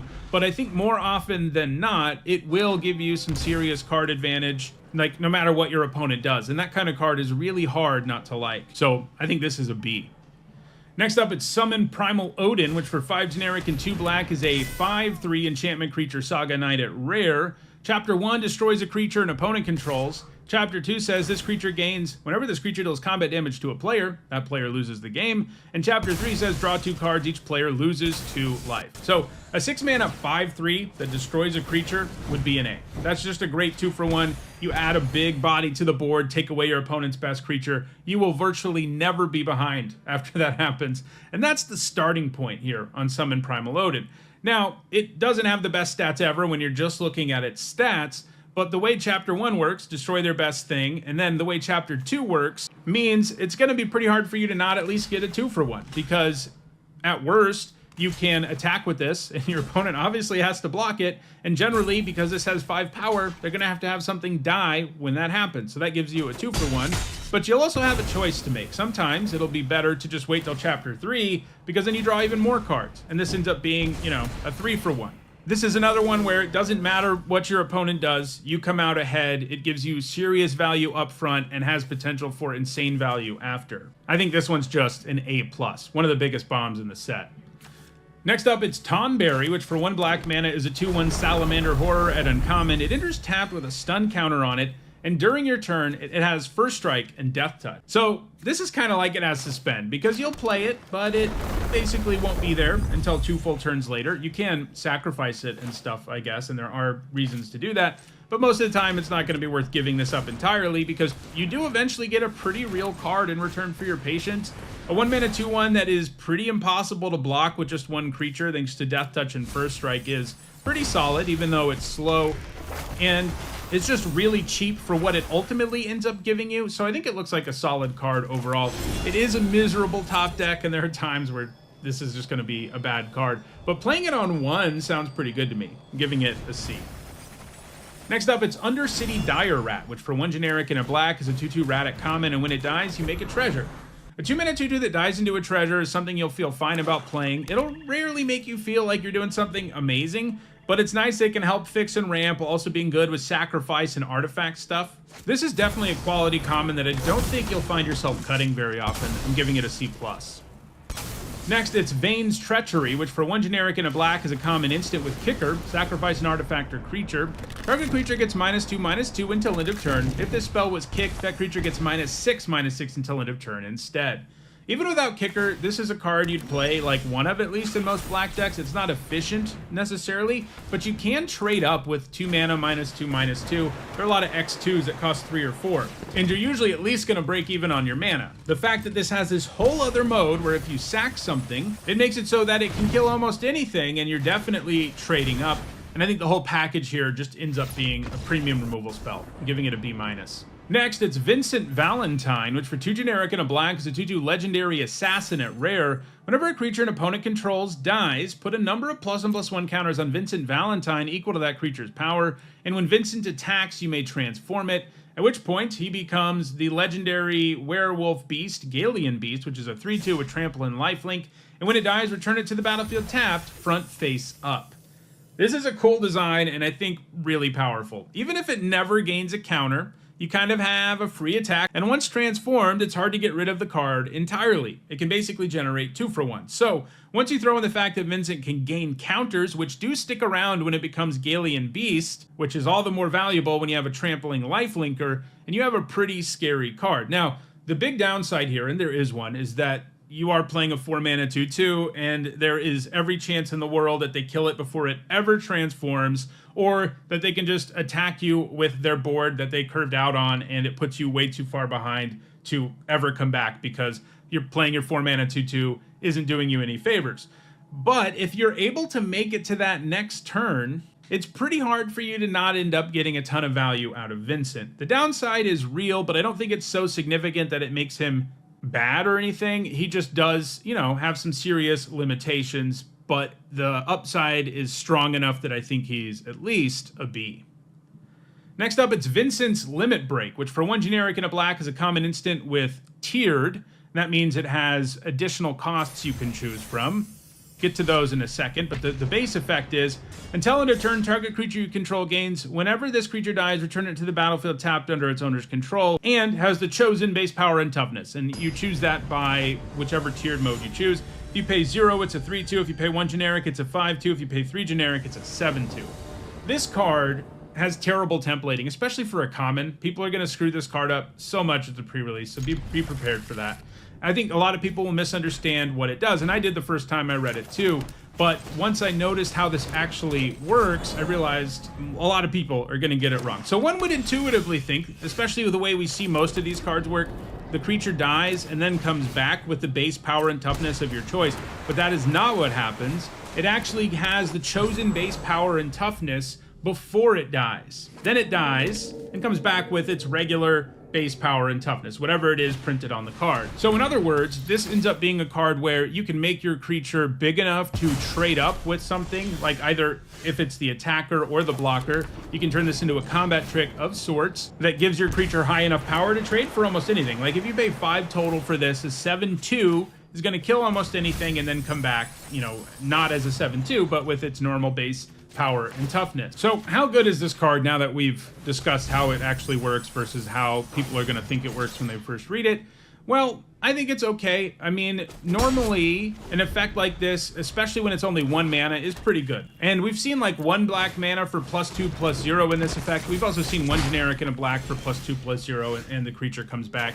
And those cards have been solid. I think this ends up being solid too. It is nice that it scales and you can turn it into a combat trick. I mean, you can also, just like your creature gets through for unblocked and your opponent's at 7, you can just pay 5 and turn your creature into a 7/2 and do lethal. So it has a lot of little things you can do with it. The most common thing is still going to be that you use it to like blank a removal spell or win a combat and have your creature come back. And that gets especially good with injures triggers and death triggers and the like. Overall, I think this card ends up being a solid inclusion for most black decks. So I'm giving this a C. Next up, it's Xenos Ye Galvus, which for 3 generic and 2 black is a 4/4 legendary human noble at rare. When it enters, you choose a creature an opponent controls. Until end of turn, creatures other than Xenos and the chosen creature get -2/-2. When the chosen creature leaves the battlefield, transform Xenos Ye Galvus, at which point it becomes Shinryu, Transcendent Rival, an 8/8 flyer that's a legendary dragon.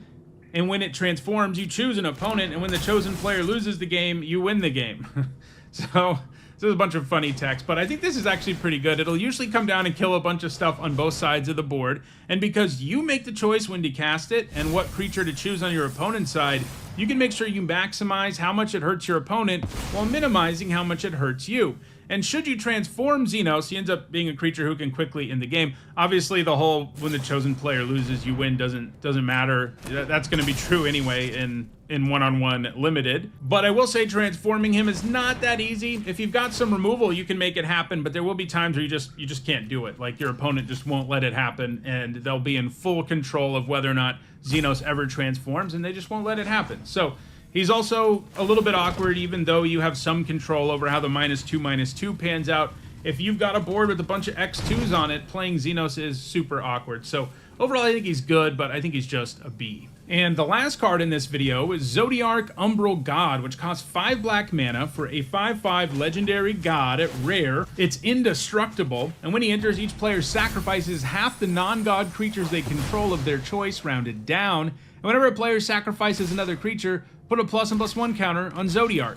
This is very close to unplayable in limited just because of the mana cost. Mana bases in limited aren't capable of producing 5 black mana consistently, so you're just not going to be able to cast it most of the time. Now, let's say you do cast it. If you do, it's pretty strong because it will effectively be a 5/5 that annihilates half of your board and half of your opponent's. Probably gains a bunch of counters. It's probably like a 9/9 or something that's indestructible. And at that point, you know, it can just attack every turn, or if you're behind still somehow, block every turn, and your opponent can't do a whole lot about it. So it is strong if you can get it into play. And you might say, well, maybe I should give it a build around grade in case you build a mono black deck, but he's not so strong that I think you should build a mono black deck in your typical draft. Like if black is the most open color ever, sure, go for it. But most of the time, limiting yourself to one color isn't going to be worth it. There's a reason limited decks are usually at least 2 colors, and that's because there aren't good enough cards to make a good limited deck out of one color of cards. And if you try to, sure, you have this awesome card that can win you the game, but you're not going to draw it every game. And so you're going to have a weak deck beyond this, which may make it difficult for you to win even when you do cast Zodiarch. So overall, I think you just don't play him. I mean, you know, it's the kind of card that'll be fun like 50 drafts in to try to draft a mono black deck and go crazy. Maybe you open 2 of them, something like that. You know, stuff like that sounds fun, and it has the potential to be powerful, but I think the right thing to do for me when telling you whether or not to play this card in limited is to say you shouldn't. It'll just do more harm than good to your deck if you try to play this with a bad mana base or try to play a mono black deck. So I think one has to give him an F. So those are all the black cards in Final Fantasy. In the next video, I'll look at all the red ones. If you enjoyed this video, don't forget to like it and share it so that others can enjoy it too. If you want to make sure you catch future videos, don't forget to subscribe and turn on notifications. And if you want to catch up on past videos, including the rest of this set review, you should see a playlist on your screen shortly. Thanks for watching.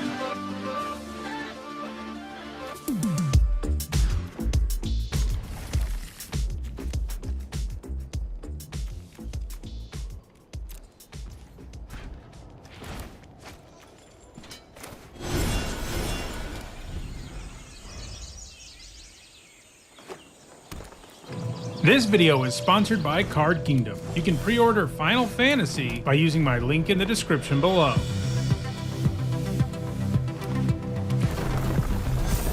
Hi everyone, I'm Nitsa Hone. In this video, I'm continuing with my Final Fantasy Limited set review. I've already looked at all the multicolored, colorless white, blue, and black cards, and in this video, we're going to look at the red ones. For each of these cards, I'll discuss how I think they'll perform in Limited, that means draft and sealed, and I'll punctuate each evaluation with a letter grade. If you're new to my set reviews and unsure of what my letter grades mean, you can find a guide in the description. There are some things to keep in mind as I review these cards. First, because we're only talking about draft and sealed, I'm only going to be talking about cards that appear in play boosters. I will be looking at the cards on the bonus sheet in their own separate video after I get through the main set. These are also my evaluations of these cards before actually playing with them, since the goal is to have my set review ready for you in time for the pre-release. And that means I'll be wrong about some stuff, but as the format comes into focus, I'll do videos where I discuss how things have turned out.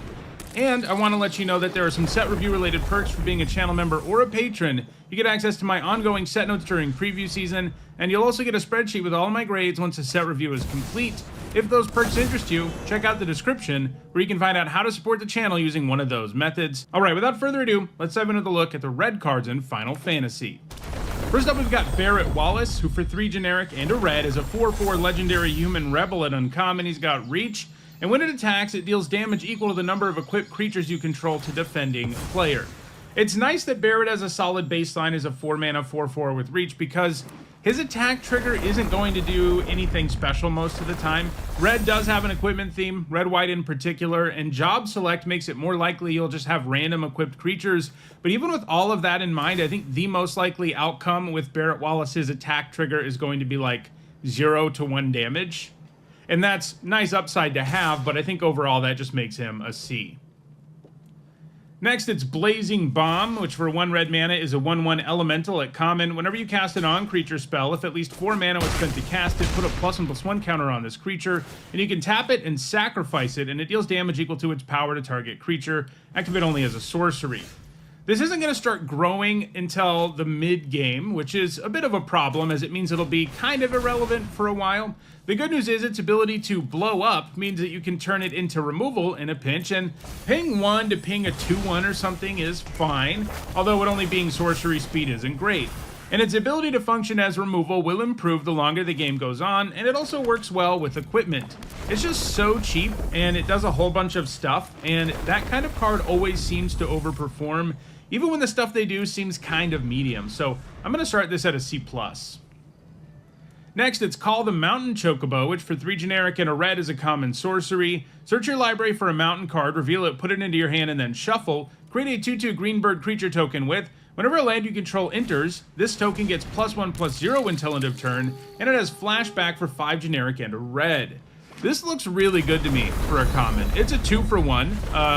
You pay 4 mana for just a 2/2 on the board, which isn't great, but you're also drawing a card, even though it's a mountain, and then you can do it again from the graveyard later. So this adds to the board while making sure you hit a land drop, while helping you hit landfall triggers, and so on, and then you can just do it again later. Like, this is really probably in contention for being one of the best red commons, despite not being like a removal spell, which is usually what reaches that level in most limited formats. But this is not a removal spell, it's just a good value card in multiple ways. Like, even without flashback, this would be a pretty good card. With it, I think it's at least a B-, and honestly, I wouldn't be super shocked if it's just a solid B. Next up, it's Choco Comet, which for X and 2 red is an uncommon sorcery that does X damage to any target, and you create one of those 2/2 green bird creature tokens. So this is a lot like the other card. Even if you're just paying 2 for X, getting a 2/2 and killing an X2 for 4, gonna feel pretty good. And this can take down far bigger things. While the damage part won't ever feel that efficient, once you start to think of it as a 2/2 that does this with an enters trigger, it becomes a lot better, and that's effectively what it is. You can even hit your opponent with it to close out the game. I think it's a B. Next, it's Clive Ifrit's Dominant, which for 4 generic and 2 red is a 5/5 legendary human noble warrior at Mythic rare. When he enters, you may discard your hand and then draw cards equal to your devotion to red, and you can pay 4 generic and 2 red and tap him and exile him and return him to the battlefield transformed under its owner's control. Activate only as a sorcery. He comes back as Ifrit, Warden of Inferno, which is a 9/9 legendary enchantment creature saga demon. Chapter 1 says Ifrit fights up to one other target creature. Chapter 2 and 3 both say add 4 red. If Ifrit has 3 or more lore counters on it, exile it, then return it to the battlefield front face up. That means you get the enters trigger again, which also means you'll have additional mana to cast the cards that you draw. So by the time you reach 6 mana, his enters trigger will often just let you draw 2 cards at like a minimum, which is very strong. Or maybe you discard 1 and draw 3 or something, but you're still pretty happy with that. And once he transforms into Ifrit, he's going to kill something with that fight effect. Chapter 2 isn't going to feel that exciting, to be honest, like when you just get Chapter 2, because 4 red mana is not going to do a lot, but you do also get to attack with a 9/9 that turn. And then if it sticks around, you get Chapter 3, and then you can take that 4 red mana and use it to help you cast whatever it is you draw with Clive's enters trigger. So overall, he looks really good to me. You know, he gives you value up front that is great, and like all of these, can also transform into a very scary creature. I do think most of his value comes from Chapter 1, which will just let you kill something outright, and, you know, also just being a huge 9/9. So I think this is a bomb, giving him an A.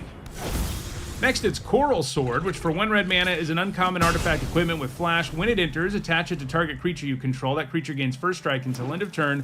Equipped creature gets +1/+0, and it equips for 1 generic. This looks pretty solid. It's basically Kindled Fury, but with the upside that it sticks around and gives +1/+0 on future turns too, and you can move it on to other creatures reasonably cheaply, which, you know, +1/+0 without the first strike on subsequent turns isn't great, but it should be value you're getting in addition to casting this as a combat trick and just killing something outright. And when that's the case, it's going to feel pretty good. Mix in the fact that there's an equipment theme in the set, mix in the fact that a deck like Black-Red wants to cast cheap spells to ping the opponent with their tokens, and this looks like a perfectly solid card to me, giving it a C. Next, it's the Fire Crystal, which for 2 generic and 2 red is a rare legendary artifact. Red spells you cast cost 1 generic less to cast. Creatures you control have haste, and you can pay 4 generic and 2 red to create a token that's a copy of target creature you control. Sacrifice it at the beginning of the next end step. So this doesn't look very good. Cards that don't add to the board, but really good and limited. And while haste can be nice, it's not exactly a keyword that immediately impacts your board state. And it's also a keyword that's only ever relevant for a turn. So it's not like one that really improves. Like if it gave first strike, for example, that would improve your board state right away. Haste, not so much. And then the ability can be nice as a mana sink in the late game, but you need good creatures that are already in play to copy, especially because they're only temporary tokens. They will be able to attack because of the Fire Crystal's ability, but it's not really a mana sink ability that permanently adds to your board in most ways either. So overall, I don't like this. I think it's just a D. Next, it's Fire Magic, which for 1 red mana is an uncommon instant with tiered, which means you can choose one of the following additional costs. You can pay 0 additional mana to do 1 damage to each creature. You can pay 2 generic additional mana to do 2 damage to each creature, or you can pay 5 generic additional mana to deal 3 damage to each creature. So a mass damage effect like this is pretty awkward and limited, especially when a card, that's like all it does. Like the only mode it has is to do mass damage, and even though this has 3 separate modes, they're all different mass damage modes. That said, because it is tiered, you get some modality that can allow you to find situations where it does hurt your opponent more than you. Like, you know, if they happen to have 2 X1s in play and you have none, and you can cast Fire Magic for 1 and kill both their creatures, that's going to feel good. And the other modes are similar, where you can kill smaller things and maybe keep your bigger things alive. Problem is your opponent may also have bigger things that you really need to kill and you can't kill them. But the fact this is an instant does mean you can find more windows to use it that hurt your opponent more than it hurts you. You know, like in response to combat tricks and stuff, you can suddenly take another card down when you cast it than whatever it is you're going to give up, because their combat trick will fizzle after you kill their small creature. So overall, this looks solid to me. Usually this kind of card would be like a sideboard card or like a D in your main deck, but I think this one's good enough to be a C. Next, it's Furion, Wild Rose Warrior, who for 2 generic and a red is a 3/3 legendary human rebel warrior at rare. Equipped creatures you control have haste, and whenever a non-token equipment you control enters, create a token that's a copy of it, except it has this equipment's equip abilities, cost 2 generic less to cast. Sacrifice that token at the beginning of the next upkeep. This format, especially with its job select equipment, all of which makes a creature token when it enters, will be especially good here. Even if you can't equip the equipment token you make a copy of, you do get another 1/1 token out of your job select equipment, and once they're spitting out an extra token, they get way, way better, and then maybe you can equip it too because the equip cost is reduced. Those tokens obviously also will have haste. That is one area where it actually works. Problem is, most of the job select creatures are kind of small, but they will be able to attack right away, and then you'll also get another 1/1. So, you know, in a set that didn't have the job select equipment, this would probably just be like a C or a C+, and didn't have a big equipment theme too. But with all of that going on in this set, this actually looks pretty good, and it's like a red value engine in equipment decks, so I think it's a B. Next, it's Freya Crescent, which for 1 red mana is a 1/1 legendary Rat Knight and uncommon. She has flying during your turn, and you can tap her for 1 red mana and spend this mana only to cast an equipment spell or activate an equip ability. A 1 mana 1/1 that has flying only during your turn is a decent 1-drop for aggro decks, and she's especially good with equipment, where she can make it easier to play and equip them, and she also happens to carry them pretty well thanks to her flying. This is another one drop that just seems like it has a ton of upside and will give you back way more than 1 mana worth of value most of the time. And one of the great things about one drops too is like you don't feel bad when your opponent kills them, and sometimes they have to when they're powerful. And like a suited up Freya Crescent is the kind of thing that might have to burn a spell on, and that makes you feel fine, whereas the upside is amazing. So I think it's a C+. Next up, it's Gilgamesh, Master at Arms, which for 4 generic and 2 red is a 6/6 legendary human samurai at rare. When it enters or attacks, you look at the top 6 cards of your library. You may put any number of equipment cards from among them on the battlefield. Put the rest on the bottom of your library in a random order. When you put 1 or more equipment onto the battlefield this way, you may attach one of them to a samurai you control. So I think this needs a build around grade. Top 6 is pretty deep, but there will be red decks that don't have that much equipment. Like if you have 2, there's a pretty decent chance you whiff, in which case this is just a 6 mana 6/6. And sure, you do get the trigger when he attacks 2, which means you get another shot at it, and whiffing twice is harder to do, and he even gets equipped for free, but you still need like a decent amount of equipment for this to really go off. He's not the kind of build around that has like a really low floor though. Like most red decks are going to be able to get enough value out of him that he's at least like a C+. But red decks with a bunch of equipment, he's just going to be a bomb because he just grabs equipment and puts it on the battlefield and all of that. So he's worth a really high pick, but if you end up in a deck like blue-red, maybe you only have 2 equipment and he's not that good, but the floor is still fine. So that's what makes him still worth such a high pick, because I think he's like a C+ at worst and like a red deck with 2 equipment in it, but definitely has a very high ceiling of an A. Next up, it's Haste Magic, which for 1 generic and a red is a common instant. Target creature gets +3/+1 and gains haste until end of turn. Exile the top card of your library. You may play it until your next end step. This kind of trick can produce some awesome blowouts. This is because it can generate 2-for-1s. If your creature survives and you get an extra card off the top, it feels great. But the nice thing is, even if you have to use it to kill something and not save your creature, which will be more common, it doesn't hurt too much that you lost a creature on board.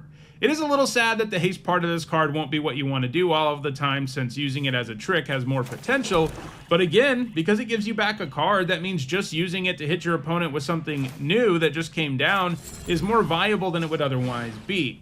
The toughness boost is admittedly meager, but effectively drawing a card with a trick is always a good way to mitigate against the trick's shortcomings. I'm sort of tempted to go full on C+ here, but for now I'm going to sort of temper my expectations and give it a C.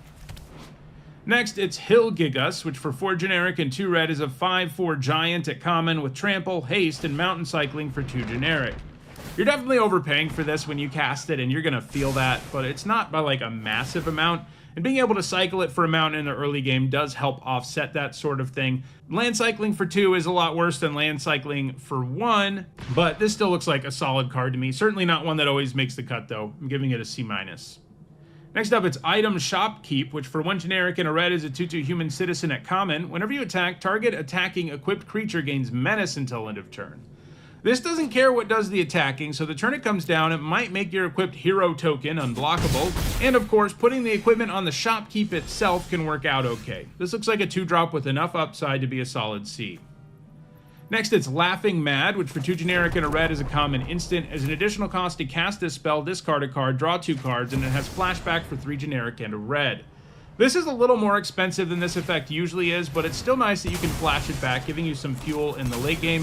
One thing to keep in mind too is that all of the cards that are in the blue-red deck that trigger off of you casting a spell with a casting cost of 4 will trigger when you flash something like this back, because those cards all say when you spend 4 or more mana. They don't actually look at the mana value of the cards, so that does help this card out a little bit, because flashing it back will trigger your payoffs like that, and doing it that way is better than having like a really high curve with a bunch of 4 mana or more things. Still, it's not like amazing. You're overpaying for this effect by like 1. In exchange, you get it so that you can flashback it later. So, I mean, I think it's still probably just a C-. Next, it's Light of Judgment, which for 4 generic and a red is a common instant that does 6 damage to target creature, and you destroy up to 1 equipment attached to that creature. This format has a lot of equipment, so you will be hitting one with this sometimes, although it is kind of awkward when your opponent has both a good equipment and a good creature in play, but the good equipment is on a different creature, since they can only hit equipment attached to the creature it targets, but still, being able to kill something they just equipped with this is a nasty 2-for-1. That said, 5 mana, instant speed, deal 6 is a C-level removal spell. It does the job, but it's expensive enough that you will often be paying more to cast it than your opponent paid to cast their creature, so it's just a C.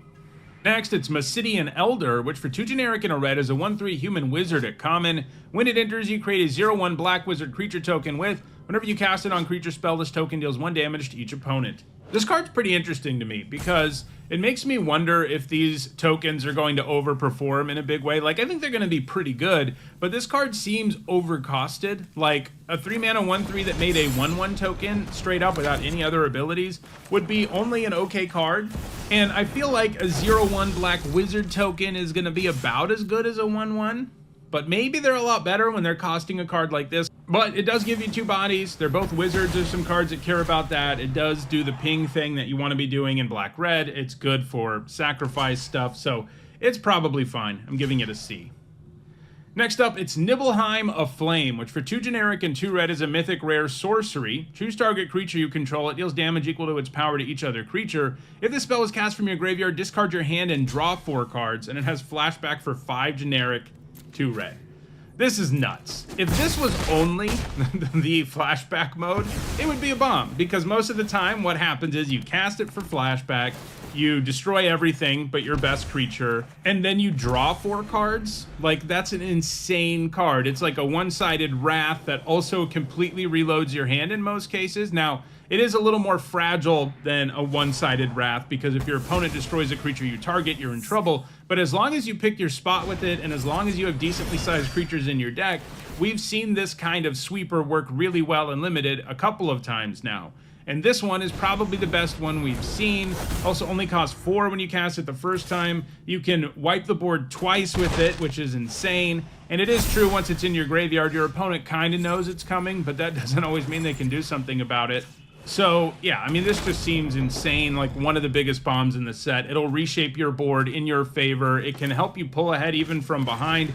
And you can even make choices sometimes where you actually get to keep more than 1 creature, because you let your creature be one that doesn't kill all of yours, but still kills all of theirs. So, yeah, I mean, this just looks great. I'm giving it an A+.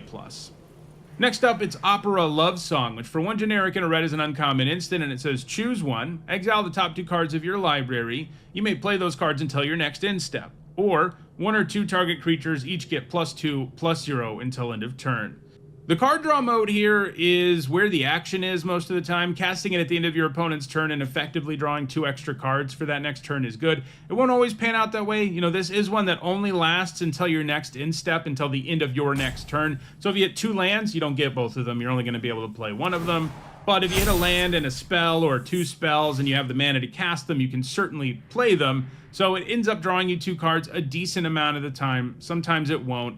The other mode's not great. Like, if this was just the combat trick mode, the second mode, it would probably just be an F. It's the kind of buff that just doesn't do enough to help a creature win combat. It can help it punch up, but it still probably dies if it was going to die in combat anyway. So, you know, you have 2 cards here. One of them, I think, is basically an F, the second mode, and the other is probably like a C, because you can't always draw 2 with it. Sometimes it's just like you cycled it. But this is where, like, modality can be pretty good, because that second mode, when it is good, like your creatures get through and they can do lethal, or your creatures are statted in such a way that the buff does make it a one-sided potential 2-for-1 kind of effect, like, that's when that effect can be good. It just doesn't line up that often. And when you're doing that, it's probably because you're ahead and you can attack your opponent really effectively, whereas the other mode can help you find what you need to get card advantage so that you can get back even with your opponent and stuff like that. Overall, I think that makes this card a C. Next up, it's Prompto Argentum, which for 1 generic and a red is a 2/2 legendary human scouted uncommon. He's got haste, and whenever you cast a non-creature spell, if at least 4 mana was spent to cast it, you create a treasure token. I don't know much about Final Fantasy 15, but the fact this guy's taking a selfie is pretty interesting. It kind of reminds me of the original Flash, actually, which also looks like a guy taking a selfie weirdly, and it's a card from before cell phones were everywhere. Anyway, it's also a pretty good magic card. A 2 mana 2/2 with haste is a pretty solid starting point, and getting treasure when you cast things for 4 mana or more for non-creature spells is pretty good. So I think he's a C+. Next up, it's Queen Brane, which for 2 generic and a red is a 2/1 legendary human noble at uncommon with prowess, and when she attacks, you make a 0/1 black wizard creature token. A 3-mana 2/1 with prowess isn't that good. It's a stat line that isn't even good when you trigger prowess once, and that's not usually where you want to be. The reason it's not that good when you trigger it once is because 1 drops and 2 drops can still easily trade with a 3/2, and that's obviously a problem. Her attack trigger is nice. Getting one of those Black Wizard creature tokens is good, but she's just not going to be a good attacker or blocker most of the time, so I don't love this card overall. I think she's a C-. Next, it's Random Encounter, which for 4 generic and 2 red is an uncommon sorcery. Shuffle your library, then mill 4 cards. Put each creature card milled this way onto the battlefield. They gain haste. At the beginning of the next end step, return those creatures to their owner's hand, and it has flashback for 6 generic and 2 red. They definitely nailed the flavor here, but it's not a very good limited card. 6 mana to put some random creatures into play with haste can be really awesome, but you can also end up hitting like 1 creature. Like, that's not far-fetched. In which case, it's a complete and utter disaster, even when that creature returns to your hand. Ultimately, you spend 6 without creating a permanent presence on the board, and I don't like that, even when you do get the cards back. Even with lots of creatures in your deck, hitting 1 to 2 things is a possibility, and those 1 to 2 things aren't even guaranteed to be good. So even with flashback, I think this is an F. Next up, it's Raubon, Bull of Alamigo, which for 1 generic and a red is a 2/2 legendary human warrior at rare. It has ward, pay life equal to Raubon's power, and when he attacks, you attach up to 1 target equipment you control to target attacking creature. A 2-mana 2/2 with this ward ability is probably like a C-. Ward gives it the upside that even if your opponent can kill it for like 1 mana, they have to lose some life. And we already know this set has an equipment theme, so this attack trigger can be relevant. He does have to be the one doing the attacking for that to happen, but he can have the equipment attached to a different creature other than himself. And ward becomes more painful if you do put the equipment on him, generally speaking. And there is some equipment in the set where if you don't have to spend anything to equip it, it's going to feel pretty good. So he seems like a pretty good 2-drop to me. I'm giving him a B-. Next up, it's Red Mage's Rapier, which for 1 generic and a red is a common artifact equipment with job select, which means when it enters, you get a 1/1 hero token, and you attach this to it. And the equipped creature has, whenever you cast a non-creature spell, this creature gets +2/+0 until end of turn, and is a wizard in addition to its other types, and it equips for 3 generic. This does not look good. A 2-mana 1/1 with this ability isn't good. Like, that creature is very easy for your opponent to just, like, block with a token, and it's frequently just going to be a 1/1, and most of the time the best it's going to be able to do is 3/1, and that's not exactly moving the needle. Moving this to other creatures that can get the boost isn't great either, especially because the turn you equip it, you're less likely to have mana to cast non-creature spells. So this just looks like a D to me. It is saved partly by just being an equipment when there is tons of ways to take advantage of equipment, and also by the black-red deck, which might be able to chain enough spells together to make like a creature really scary with this, but overall it just seems a little bit overcosted and underpowered to me. Next up, it's Sabotender, which for 1 generic and a red is a 2/1 plant at common with reach, and it has landfall. Whenever land you control enters, this creature deals 1 damage to each opponent. This is a solid but unexciting 2-drop. It's nice that it can trade for small flyers in a pinch, and it's going to ping your opponent some. I'm giving it a C. Next, it's Samurai's Katana, which for 2 generic and a red is an uncommon artifact equipment with job select. The equipped creature gets +2/+2, has trample and haste, and is a samurai in addition to its other types, and it can equip for 5 generic.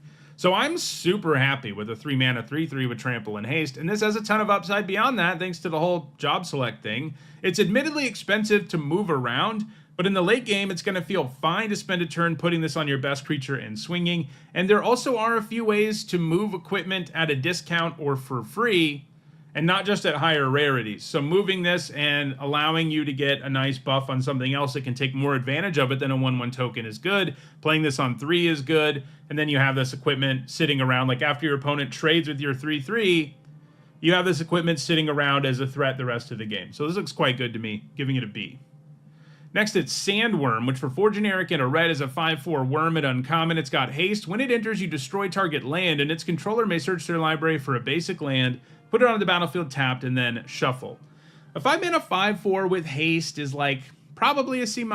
It feels pretty good when it can come down and just smash in, but there are a lot of situations where it can't. And the stat line, the toughness is low enough that it's a little bit of a liability sometimes. But I do like this Inter's trigger. You know, you can use it to destroy a town, which certainly matters, especially against blue-green decks. So you can destroy your opponent's land, but you can also destroy your own land to fix your own mana, potentially, and also to trigger landfall. So there are going to be some big turns where you can cast this haste creature, grab a land, trigger landfall on 2 things, and maybe have triggered it twice in a turn because you also played a land to cast the Sandworm, and those are going to be really big turns. So I think this ability, this Inter's trigger, is actually pretty good because of its flexibility. You can punish decks reliant on towns or on non-basics more generally, and you can help yourself with landfall. So I think this ends up being a C+.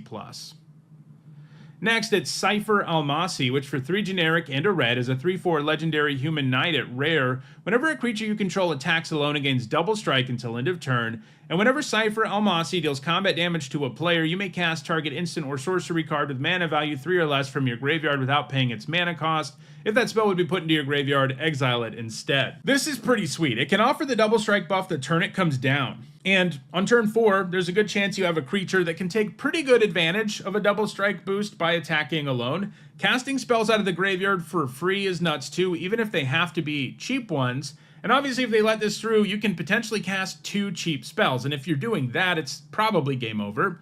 Giving a double striker that kind of upside makes it really tough on your opponent too, since they're unlikely to have good blocks, but letting it through can be even worse. So this looks quite good to me. I'm giving it a B+.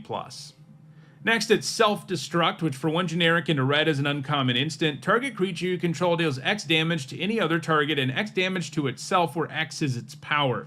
So this is really interesting. It's kind of like a fling effect. It's more flexible because your creature doesn't die 100% of the time, but the outcome will still often be giving up your creature and doing damage to something equal to its power.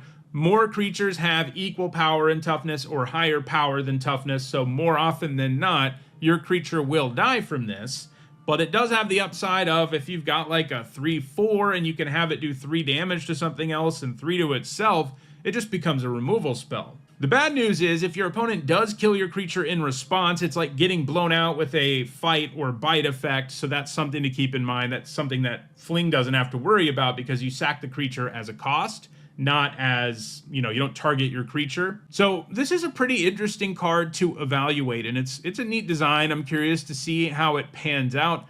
I do think most of the time it's going to feel like Fling, and Fling is not a great card in Limited, but I think the fact it can hit any target, I think the fact that it can just operate as a straight up removal spell on creatures with higher toughness than power, I think that makes it a playable card. I think it's a C, but it is such a different card than what we've seen before that I could see it being better or worse than this.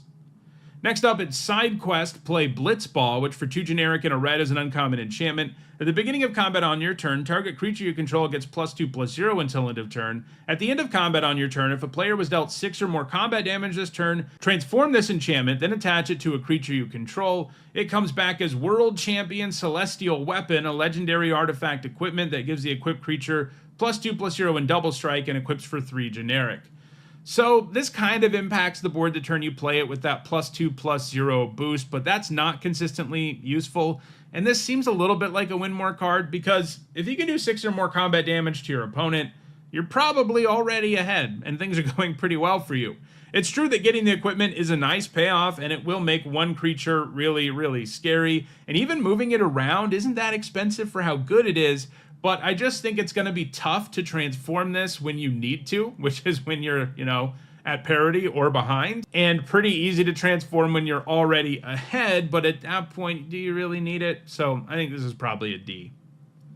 Next up, it's Sorceress's Schemes, which for 3 generic and a red is an uncommon sorcery. Return target instant or sorcery card from your graveyard or exiled card with flashback you own to your hand, add 1 red mana, and it has flashback for 4 generic and a red. This is another cool design, but I think it's a little expensive and too clunky for Limited, even when it gives you back mana. The idea is that you can use this to get spells back twice, which is ultimately a 2-for-1, and if you get an exiled flashback card back, it will kind of feel like a 3-for-1. However, it just seems too expensive and too slow. I'm giving it a D. Next up, it's Summon Brynhildr, which for 1 generic and a red is a 2/1 enchantment creature, Saga Knight at rare. Chapter 1 exiles the top card of your library, and during any turn you put a lore counter on this saga, you can play that card. And chapters 2 and 3 say when you next cast a creature spell this turn, it gains haste until end of turn. So this is a 2-mana 2/1 that is pretty likely to effectively draw you a card and then make your creature spells a little better on subsequent turns. And you'll more than likely have one, or at least you'll be more likely to have one because of Chapter 1, which digs you deeper into your deck. Brynhildr will only be around for 1 attack and 2 blocks, and it's not that good at either of those things. And if your opponent takes it down for like 1 mana and you didn't play the card from Chapter 1, it's not going to feel great. But I think this generates an effect pretty close to a 2-for-1 most of the time, and it might even be better in the later game when you can cast a spell that gives you immediately, although you are less likely to take advantage of chapters 2 and 3. But this looks like a good value card. Like, it's going to feel good to play this on turn 2, and if the fail case is your opponent kills it, that's not a disaster. You're just not going to be generating the 2-for-1 you probably had ready to go. So I think it's still pretty good, giving it a B.